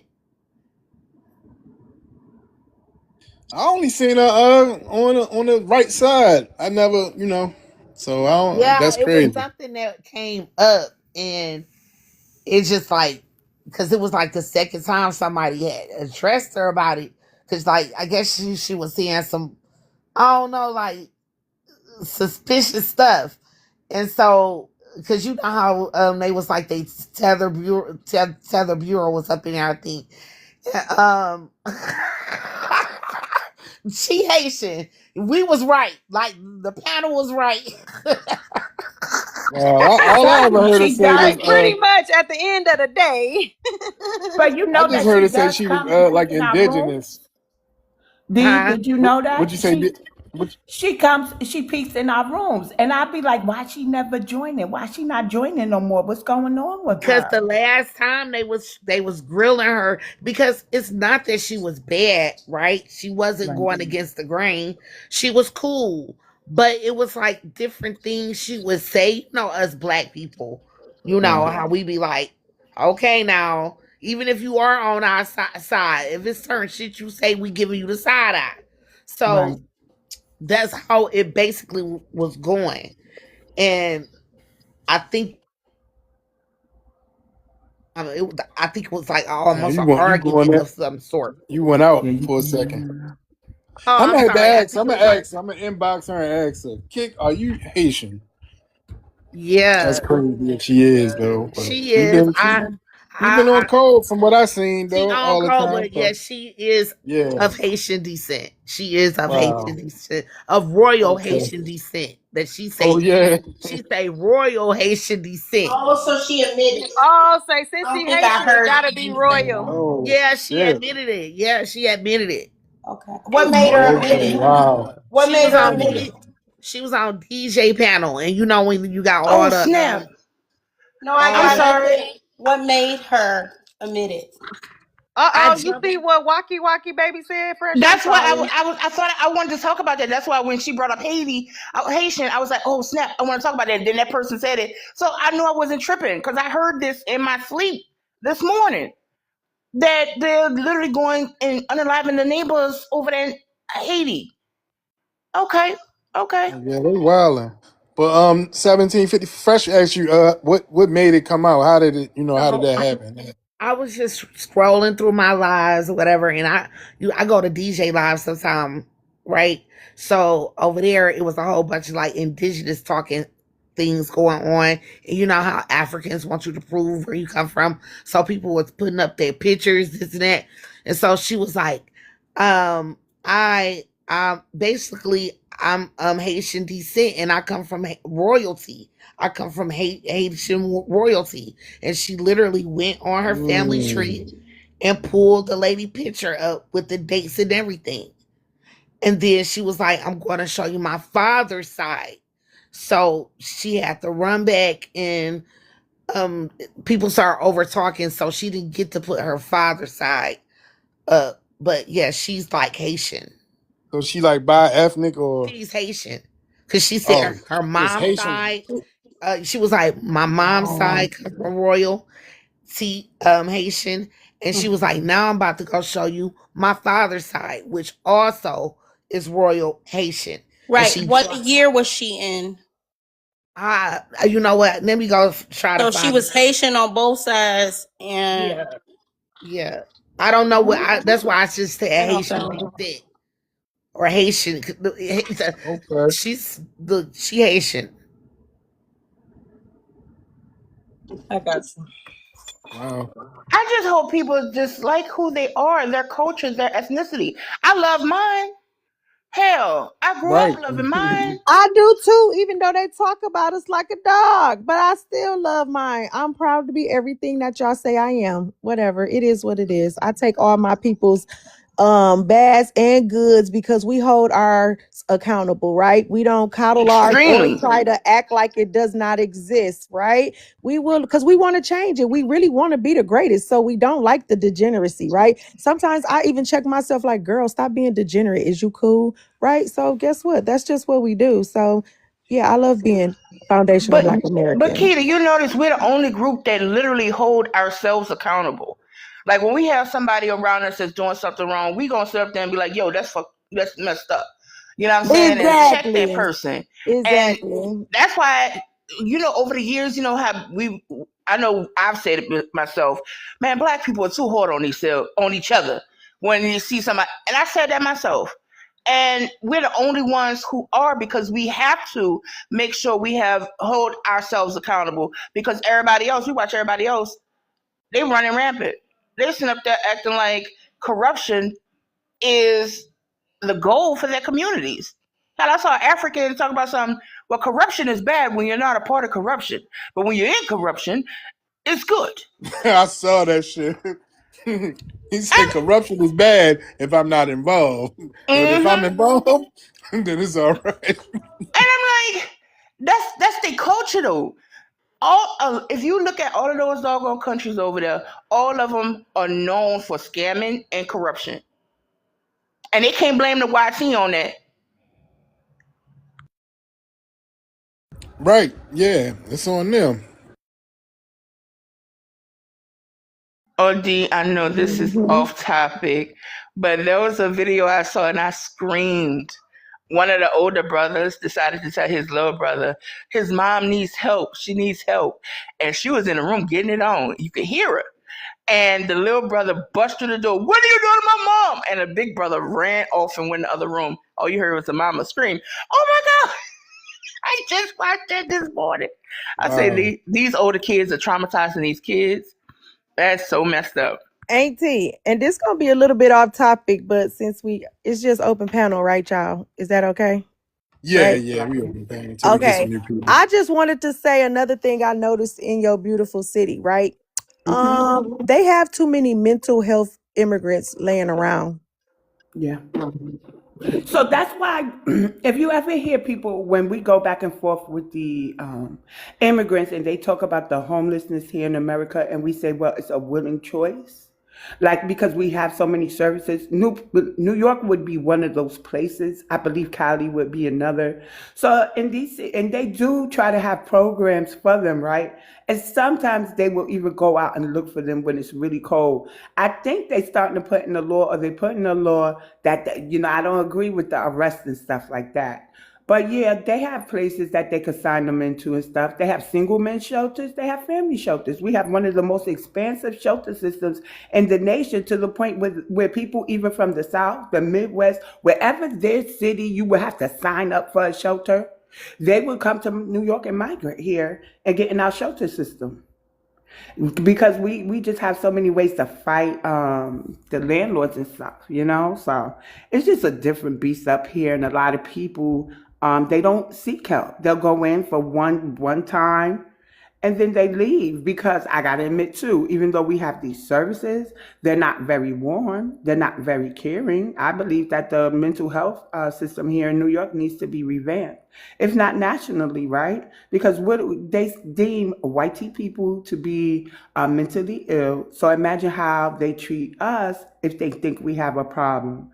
You know what I'm saying? Like, they criminalize our mentally ill. So it's not warm facilities that they're going to. And Danny, he did come in. He's problematic, but he is addressing Bellevue Hospital. That's a men's shelter system. And he's closing it because of the conditions that is in. So, but sometimes it's a choice. They don't want to go into the shelter system or the mental health system. I think it's because of the care they get. It's not warm. You want a warm, caring, because you're not a Yeah. criminal. So if you're Because you're not a not a criminal, criminal. you Right. I want agree. humane services. Yeah. That makes sense, but it's just still out of control. They was just laying around everywhere. Yeah, Hmm. can you imagine with the invasion that Yeah, and I that's gotta put scary. Adams in there. Yeah, and that's Adams and scary being a yeah. woman, and this person, if it's at night and this is where he sleep, this is his home, right? And it was like right down in the Vizzy Park where the Weston was at, you know, and it's just like, what the hell? And then the tents just right across the street from the UN, like what the hell under the thing? The UN out in New York, please. But I don't think, and I'm gonna introduce this. America has already rejected Ghana's global framework, right? I think that, and they even said, although you may have some historical relation to the victims, right, doesn't mean, you get whatever it is you think you're supposed to get. I think that with that being said, they should move those hearings off of U.S. soil, and they should not mention our collective wealth, right? They should not mention us and our experiences under U.S. chattel slavery. They shouldn't mention anything about us. And so that's why we need this double whammy to come down. So I understand they still got the global framework going in its name, the gravest, right? Because I don't deny that the slave trade happened. But when they muddying the waters with the U.S. chattel slavery system that we had here, they're not entitled to any claim we're going through or under, right? Claiming because it didn't happen to them or those in the transatlantic slave trade. Because that would be the Caribbean and the Spanish speaking Caribbean islands and stuff. No, no. They muddy in the water, and I see it Right. exhibited in New York when they show up to our hearings saying there should be reparations for the world. So I think they should, with that saying by the US representative at the UN, they should now move those hearings internationally. Cause fuck y'all. And I'm not saying the Caribbean shouldn't be repaired. That's what I'm not saying at all. But they have CARICOM, they have other Caribbean entities that have been in cahoots with the AU, and that's not fair to us because we're not bothering CARICOM. Like handle y'all business internationally. Internationally, right? Go holler at Britain, France, Spain, whoever. I mean, y'all The got Dutch. few countries like like y'all really got good claim. Y'all got like heads to get on. Like go stand on business. You know what I'm saying? Just like we are. And that's that. Like, But in their no, you collective can't come to choice, our it's not this land one. and be louder than us, yelling at our country, but you chose to come here. Right. No, is you cool? And I think it's kind of weird how people was trying to gaslight us, like, oh, America said no, America said no. It's like, I liked it, the reasons they said no. Like, the reasons is what we were talking about. It wasn't narrow, it wasn't Pacific, it wasn't, and then the America is looking like they weren't Ghanaians, they were blacks, people in America. Oh, and you know what I got to tell the Caribbeans? Now, since y'all, all them countries voted yes for America to pay y'all, why don't y'all go and say, oh, America don't owe us? Glad y'all said yes. Y'all do. So yeah, run that Exactly. cash. You see how that Yep. works? Now, yes. Do you Yeah. see how that Yep. works? Now we can. Now, if you could trace anything back to them, now we can sue you. But yeah, like the man clearly was saying, they was lying about the dates because they was selling slaves before they got there. Basically, we were business partners. He was trying to be nice to the Ghanaians, not air them out. Like, did anybody hear the American when they said no, his reasons? Anybody hear that video? Yeah, with the man who spoke for the American Union. Yes. Yeah, because he said that they are not the victims of that. You feel me? Exactly. You feel me? That he said that they are even though they are distant cousins, to some, it did not directly affect them, and actually they were a part of it. And that's the reason why Africans was in there talking about no, we must get rid of that dirty word. Trade and sell. It must go away. We have to get rid of those two words. That's the Right. words that they want to put on us. So we have to get rid of the word trade and sell, because if we do not get rid of those words, we look like who we are, traders and sellers. And the pan Oh, Africans like, I'm sorry. this, I know it's okay. This hippio 99 came back and she says, so you got the AU6, which they have you all since you're claiming to be Africans. So this is what I was saying. If Fresh is listening, that there's a few reasons why she was up here talking that mess about 2 civil rights bills. Fresh. Yes, ma'am. What did you say, Miss BX? I'm sorry. No, remember the lady who was up here with the 2 civil rights bills? She Mm-hmm. wrote she wrote a comment. Listen to her comment. This is going to tell you why she brought that up. So, and she said, so you got the AU6, which they have you all since you're claiming to be Africans. Was we up here saying we were Africans? Yeah, No, we did let me not No, tell say you we were something. that's African. scapegoating. That's all. Right. Don't worry. So, Auntie, I be thinking like when you say that, and then you be like, if they don't want us to be African, it's either because they are either some type of Latino or maybe some type of Caribbean or something, maybe. Like, you know what I'm saying? So they trying to denounce the word black or something so it fits Right. into their Latino, Dominican, or whatever it is that they use, you know? And they got the little native look maybe that they feel like if they put some feathers on, they could blend in or something. Yeah, we not Yeah, falling but for that. I'm not, I was watching a live and it was an indigenous live, and I just like, sometimes I feel like our message get lost, like what our mission really is, and it's getting confused. So I don't think there's a lot of clarity, because I was watching somebody and they were saying like, well, the Africans came over. These was indigenous people. So if you claim any African descent or origins from Africa, or you don't deny that you have some African ancestors, not that you can like they on your tree or nothing, but you don't deny that part of the slave trade, right? And then they literally said those were the ones to come in and wage WAR on us. These are people talking like this. So now in my brain, I'm What? like, Is yes, you serious? yes. So now in my brain, I'm like, damn. So if a regular Black American say, I got I'm African descent, European descent. Shit, I even got Pakistani in my motherfucking DNA, right? So anybody who claims that, you looking at them like an enemy So now. now you a op too?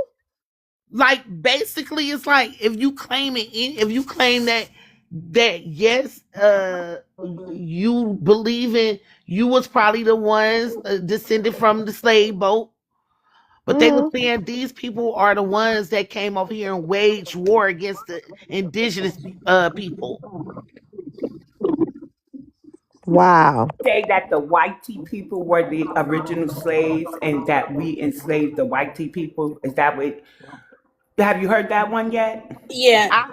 I heard that one that was in there too that night, and I'm just looking like, dang, like this is Nikita, that's always been right, in movements or with political agendas or campaigns. Hold on. That's this high V phone. But so you just have to be able to stand on what what your intentions are, right? Because that's always been, and since we crossed over, we've been over here, though we just we left and came back. But um that's why we try to make those distinctions, and that's why I pay attention, or I want people to pay close attention to Wani, because she's trying to uh get these factual historical events together, so that you can understand like the different dichotomies between the arguments or the ideologies. So That's good. That we've always had That's that. dope. That's dope. I like We've that. always had that. You just got to be able to stand on yours and Right. know who is who, right? Mm-hmm. Right. Because they standing on theirs. That's why they running around here, running up on people, all that. So can I ask a question? Yeah, you remember too. No, I don't know. Fresh Ah, y'all Prince. must didn't see that What happened? live, but it was hilarious. Yeah, they done ran up on Tariq a couple times. Yeah, for Oh real. my goodness, that is crazy. Look, I'm out the mix on that note. I gotta get. I didn't know that. That's crazy. So before I forget my thought, and I think I kind of forgot it, but to me, it's like they are out of control on this app, right? Because I could walk down the block, ain't nobody walking down here with no feathers, telling me that they're indigenous. Like they're just not having these conversations, but they interrupt our spaces, right? I don't go in anybody else's spaces anymore. The American Indians was the last room that is like doesn't identify as black or black American that I would go into, right? Because it wasn't, it just, well, I just stopped going in there, right? So my whole thing is this. I don't see the legislation that they're pushing for their side of the ethnic group, the lineage, how they want to, like, I don't see that. But what I do see now are people showing up at our reparations hearings in New York saying, I understand about the ones who came, but for my lineage, my people were already here. And that's respectful to me, right? But the way they doing it on this app is crazy. And I Yeah. think it's because they don't want to do the work. They don't want to fight the government. So then they turn around and say, well, you're African, you're throwing us under the bus. And it's just really weird now. Because Yeah. when do they do the work? Instead of working my nerves. Yep. And I don't know. It's just I see a lot of I don't know because I was on this app. I was on a particular live when I seen American Indians like uh trying to. I don't know. I don't gonna say it. No, I'm on mute. I don't like the Yeah. Pan American flag. I don't like that. The Pan Indians too. I don't like putting us all in one box. Saying that we all. I'm not the same as no Haitian nor no Caribbean. I am my own group of people, and I just don't agree with that. Now, if you're American Indian and you saying that you're you ain't agreeing with that Pan American crap, then that's cool. But I don't know. I'm not no. I'm not with that Pan American crap. Wait a minute, Halo. So you saying the indigenous is Pan American? They have Some Pan. of it. They have Oh, Pan. not all of Yeah, them. Yeah. some of Oh. them. Some of them feel as though we're all connected. The indigenous over there in Haiti and blah, blah, blah. That's what they've been saying. Not Oh all, I Lord, but think think some. the Not everybody. crackers all, don't but like some. it. I think that's erasing us Black Americans when they do that. Saying putting them all up in our groups, like sharing our culture with them when they don't share theirs with us. I don't get that. Why they all up in our mix but we ain't all up in their mix? And then you saying they part of us? No, I don't agree with it. Whole thing could be this whole thing could be a moot point if everyone did their genealogy. That's why genealogy is one of the tenements, is one of the basic elements of reparations. Even in California and Illinois, when the Miss Nettie is talking about when they're talking about reparations in Maryland. I don't know about the New York Freedmen Project, but everyone, even Tennessee, Arthur Watkins, everyone talks about reparations, but one of those elements has to be genealogy and genealogical work, ancestral work, lineage-based work. If we all did that, I'm sure that half of those Pan-Americans or whatever they call themselves would realize that they probably don't have anything but probably one person that may be American Indian. All the other 69, 68 people, whatever it is, up in their genealogy from 6 generations back has nothing to do with their ideology. Has nothing to. Wait, So that's a problem. Go ahead. liberal, let me tell you something. So I do genealogy, right? Before I found out, that people get their lineage verified and stuff. So I was doing genealogy for a friend. And the moment I told her, yeah, this is your indigenous ancestor, she's listed as Native American, and so on and so forth. And then she said she don't want reparations. She's indigenous and this and that. So they find the one indigenous ancestor, and then they're just indigenous. And they latch on to it. Oh Lord. All Yeah, right, I'm done. I'm done. So yeah. you can't common Some, sense your way some, out of not it. all now, not Yeah. all, but some. Let me say some. And I What found about out the who does that. well BX? What about the I say other I'm gonna say nine this, that lines? people do, like, a lot of people get mad when somebody say that they do have African ancestry, and that's what I was trying to say. You can't get mad at people per That's what I saying was they have saying. some African Right. ancestry. Look, I used to get mad, but now I'm like, it is what it is. You know what I'm I saying? mean, I think 'Cause there's a I'm difference. not gonna lie to you. At first, I was acknowledging it, but I don't acknowledge it. I don't I acknowledge that know, shit. Halo. I've been with you Oh, since day no. one on this app, right? So since I've been on this app, well, almost day one. But you know what it is? We met the Continentals, and Yep. They want to they cling just, on to us every but time we. not that. Mhm. Look at the state of the continent. Look at how they act. Right. Look at how they are. And so I think people are meeting them and associating the Africans who were captured by rival tribes. So when I speak on my genealogy, because you're not going to make me deny, I even say I got European to Southeast Asian. Like, I Me even took this too. test and that test. I did this and that because that's my lineage. But I'm not going to allow them. And I think this is what Fresh was attesting to. Do your genealogy and stand on what it is that Right. you are. But I feel Right? like we So I'm just Never saying stop us. though, we met the Continentals. They're not the kingdoms they used to be. We find out a lot of them are still they look slave like test traders. tube babies. Oh God! A And lot of so them are we think anti-Black American, point blank. Period. right, but we think, Duh, and do this though. primitive, right? Yeah, they are So primitive. when we think of the ancestors now, they're thinking of the ancestors in that light. They're not seeing the fighters that the ancestors were who were captured from there. If you have that genealogy, I gotta say, because I don't want to argue with my people today. But you got to look at what they contributed to, right? Because over here they had to lean on the indigenous for some things. They had to. They Mhm. didn't come here and have the same things here that they had in Africa, right? But they came here, and even in, I believe it was the Dismal Swamp, and somebody could correct me, them and the indigenous fought against the white tea. Like the white tea just couldn't come in certain Right. areas against them. So the Yeah. ancestors who were captured, although they didn't outnumber the indigenous, they had to rely on each other during certain times. I think the people who just like, oh, I'm not African, they're looking at it through a flat lens. They're Yep. not looking at the real of it and how these people were forcefully Amalgamated. How we displaced, got amalgamated. right, Yeah. and put here and had to lean on the indigenous. That's why hoodoo.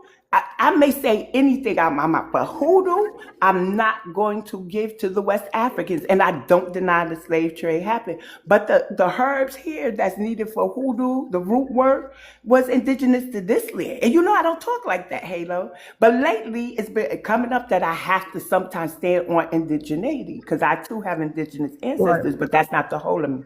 So some things the Africans who were captured had to rely on the indigenous, but other people don't hear that when I say I have ancestors who were captured. And how do I know that? Because they came with the Dutch and they here to New York. So that's how I know that history, that side of B it. BX So yeah. the African Feel the like me BX the personally, Pan hold on, Africans. American. Hold on, American. Hold on. I want to say this. I feel like we are our own group of people. We are not.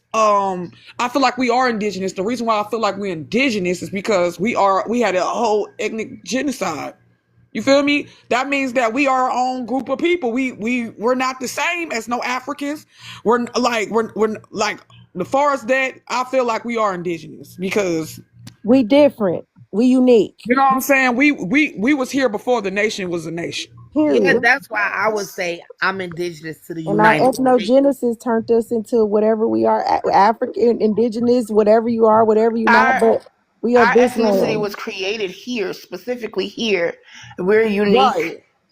That's why when they say, "Oh, you're African," and I tell them, "Look, I've been back to the 1730s in my genealogy. I haven't found an African yet. I'm not denying that I have African ancestors somewhere, but I haven't found one yet. And I this is mean, before the United States you even don't have you became the have United traitors. States." To me, those are called traitors. Right. And it's like I they don't I mad don't I because don't we think that can't my find it. ancestors on this land want anything to do with those on We that don't. We continent. don't. We have no Because connection with them, look what Halo, happened Halo. let her get spiritually. it out, Keita. Keita's like, she don't. I Look know what she happened does. spiritually. Like they try to come over here and get on that stand and act like we don't exist and sit up there and talk like they people was the one who went through what our people went through on this land. And then when he took his butt, I think it was Keita said, or somebody said, when you leave here, I hope whatever, I hope our ancestors go back Brooke home said with it. you. As soon as they went back home, as soon as they start getting underwater. They start swimming with the fishes. They don't even got fishes. They probably just got trash. Swimming with the trash. Right. Nah, they But swimming with the AT, shit. That's what they swimming. I wanted to say, you know how we don't know each other like that in person, right? Because we didn't, right? But we all of this land, right? I have more of a connection with y'all. I feel more of a passion for y'all. Like if anything happened to y'all, or like I don't know, sometimes we could be on the same vibe and mind frame, and we just connect, right? Like sometimes I see. Like AT, I told you, I see my granny in you, and I'm gonna show you her picture so you can see what I'm talking about. I keep telling you that I just gotta find her obituary. But like I don't have no connection with them people, right? None of them. Like when I talk to them, if I'm around them, and they don't have no connection with me, and that's fine. Like we just don't have no connection, and that's it. Like even if I do have some African descent in me or whatever, I don't connect with it, and that's just that. But see, a lot of them, they try to they try to force Black Americans to only choose those African ancestors. Like ignore the other ancestry we have, right? That's what they want us to do so they can attach themselves to everything that we Black Americans have created here. That's the Yeah. thing that been pissing me off with them. Yeah, I have posted my DNA test and I had it up for a while. And so like actually it was like a week ago, was coming across a live C-SPAN live. And somebody was like, oh, they was discussing DNA tests. And a lady was like, it's this girl, her name is Nika, and she's like only 67% African. And C-Band was like, what? No, I don't believe that. And the lady was like, no, it was like literally her 23andMe, her stuff was up there, right? So I'm like, oh, let me pop up. Let me pop up since y'all talking about me. Y'all ain't know I was in the room. Okay. So I get up there. And so she was like, so if you only 67% African.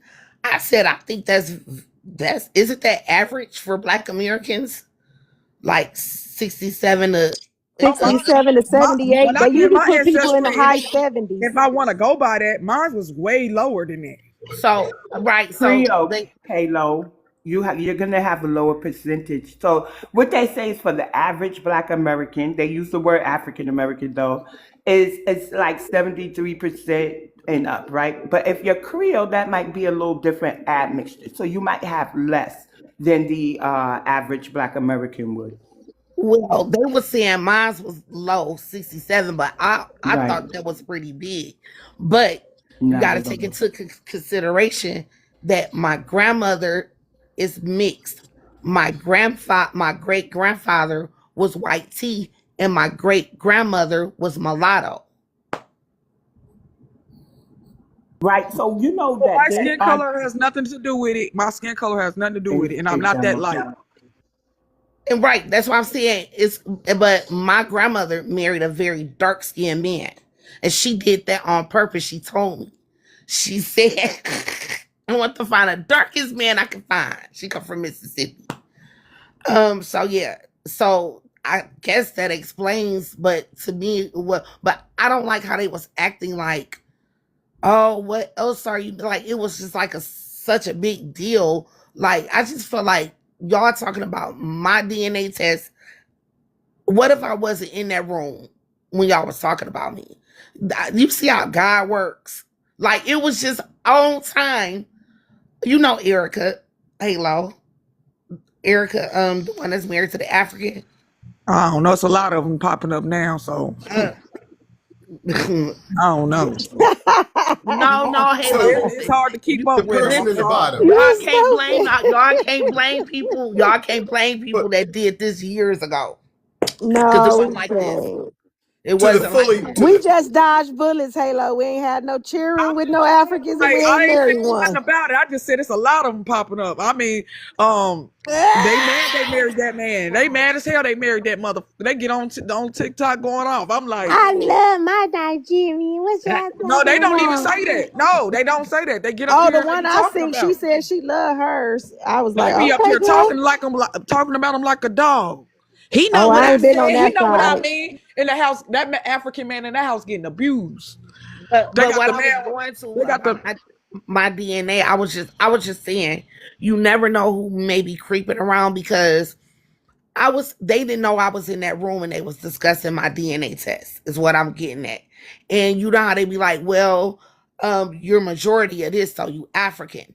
So I'm 67% African, and I just deny my grandmother, my great grandmother, and my great granddad. I just ignore them, huh?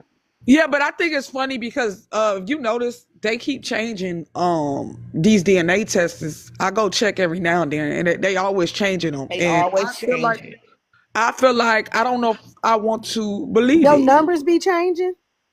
Numbers getting lower, numbers getting What? Or they get number shifted new around. things So, popping up, new things What? popping so up. let me tell you What? something why that is. Wait a minute, Keita. I'm gonna tell you why that is. Because when the test first came out, right, only a certain number of people tested, right, from each, I guess, ethnic group, right? I guess I'm gonna say ethnic group. And a lot of people distrust taking them tests, but as time goes on, more people test. So your estimates are going to change. But I can tell you the Africans is the least accurate. The European is the most accurate, right? And this is according to Grok questions that I did find in the comment section based off of Grok, asking Grok. And so African is the least accurate. However, the bigger the sample, the DNA samples get, the larger, the more your estimates are bound to change because they update Oh, that the makes People sense, done data. Auntie. said That these people makes done said sense. I So the got more people ancestry in test, the East more people China. groups they have. Yeah, they They added said these people done said I had ancestry in East China, main Iranian people, You can't look at your eye though. I Africa, mean, I wouldn't be mad. Look at your eye. all types of stuff. I'm like, look, no, Halo, the It one was that all but kind of Rolling Stones. You don't know who mixed with who, right. who hit what, The who one hit that, who looked good or who that night in the Vietnam, where was that over there in World War II, three, no, I just looked at part of my it said people be Pakistan. having sex. I said who the fuck yeah. dealt How with a y'all feel about the dirty ass dog that was Pakistan? tested? How y'all feel about the dog that was tested? That's a shame. I don't know. Did you I hear Is heard the about dog Keita? that. African? The The dog got African, African DNA. yeah, but Did did you, they have I dogs heard in about that, Africa? but How guess they what? eat dogs and there was no dogs in Africa? There was dogs in Africa, so maybe something Ain't was T. right. correct with that. AT, Maybe they I was was on eating this them. other man panel and I said that, right? He gonna say some, well, I tested that theory myself. I actually did my cat. I sent my cat DNA in and I sent my turtle DNA in. And it came back a cat with all the different species of the cat. And it came back a turtle, all the different How species is of they gonna whatever. spit? How is an animal gonna spit in that damn I don't tube? know. Look, that's what he said. He said he did a swab of his Who cat gonna do and it? he did a swab of his Nasty. I would not turtle. be trying to get saliva out of turtle. There would I don't know if he was just trying to convince me that, you know what I'm saying, it's not for entertainment. Because I said, well, why is it safe for entertainment purposes? Because he asked me, have I ever took one? I said no, and I'm not interested in taking one because I can do my You can't genealogy. swab it. Well, Um, I actually match you gotta cousins that spit in I the know. tube. You gotta I, the, spit to I a don't certain. know. I don't know. He said he was able to check his cat and turtle. I'm just no, But saying the what he I turtle, said. never listen, lie. you You gotta gotta spit But in spit the in wait, that tube. It's not a damn swab. right. You wait, gotta spit in it. they have pet DNA tests. They literally have pet. Go look on Google. They have pet DNA tests. No, he said he did a human one. That's what he said. Oh, Ain't he? I don't know. I'm just telling you what he said. So I was like, oh, because he asked me why did I feel uncomfortable taking a DNA test, and I said because they said that it has been studies showing that people are sending in animal DNA and it's coming back saying that they were this and this and this. Not he said no. He countered me with it and said no. I've actually done that myself. I sent in my cats. I said with the human with the he said yes. And he said I sent them my turtle. I said he said yes. And he said it came back a cat and a turtle. I said, oh, okay then. Well, I said, well, that's good that it came back that way Because you're for going to be you. sitting there forever trying to get a turtle to spit in the tube. I'm telling you what he said. I'm telling you. I He was like, lying. okay. Especially a cat. What the hell? Our dog, yeah, they always slobbing. There's always something coming Yeah, out. dog. Yeah, but But dog. a turtle though. Yeah. I mean, you could have went with the cat, but somewhat with the cat. But you talking about a turtle? You know how dry cat Yeah, tongue it was the remember Auntie the one who when Queen was on the panel and I sent you the thing because he just thought because he was like I am such and such such and such such and such such and such, right, and he was telling me what his lineage was and he had all kind of different Boricua. He said he was a indigenous Boricua. I said like Boricua Bordedo. He said yeah, see that's what I'm talking about. They use that wrong and that's what this and that, but that is who yes. So he said he was a indigenous Boricua, something else, something like that. So, but he didn't say he was American. People Well, are he not did say he was clever at all. They're American. not clever and they think we stupid. ain't nothing. I even was able to talk to the descendant of the person who owned my ancestors. I was able to talk to him. And I connected with him on Ancestry. He actually like was looking for us. He was trying to find his black cousins. So we got together, we started talking, and I asked him, I said, do you know what part of Africa they come from? He was like, nope. So y'all really think we got Nope. just straight up European cousins out here? So what None I'm of us saying is do that find. Some people do. yeah, I we do. got a lot. I We don't got know a if I lot. do, but probably. I don't know. No, You but have to think that Say the some question again, because children. maybe I heard it wrong. Say the question again, Halo. I said y'all think we straight up got European cousins out here? yeah, we I got a sure lot. do. We I got do. more. We Yeah. got more European cousins than Africans. Exactly. I For promise me, you. I got Hell, more European than African and indigenous, right? Me too. So, Me too. I Yep. don't know. 'Cause when Wait, I did so my some of our European I did numbers my is higher than everything else? I did for my me, No, ancestry, yeah. and no, I had no, connections no. to. When I it did my. when Never mind. Go ahead. Go ahead. when I was trying to tell Keita, when you do your ancestry, it's going to connect you to everybody you are matching. And what me and BX is saying is that we're finding more white tea cousins than Oh, okay. African. Okay. I I'm see not what you're gonna lie. I've saying. I I found a see what lot you're of I've Black saying. found Americans. I never really looked down that list because it was just too many people. I just went like strolled a few times. I'm like, oh, and it was all Black Americans. well, you got to keep going because trust me, I have people But went I mean, black. I wouldn't doubt it because I have my great granddaddy was a white tea Frenchman. So Yeah, that's where the so Creole come in at on my end. So I got a cousin in Japan, Guam, um, and I'm looking like, what the hell? But I can't so find that's an why I be African. thinking like when them Haitians be talking about, yeah, I'm Creole because I'm not Creole because of you. I'm not Creole because of no Haitian. I'm Creole because of a white tea Frenchman. and I'm Louisiana Creole because that's what they called us. Um, in Louisiana, Louisiana. Look, if that was, Plus, and let me be plus, honest with you. Let me be honest with you. I wouldn't sit up here. I'm not gonna. Am I proud that my dad, my great granddaddy, was a white tea Frenchman that actually he was married and he was married to whatever it wasn't grape or none of that. Now am I proud of that? Not really, but am I gonna lie about history and make it seem like to cover up the fact that the reason why I'm Creole is because of white tea man? I'm not covering that up. I'm not covering up and lie and say Haitians is the reason why I'm Creole. I'm not about to cover it up and lie. Oh no, I understand because I even check the Haitians when they sit up there and say that to me. Oh, you Creole because no. I'm Louisiana Creole. It's different from Haitian Creole. It's different from their African Creole that's over there. This is a specific group. But After they the make first their whole colony identity. here. They make their whole identity their colonizers. What was you Mm-hmm. before? What was you before? The French was involved. That's what I want to know. Cause I'm not Creole because of you. I'm not.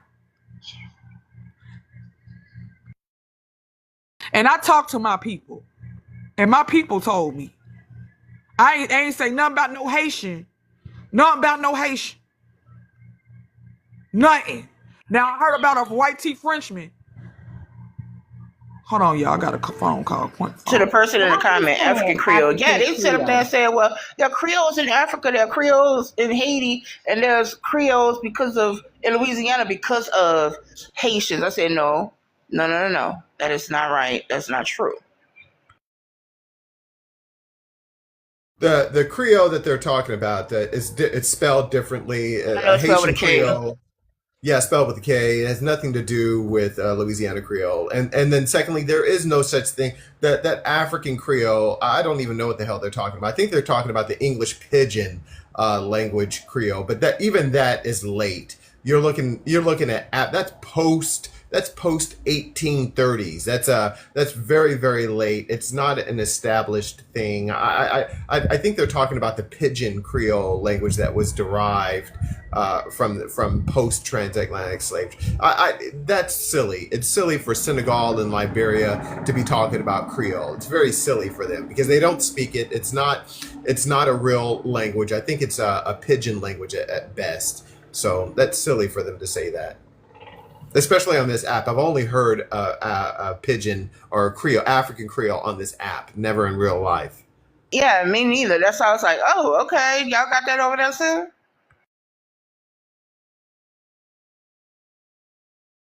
Why I don't get upset. At first, I realize how they conformed, right? How they want to take on everybody's identity. When they come on here and we be like, what's your ethnic group? And I'm talking about the Africans now. And they say, I'm a black African. Like, what? That means they conform. They either want to be like us or they're conforming to the white tea's way of race.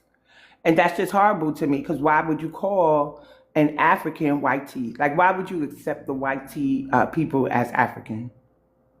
There's a billion people over there. They need to just get them out of there. I think they just scared they'll get crushed by the West. No, they're not scared. They'll get crushed by the West, Auntie. I heard a Ghanaian said that Africans cannot do nothing without the white tea man.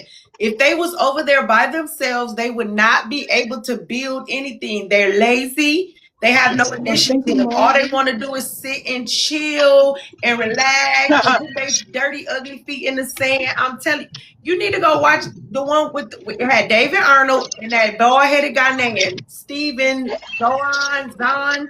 He's the Ghanaian. He said this about his own people. You got to send me the link, Keita, and I'll watch it. I will send you the link. You. Hi, Simon. What made you join this panel again? He will watch the video. He understood. What happened? Yeah. What happened, Simon? I mean, it ain't nothing to look at. What the fuck? Didn't he say it though, Simon? Didn't he? Listen, they got No, but I'm saying, didn't they frame it as you being a HATE group, a part of that? Yeah, but I mean, they could label a video they want. When you listen to what I'm saying, them folks don't got nothing to. Yeah, tell them to try again. To me, yeah, try again. Yeah, fuck what they talking about. That's some shit I repeat 100 times to their asses. I don't give a fuck what they talking But about. you know what? I know you can handle your own and that you're not necessarily going to go up there and start knocking them upside the head and stuff. But we weren't. Well, I was informed about a U visa. I think it's called, Simon. So we got to we do have to be careful about some of the things we do say. So because they trying to stay here any way they can. Auntie, I got one with them saying what they would do to FBA. So what kind of visa do we get? Because this is our country, right? So so I feel unsafe for them being here. So if they get to stay here and get protection because they feel unsafe from us, What kind of protection do we get against them? Because we have them telling us they'll put us in a body bag 5 at a time. Send me the link. Exactly. Listen, Okay, I sent it to I don't you, care if they but got I a send it T to you visa, again. a B visa, The a goal is to S get them visa, out. a The F goal is to get visa. them out, The goal is Simon. to get them out. It is the goal, Simon. We got to Yeah, get them U out. visa is if you assault one of them, that's how they can wind up staying. Right. That's basically I what didn't want Coach to was tell telling me it in about the the U room visa. though. Yeah. Oh shit, my bad. It's okay. Sorry. It's okay. I shouldn't have brought it up, but I just kind of wanted to put that out there. Like some things we do have to say, but now, and some things we just don't have to say. So I get it because let me tell you, when I was on Shabu 5, and sometimes I do crash out here, right before, because I be going to, kind of make a threat, and Shabu, he was just so quick. He muted me real fast, and I was like, what he muting me for? But I get it now because I found out about the U visa. Simon ain't listening, but I put it in his ear. Yeah, Auntie, I'm gonna just clip that part then, because I sent you the live for you to watch it, because I kind of wanted you to hear the whole thing. It was a few of them saying nasty things. That was that one from Fendi live. Remember, I sent it to you. Yes. You need to watch that. I need to find Okay. out where Fendi is. The last time I heard he's in Atlanta. I'm trying to track him Mhm. down, but he's here under the security and the cover of Black Americans. He's living amongst us and propagating this anti-Black American platform. And so, if the sooner I can find him and uproot him and get him out of We here, should the better it you is for should send all of him his us. name to Arthur Watkins. Maybe he can find him with a private investigator or something. I think he's only so Arthur's in Tennessee down there in Or I'm y'all can talk sure about someone can this in the find him. DMs instead of in front of all these Africans. Yeah. Bottom line is that if he overstayed a visa, which I'm sure he has, he was here for a student visa. I'm not sure his work. I don't know if he's reapplied for a work visa, but if he's just running around here fresh off the boat, he's overstayed his visa. So the faster I can locate him, and the faster I can get him up out of my country and back to repatriating to his homeland. That's just the bottom line. Kita, I want to talk to you real quick and just give me 5 seconds. You was talking about the amicus briefs. You were talking about the amicus briefs, the 78 amicus briefs that were filed. I did a meta search on which ones by which ethnic groups were filed. There was one that was a Black group, but it was a Black immigrant group. They were all Haitians. There were 4 lawyers out of New York. They're all Haitian names, and they were talking about that how the Haitians would be stateless if the 14th Amendment were to be reconstrued as narrowed as what we would like for it to be. Wow. So yes. So they called themselves the Black Immigrant Lawyers Association or something like that, and they're out of New York. So That was the yes, only melanated one that you found. yes, Y'all that's see the that? only one that I found.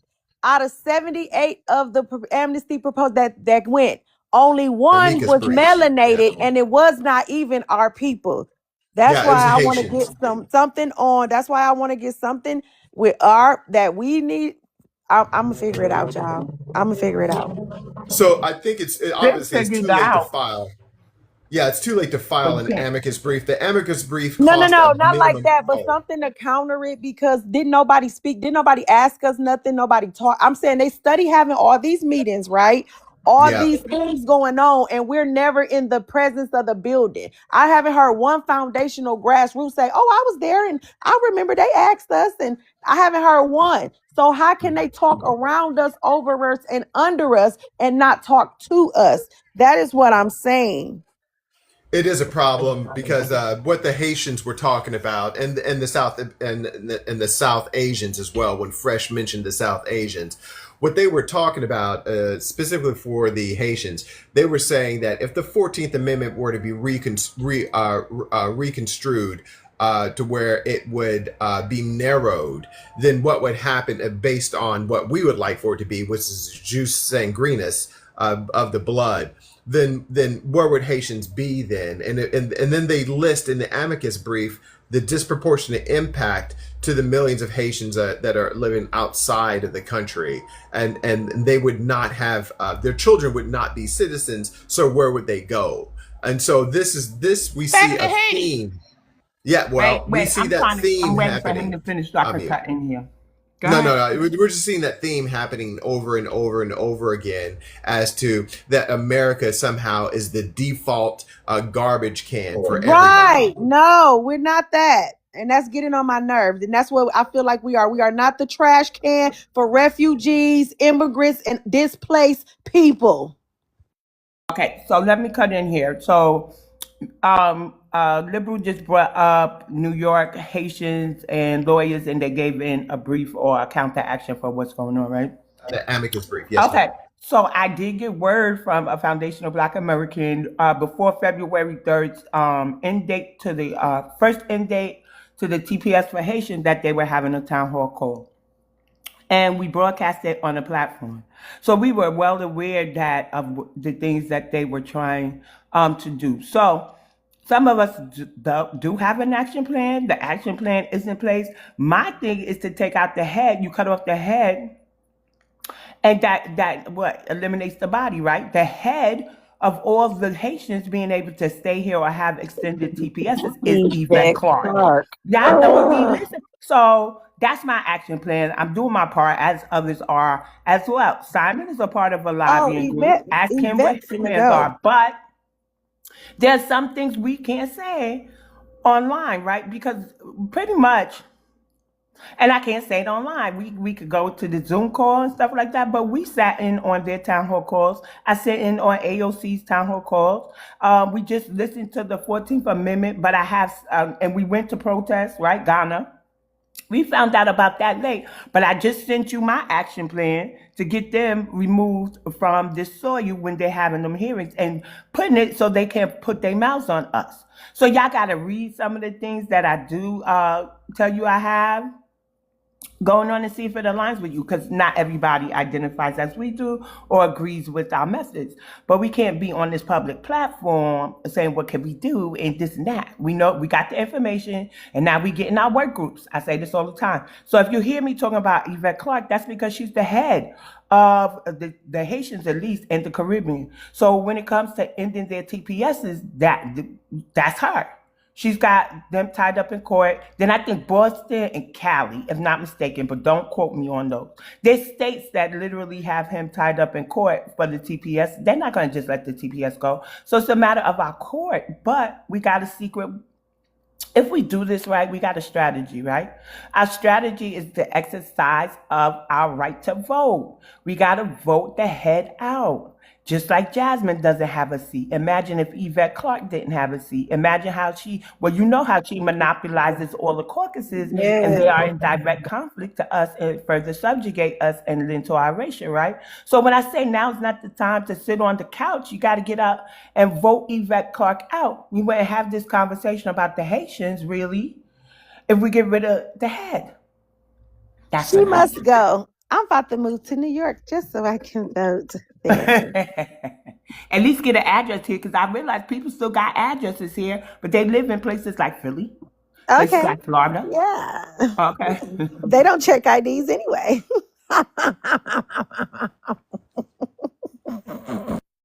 Giving CDLs to everybody but us, I guess. Apparently, this is no stay back when you're just in town and it's voting day. Might as well stop in New York and vote. And look, he was a fully black African down there talking about, I'm telling.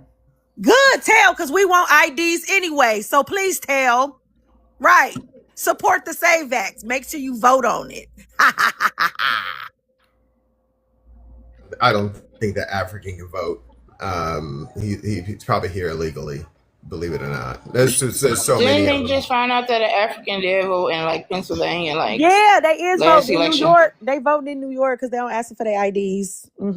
Yeah, I'm telling that. I'm telling on Mandami. I'm telling on the voters in New York. Then I'm telling. Yep, I'm telling. Please tell. I found out that since 2010, New York has not asked any of their voters. They have not required, right? So if you go there and you be like, oh my God, I forgot my ID.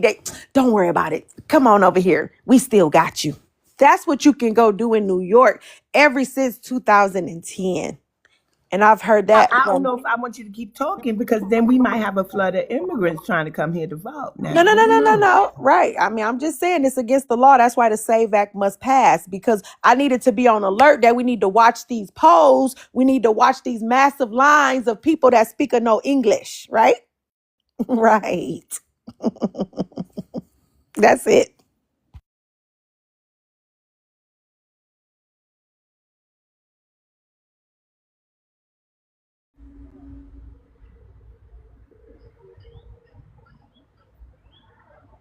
One of the biggest I think one of the biggest things that I have realized in the wake of this 14th Amendment oral argument is that we need more Black American constitutional lawyers, and we need more savvy political activists who move out of the streets and into the C-suites, into the areas that make policy and make law. That's what Clarence Thomas did.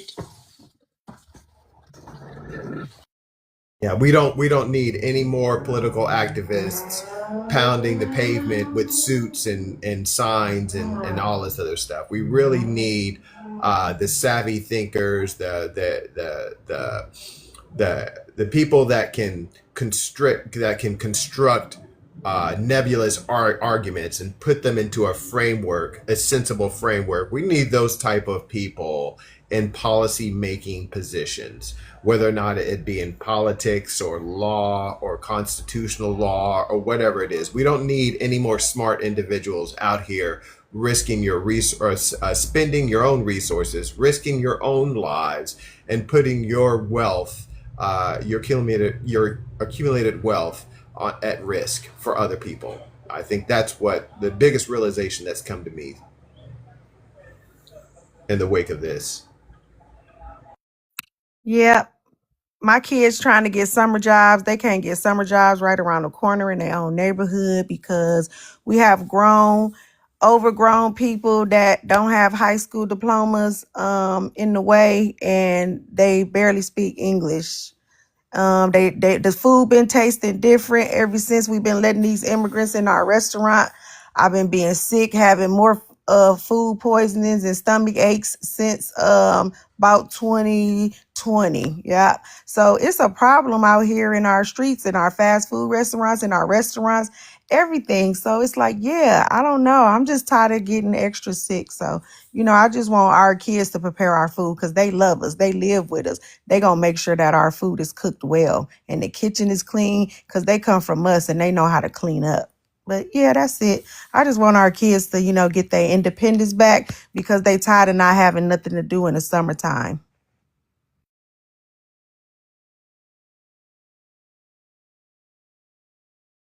Do anybody else feel that way?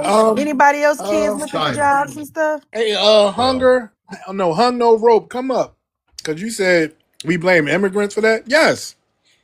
Come on up. I want to hear your side because that's crazy. You can drop It's me. a lot of adult immigrants working in McDonald's and Burger King, and This is true. those used to be jobs for teenagers. All right.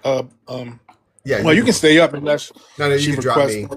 All right. Yeah, we need opposition up here. Simon, I want you, before you drop me, Simon, I want you to explain what your lineage framework the other day when you came up with it. You said that we should be, instead of thinking along the lines of that we should have some type of NAACP or whatever, that we should actually move away from that and really focus on lineage heritage framework, a mindset. BX would love this, to hear that from you if you hadn't already.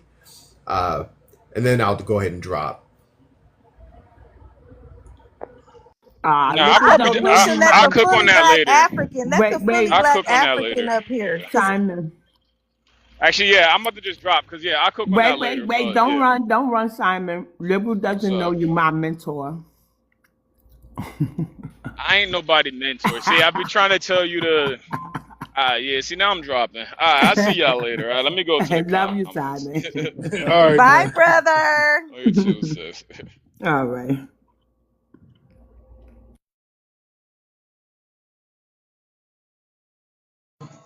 You know what, Simon?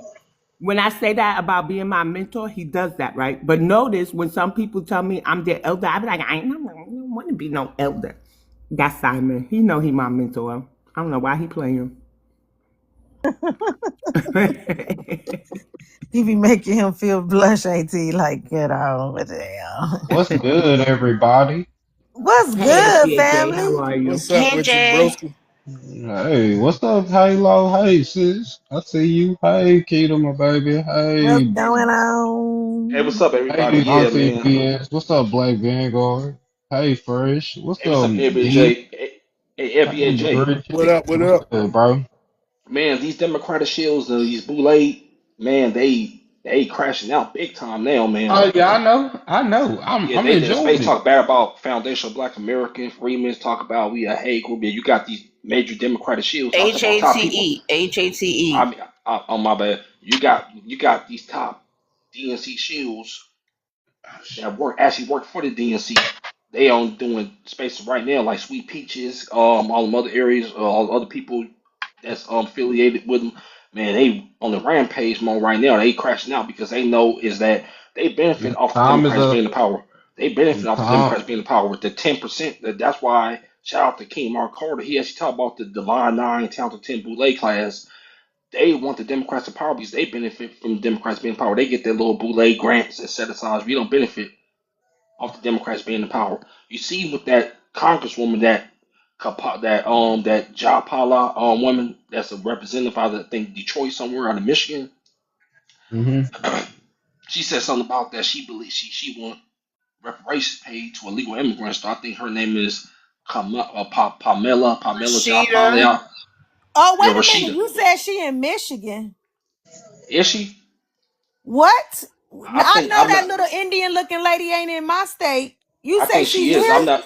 Oh, I'm not please sure send me though. her name. Please I'm send me not her sure. I name. gotta double check. I I'm I'm finna gonna think go. double it's I check. want to Sister go shake her Rashida. hand. I want to go shake her hand. I ain't gonna remember it. So if somebody remember it, can y'all please inbox me her name? I would like to go shake her hand. I'm gonna send her some emails and stuff. Yeah. So I gotta check and see if she in Michigan. I'm not even sure. I okay, gotta yeah. If she in double double check. Michigan, please send it to me. Thank you. I'm about to check on that right now and see if she in Michigan though, because actually let me check now. I just wanted to say this. I'm so happy that these motherfuckers about to get gone. I'm so happy that these people is about to leave. I told these people they gonna have to yabba dabba do it up out of here, and they thought they was here to stay. But this is not bedrock. You gonna have to go. You gonna have to pack it up. Swatting down any Oh, politician that's against my people and against the best for what's No, she going not out on here. here. She's in Washington State. She Oh, not okay. out here. She in Damn. Washington State. Damn, I wanted her. Rashida Damn. Taliba. Rashida Taliba, something like that, right? Yeah, no, her name is Pamela Jayapaya, something like that. But she's like an East Indian person, but she's out here in the West Coast. She out there in Washington State, and Ding dong bing she was habibi. out here in California. We definitely would get on there. She was out here in California though, but yeah, damn, I wish she was out here too, California. But we own Senator Comp Walker. We own the California Let's Let Black Army. We own Primilia, them. they coming for you, girl. You finna get taste of Yeah, something. she's out there in Washington State. If she was out here in California, I would definitely get on So that. Washington State is up by Portland, right? Yeah, Oh, no, it's yeah. Seattle. that's No, FBA Seattle. Queen. Seattle. That's what FBA Seattle. Queen area. Yeah, yeah, yeah. Okay. That is Washington State. Because then you got Mm. because that's because Virginia is over there. Is, Yeah, well, that's you know, DC. Washington State is yeah, over there by up there by Oregon, Portland, Oregon. Oregon, because they right Mm. there by each other. Yeah, she's Washington But State. Tunde, Yeah, what's up? can I cut in for a couple seconds? Oh yeah, I you could calmed have down a been bit jumping. I'm now. sorry, I over. No, no, I was no. caught up You're with this. fine. You're fine. I was Okay. using that time to meditate and calm down a little bit because I just thought any minute that somebody was going to say April Fools. When we were listening in on the Supreme Court thing. Right. I was just waiting any second. I just knew that that wasn't happening. But when I read that Trump he left after about an hour, I just knew that we had it in the bag. But the thing that really ticked me off is like, people are concerned and worried about the Africans. They don't have any money. That was never who that our concern was really about. It was those Asians because they're always sneaky and The doing stuff. Chinese, With this, the yeah. Chinese and the Russians, yo. Particularly, exactly. And so, like, when I kept hearing this Wong Tong guy thing, come up and up and up and up and up, and I was like, why don't you just override it? But that young man made me feel real comfortable, and the young ladies too. Keita, flowers to you for FBA New York and that New York thing that you did. That was really beautiful. I just loved it. And BX, respect. Halo, the Halo effect, respect to everybody on the panel. Mr. Oh, I like Vanguard that. The and halo effect. You Fresh. gotta Oh, pat yeah, that the Halo girl. effect. You gotta pat Oh, the that Halo girl. I effect is like that. awesome. Yeah, that's hot. Yeah, I wake up to that in the morning when she's on in the daytime, and it's like, oh, wow, that's really great. I like it. But yeah, getting back to those people, it's like, we already supposedly owe them so many trillions of dollars. And for them to get a foothold and land into this country, that's like a given. That's like just giving up, after all this time. And when that young man was saying, I knew it was good because the people that have already made up their mind, they were quiet. You know what I mean? They didn't say anything. There was just those two crazy ladies going back and forth, and they were explaining to each other, I don't know, lies, and stuff like that. So I just felt really comfortable about it, but it was getting me kind of uptight just to hear them keep going over and over again, like they were just making excuses for, Asians and Russians and, Europeans, and they kept referring back to the UK and everything like that. And they don't have a birthright, soul right thing. And so it's like, what are we doing? Like, what are we doing at this point? The 14th Amendment was based on slaves and their babies, because when you were born in America between that time before the 14th Amendment, you were born into America as a black person, as a slave. So as we become free, here we are now, we're going to have babies now. So it was for those babies and descendants that were going to be born out of slavery, which would make them a citizen. That's what that's for. That's for us and only us. And so them going around and beating around the bush and going about this Asian thing and this Wong Tong man and all that, it was just really, really getting me really frustrated. It And just Sister really was. Bridget, I have a feeling though, once Supreme Court rule in our favor, most likely it'll either be 5-4 or 6-3 ruling. Once they Right? rule, You think so? yeah, it's either gonna be 5-4 or 6-3. Okay. That But And I close? once wanted they to rule, say this, y'all. Did y'all notice when they said this, when they said that black slaves was they was forced to stay on even on the plantation? Do you know we was bound, we could not even leave the plantation without a note, right? So let alone the country, let alone the state, let alone the city, let alone next door, right? You couldn't leave the Hmm. plantation without a fucking note because they wanted to know where you are. That's how much attached to this soil we are, right? So you can't kick out people that you would unalive them if they tried to even walk up the street to go to the store, right? That's Right. right. Hello? Hello? yeah. So what they gonna do is that the Asians, though, they gonna try to get black people support. They gonna start Well, saying that's we the all the No, part no, no, that same. no, no, ticks no, me no, no, off, no. Mr. Vanguard, Black Vanguard. That's the part that really ticks me off because our taxpayers, we should be able to allocate where our tax money is going to because people that are the 80% Black Americans, they don't want their taxes going to taking care of your babies. They don't even really want it taking care of our babies. It's like, well, you get you a job, sister girl, or, you get you a job, brother man. You know what I'm saying? But they stick by, people that are less fortunate and don't have it like they do because really 80% of Black Americans, they're doing doing very, very, very well. So, like, it's not fair for us to have to raise their babies and take care of their babies and send their kids to school, because in the future, what they're going to be doing is saying that Asians are smarter than blacks, and they're going to kick our kids to the curb and give those Asian kids all those jobs. And they're not going to be satisfied until they have a president or an imperial China highness up there. And this is ridiculous. This is really getting ridiculous. And Sister Bridget, it's It's one out here in really getting California too. ridiculous because in a Hey, Sister minute we Bridget. will have an Asian Hey, president. Shit, That's what I'm y'all saying, believe an that stuff? imperial. I He's gonna bet be you an I emperor. won't. I He's bet gonna you I want to be an won't. emperor and just dictate the whole thing. They're going to buy up all the land because they're the ones that have money. Africans, they don't have no money. We're never really worried about them because they can't buy nothing. And I believe that Wong Tong guy really bought that decision from a crooked judge, because there's only one of him. I don't really even believe it happened like that. But you see how that lady was really, really concerned about the Irish and the Polish and the this and the that. I did. I noticed that. She said, "Well, if it go back to its original form, that even has the state to make Irish and others, all kinds of people, not citizens of this land. Is that what we want to do?" Yeah, you damn right. All y'all immigrants, get out of here. That's what we've been trying to tell y'all for years. And what she really want to say, but then that means they can throw me out of here. You know Pretty what? much. Yeah. Solar Earth. Hello. May I say something? Good morning, afternoon, actually, everybody. I'm 70 years old, Wait. and Yeah. to Okay. talk about the topic at Well, real hand. quick, real quick, where you from? What's your ethnicity? Okay, I am from Chicago. I am a foundational Black American. Okay, Okay. you know, Go and on. You go ahead and speak. okay, thank you so much. I'm 70 years old, and I've seen much struggle. I've seen the struggle of not only my parents, but was lucky to see the struggle of, just for a short period of time, my parents' parents. And I don't agree with this fella on very much, but I agree with him on this one. There should not, Thanks for the gift, birthright Sean. citizenship was for the children of the descendants of the black people that were a part of the slave trade. It was not meant for anybody to walk in this country and have a child and call themselves American. First off, you haven't earned the right.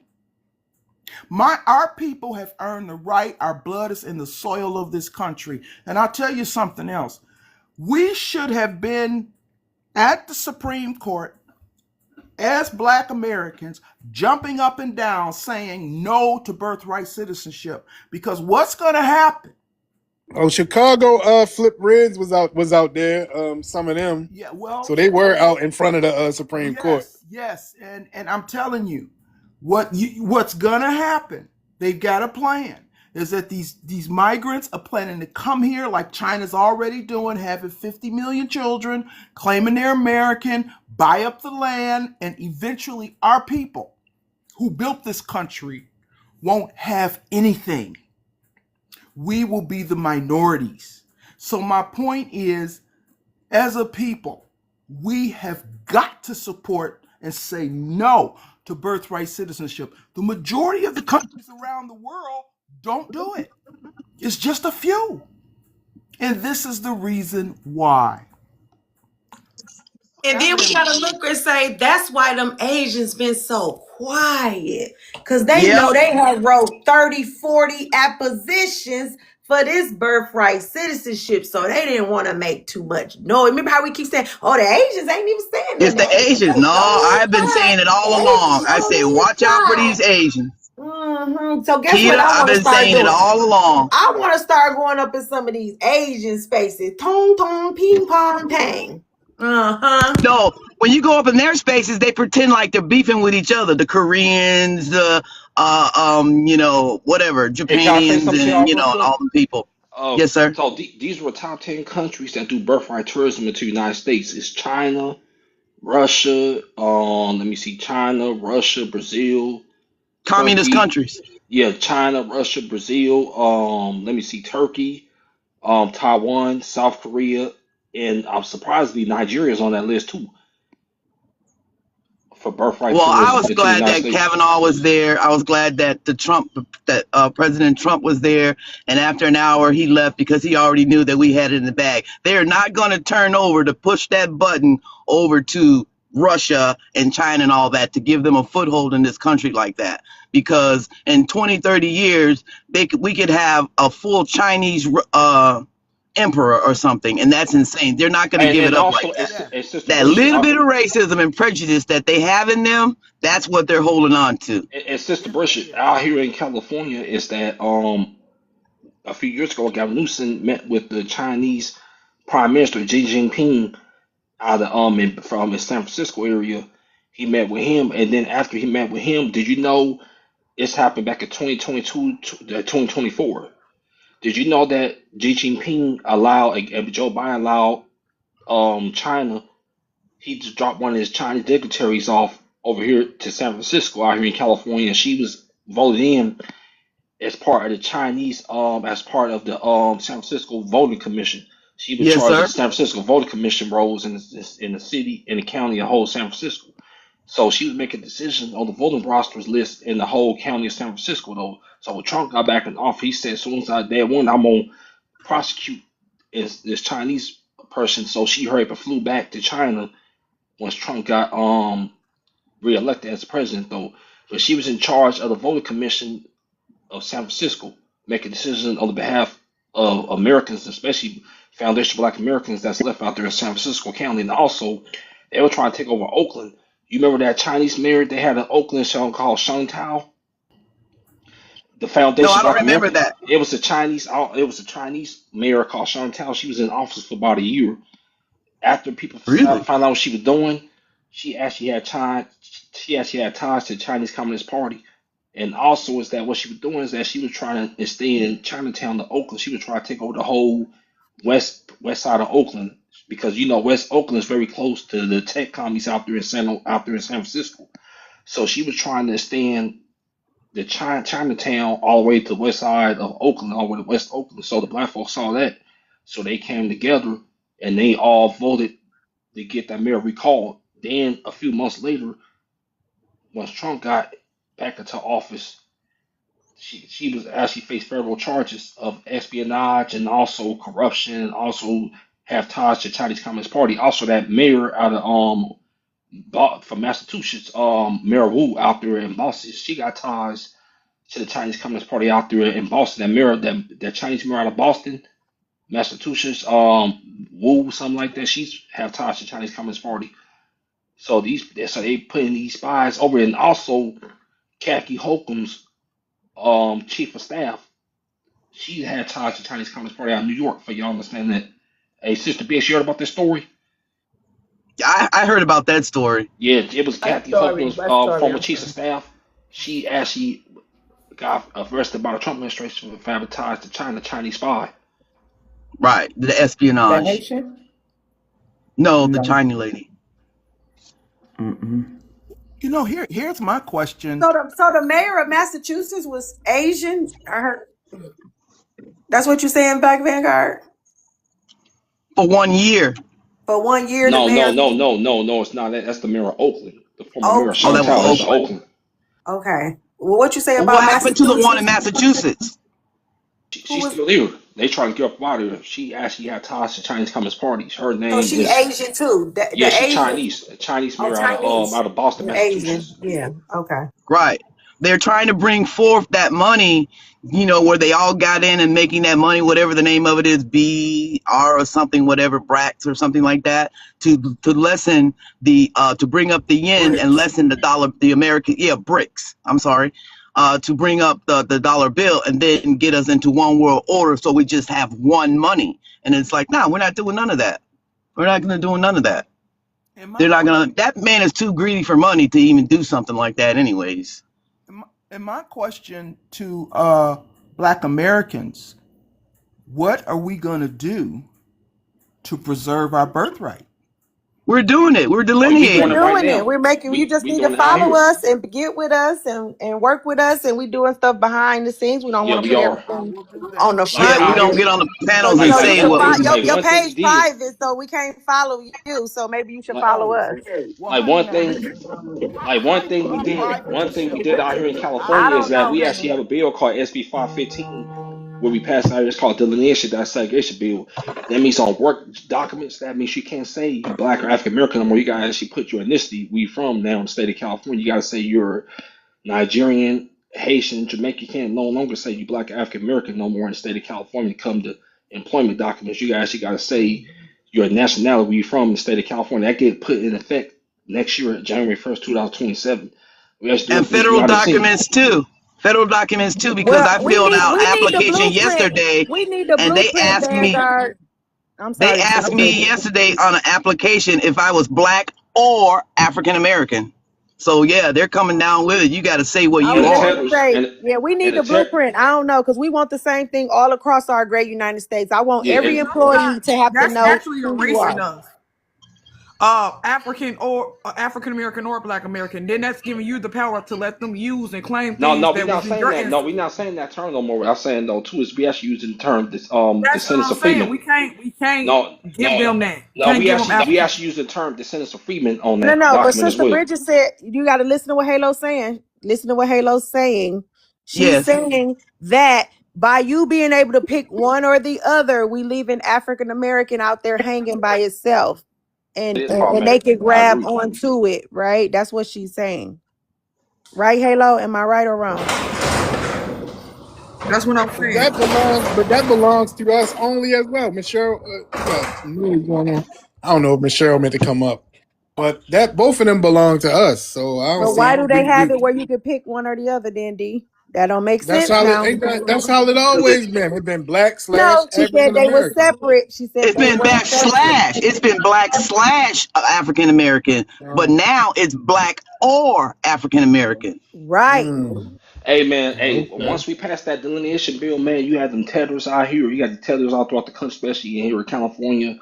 A It's lot like, of these why blue we lady, always gotta watch a lot, something though? This a shit lot of starting these, to get Let me cut exhausting. in. I'm and a lot sorry, of these y'all. blue I lady just classes, D. I they want to was talk to cussing the the hell out of host me. 1 minute. I Hold want to talk on, to y'all. D. Hold on. Let BX. What's up, D. BX? I'm I'm about sorry. to. It's okay. I'm about to drop. After Lee's going live like 4, so I want to decompress. But I'll be back if you're still up when his live Well, comes no, back. I'm about to go ahead and shut it down anyway. It's 3:00, but I will be back on around 6. So check Okay, me see out you later, then. y'all. So No good, problem. Have a great blessed day, conversation. I everyone. Great appreciate everybody that conversation, came great in. Yeah, this was a live. real good conversation. Yes, This was Yes, yes. real thank you for giving me good. the Yeah. opportunity to Shout out to Halo. circumvent Shout out to to Sister Thank Cheryl. you Shout all out for to shout coming. out to FBA. everybody. I love Thank y'all. you, Yes. Halo All Effect. right. God bless. Bye bye. All right, y'all. Catch y'all later. Peace. All right. Peace. Bye Be bye, one. BX.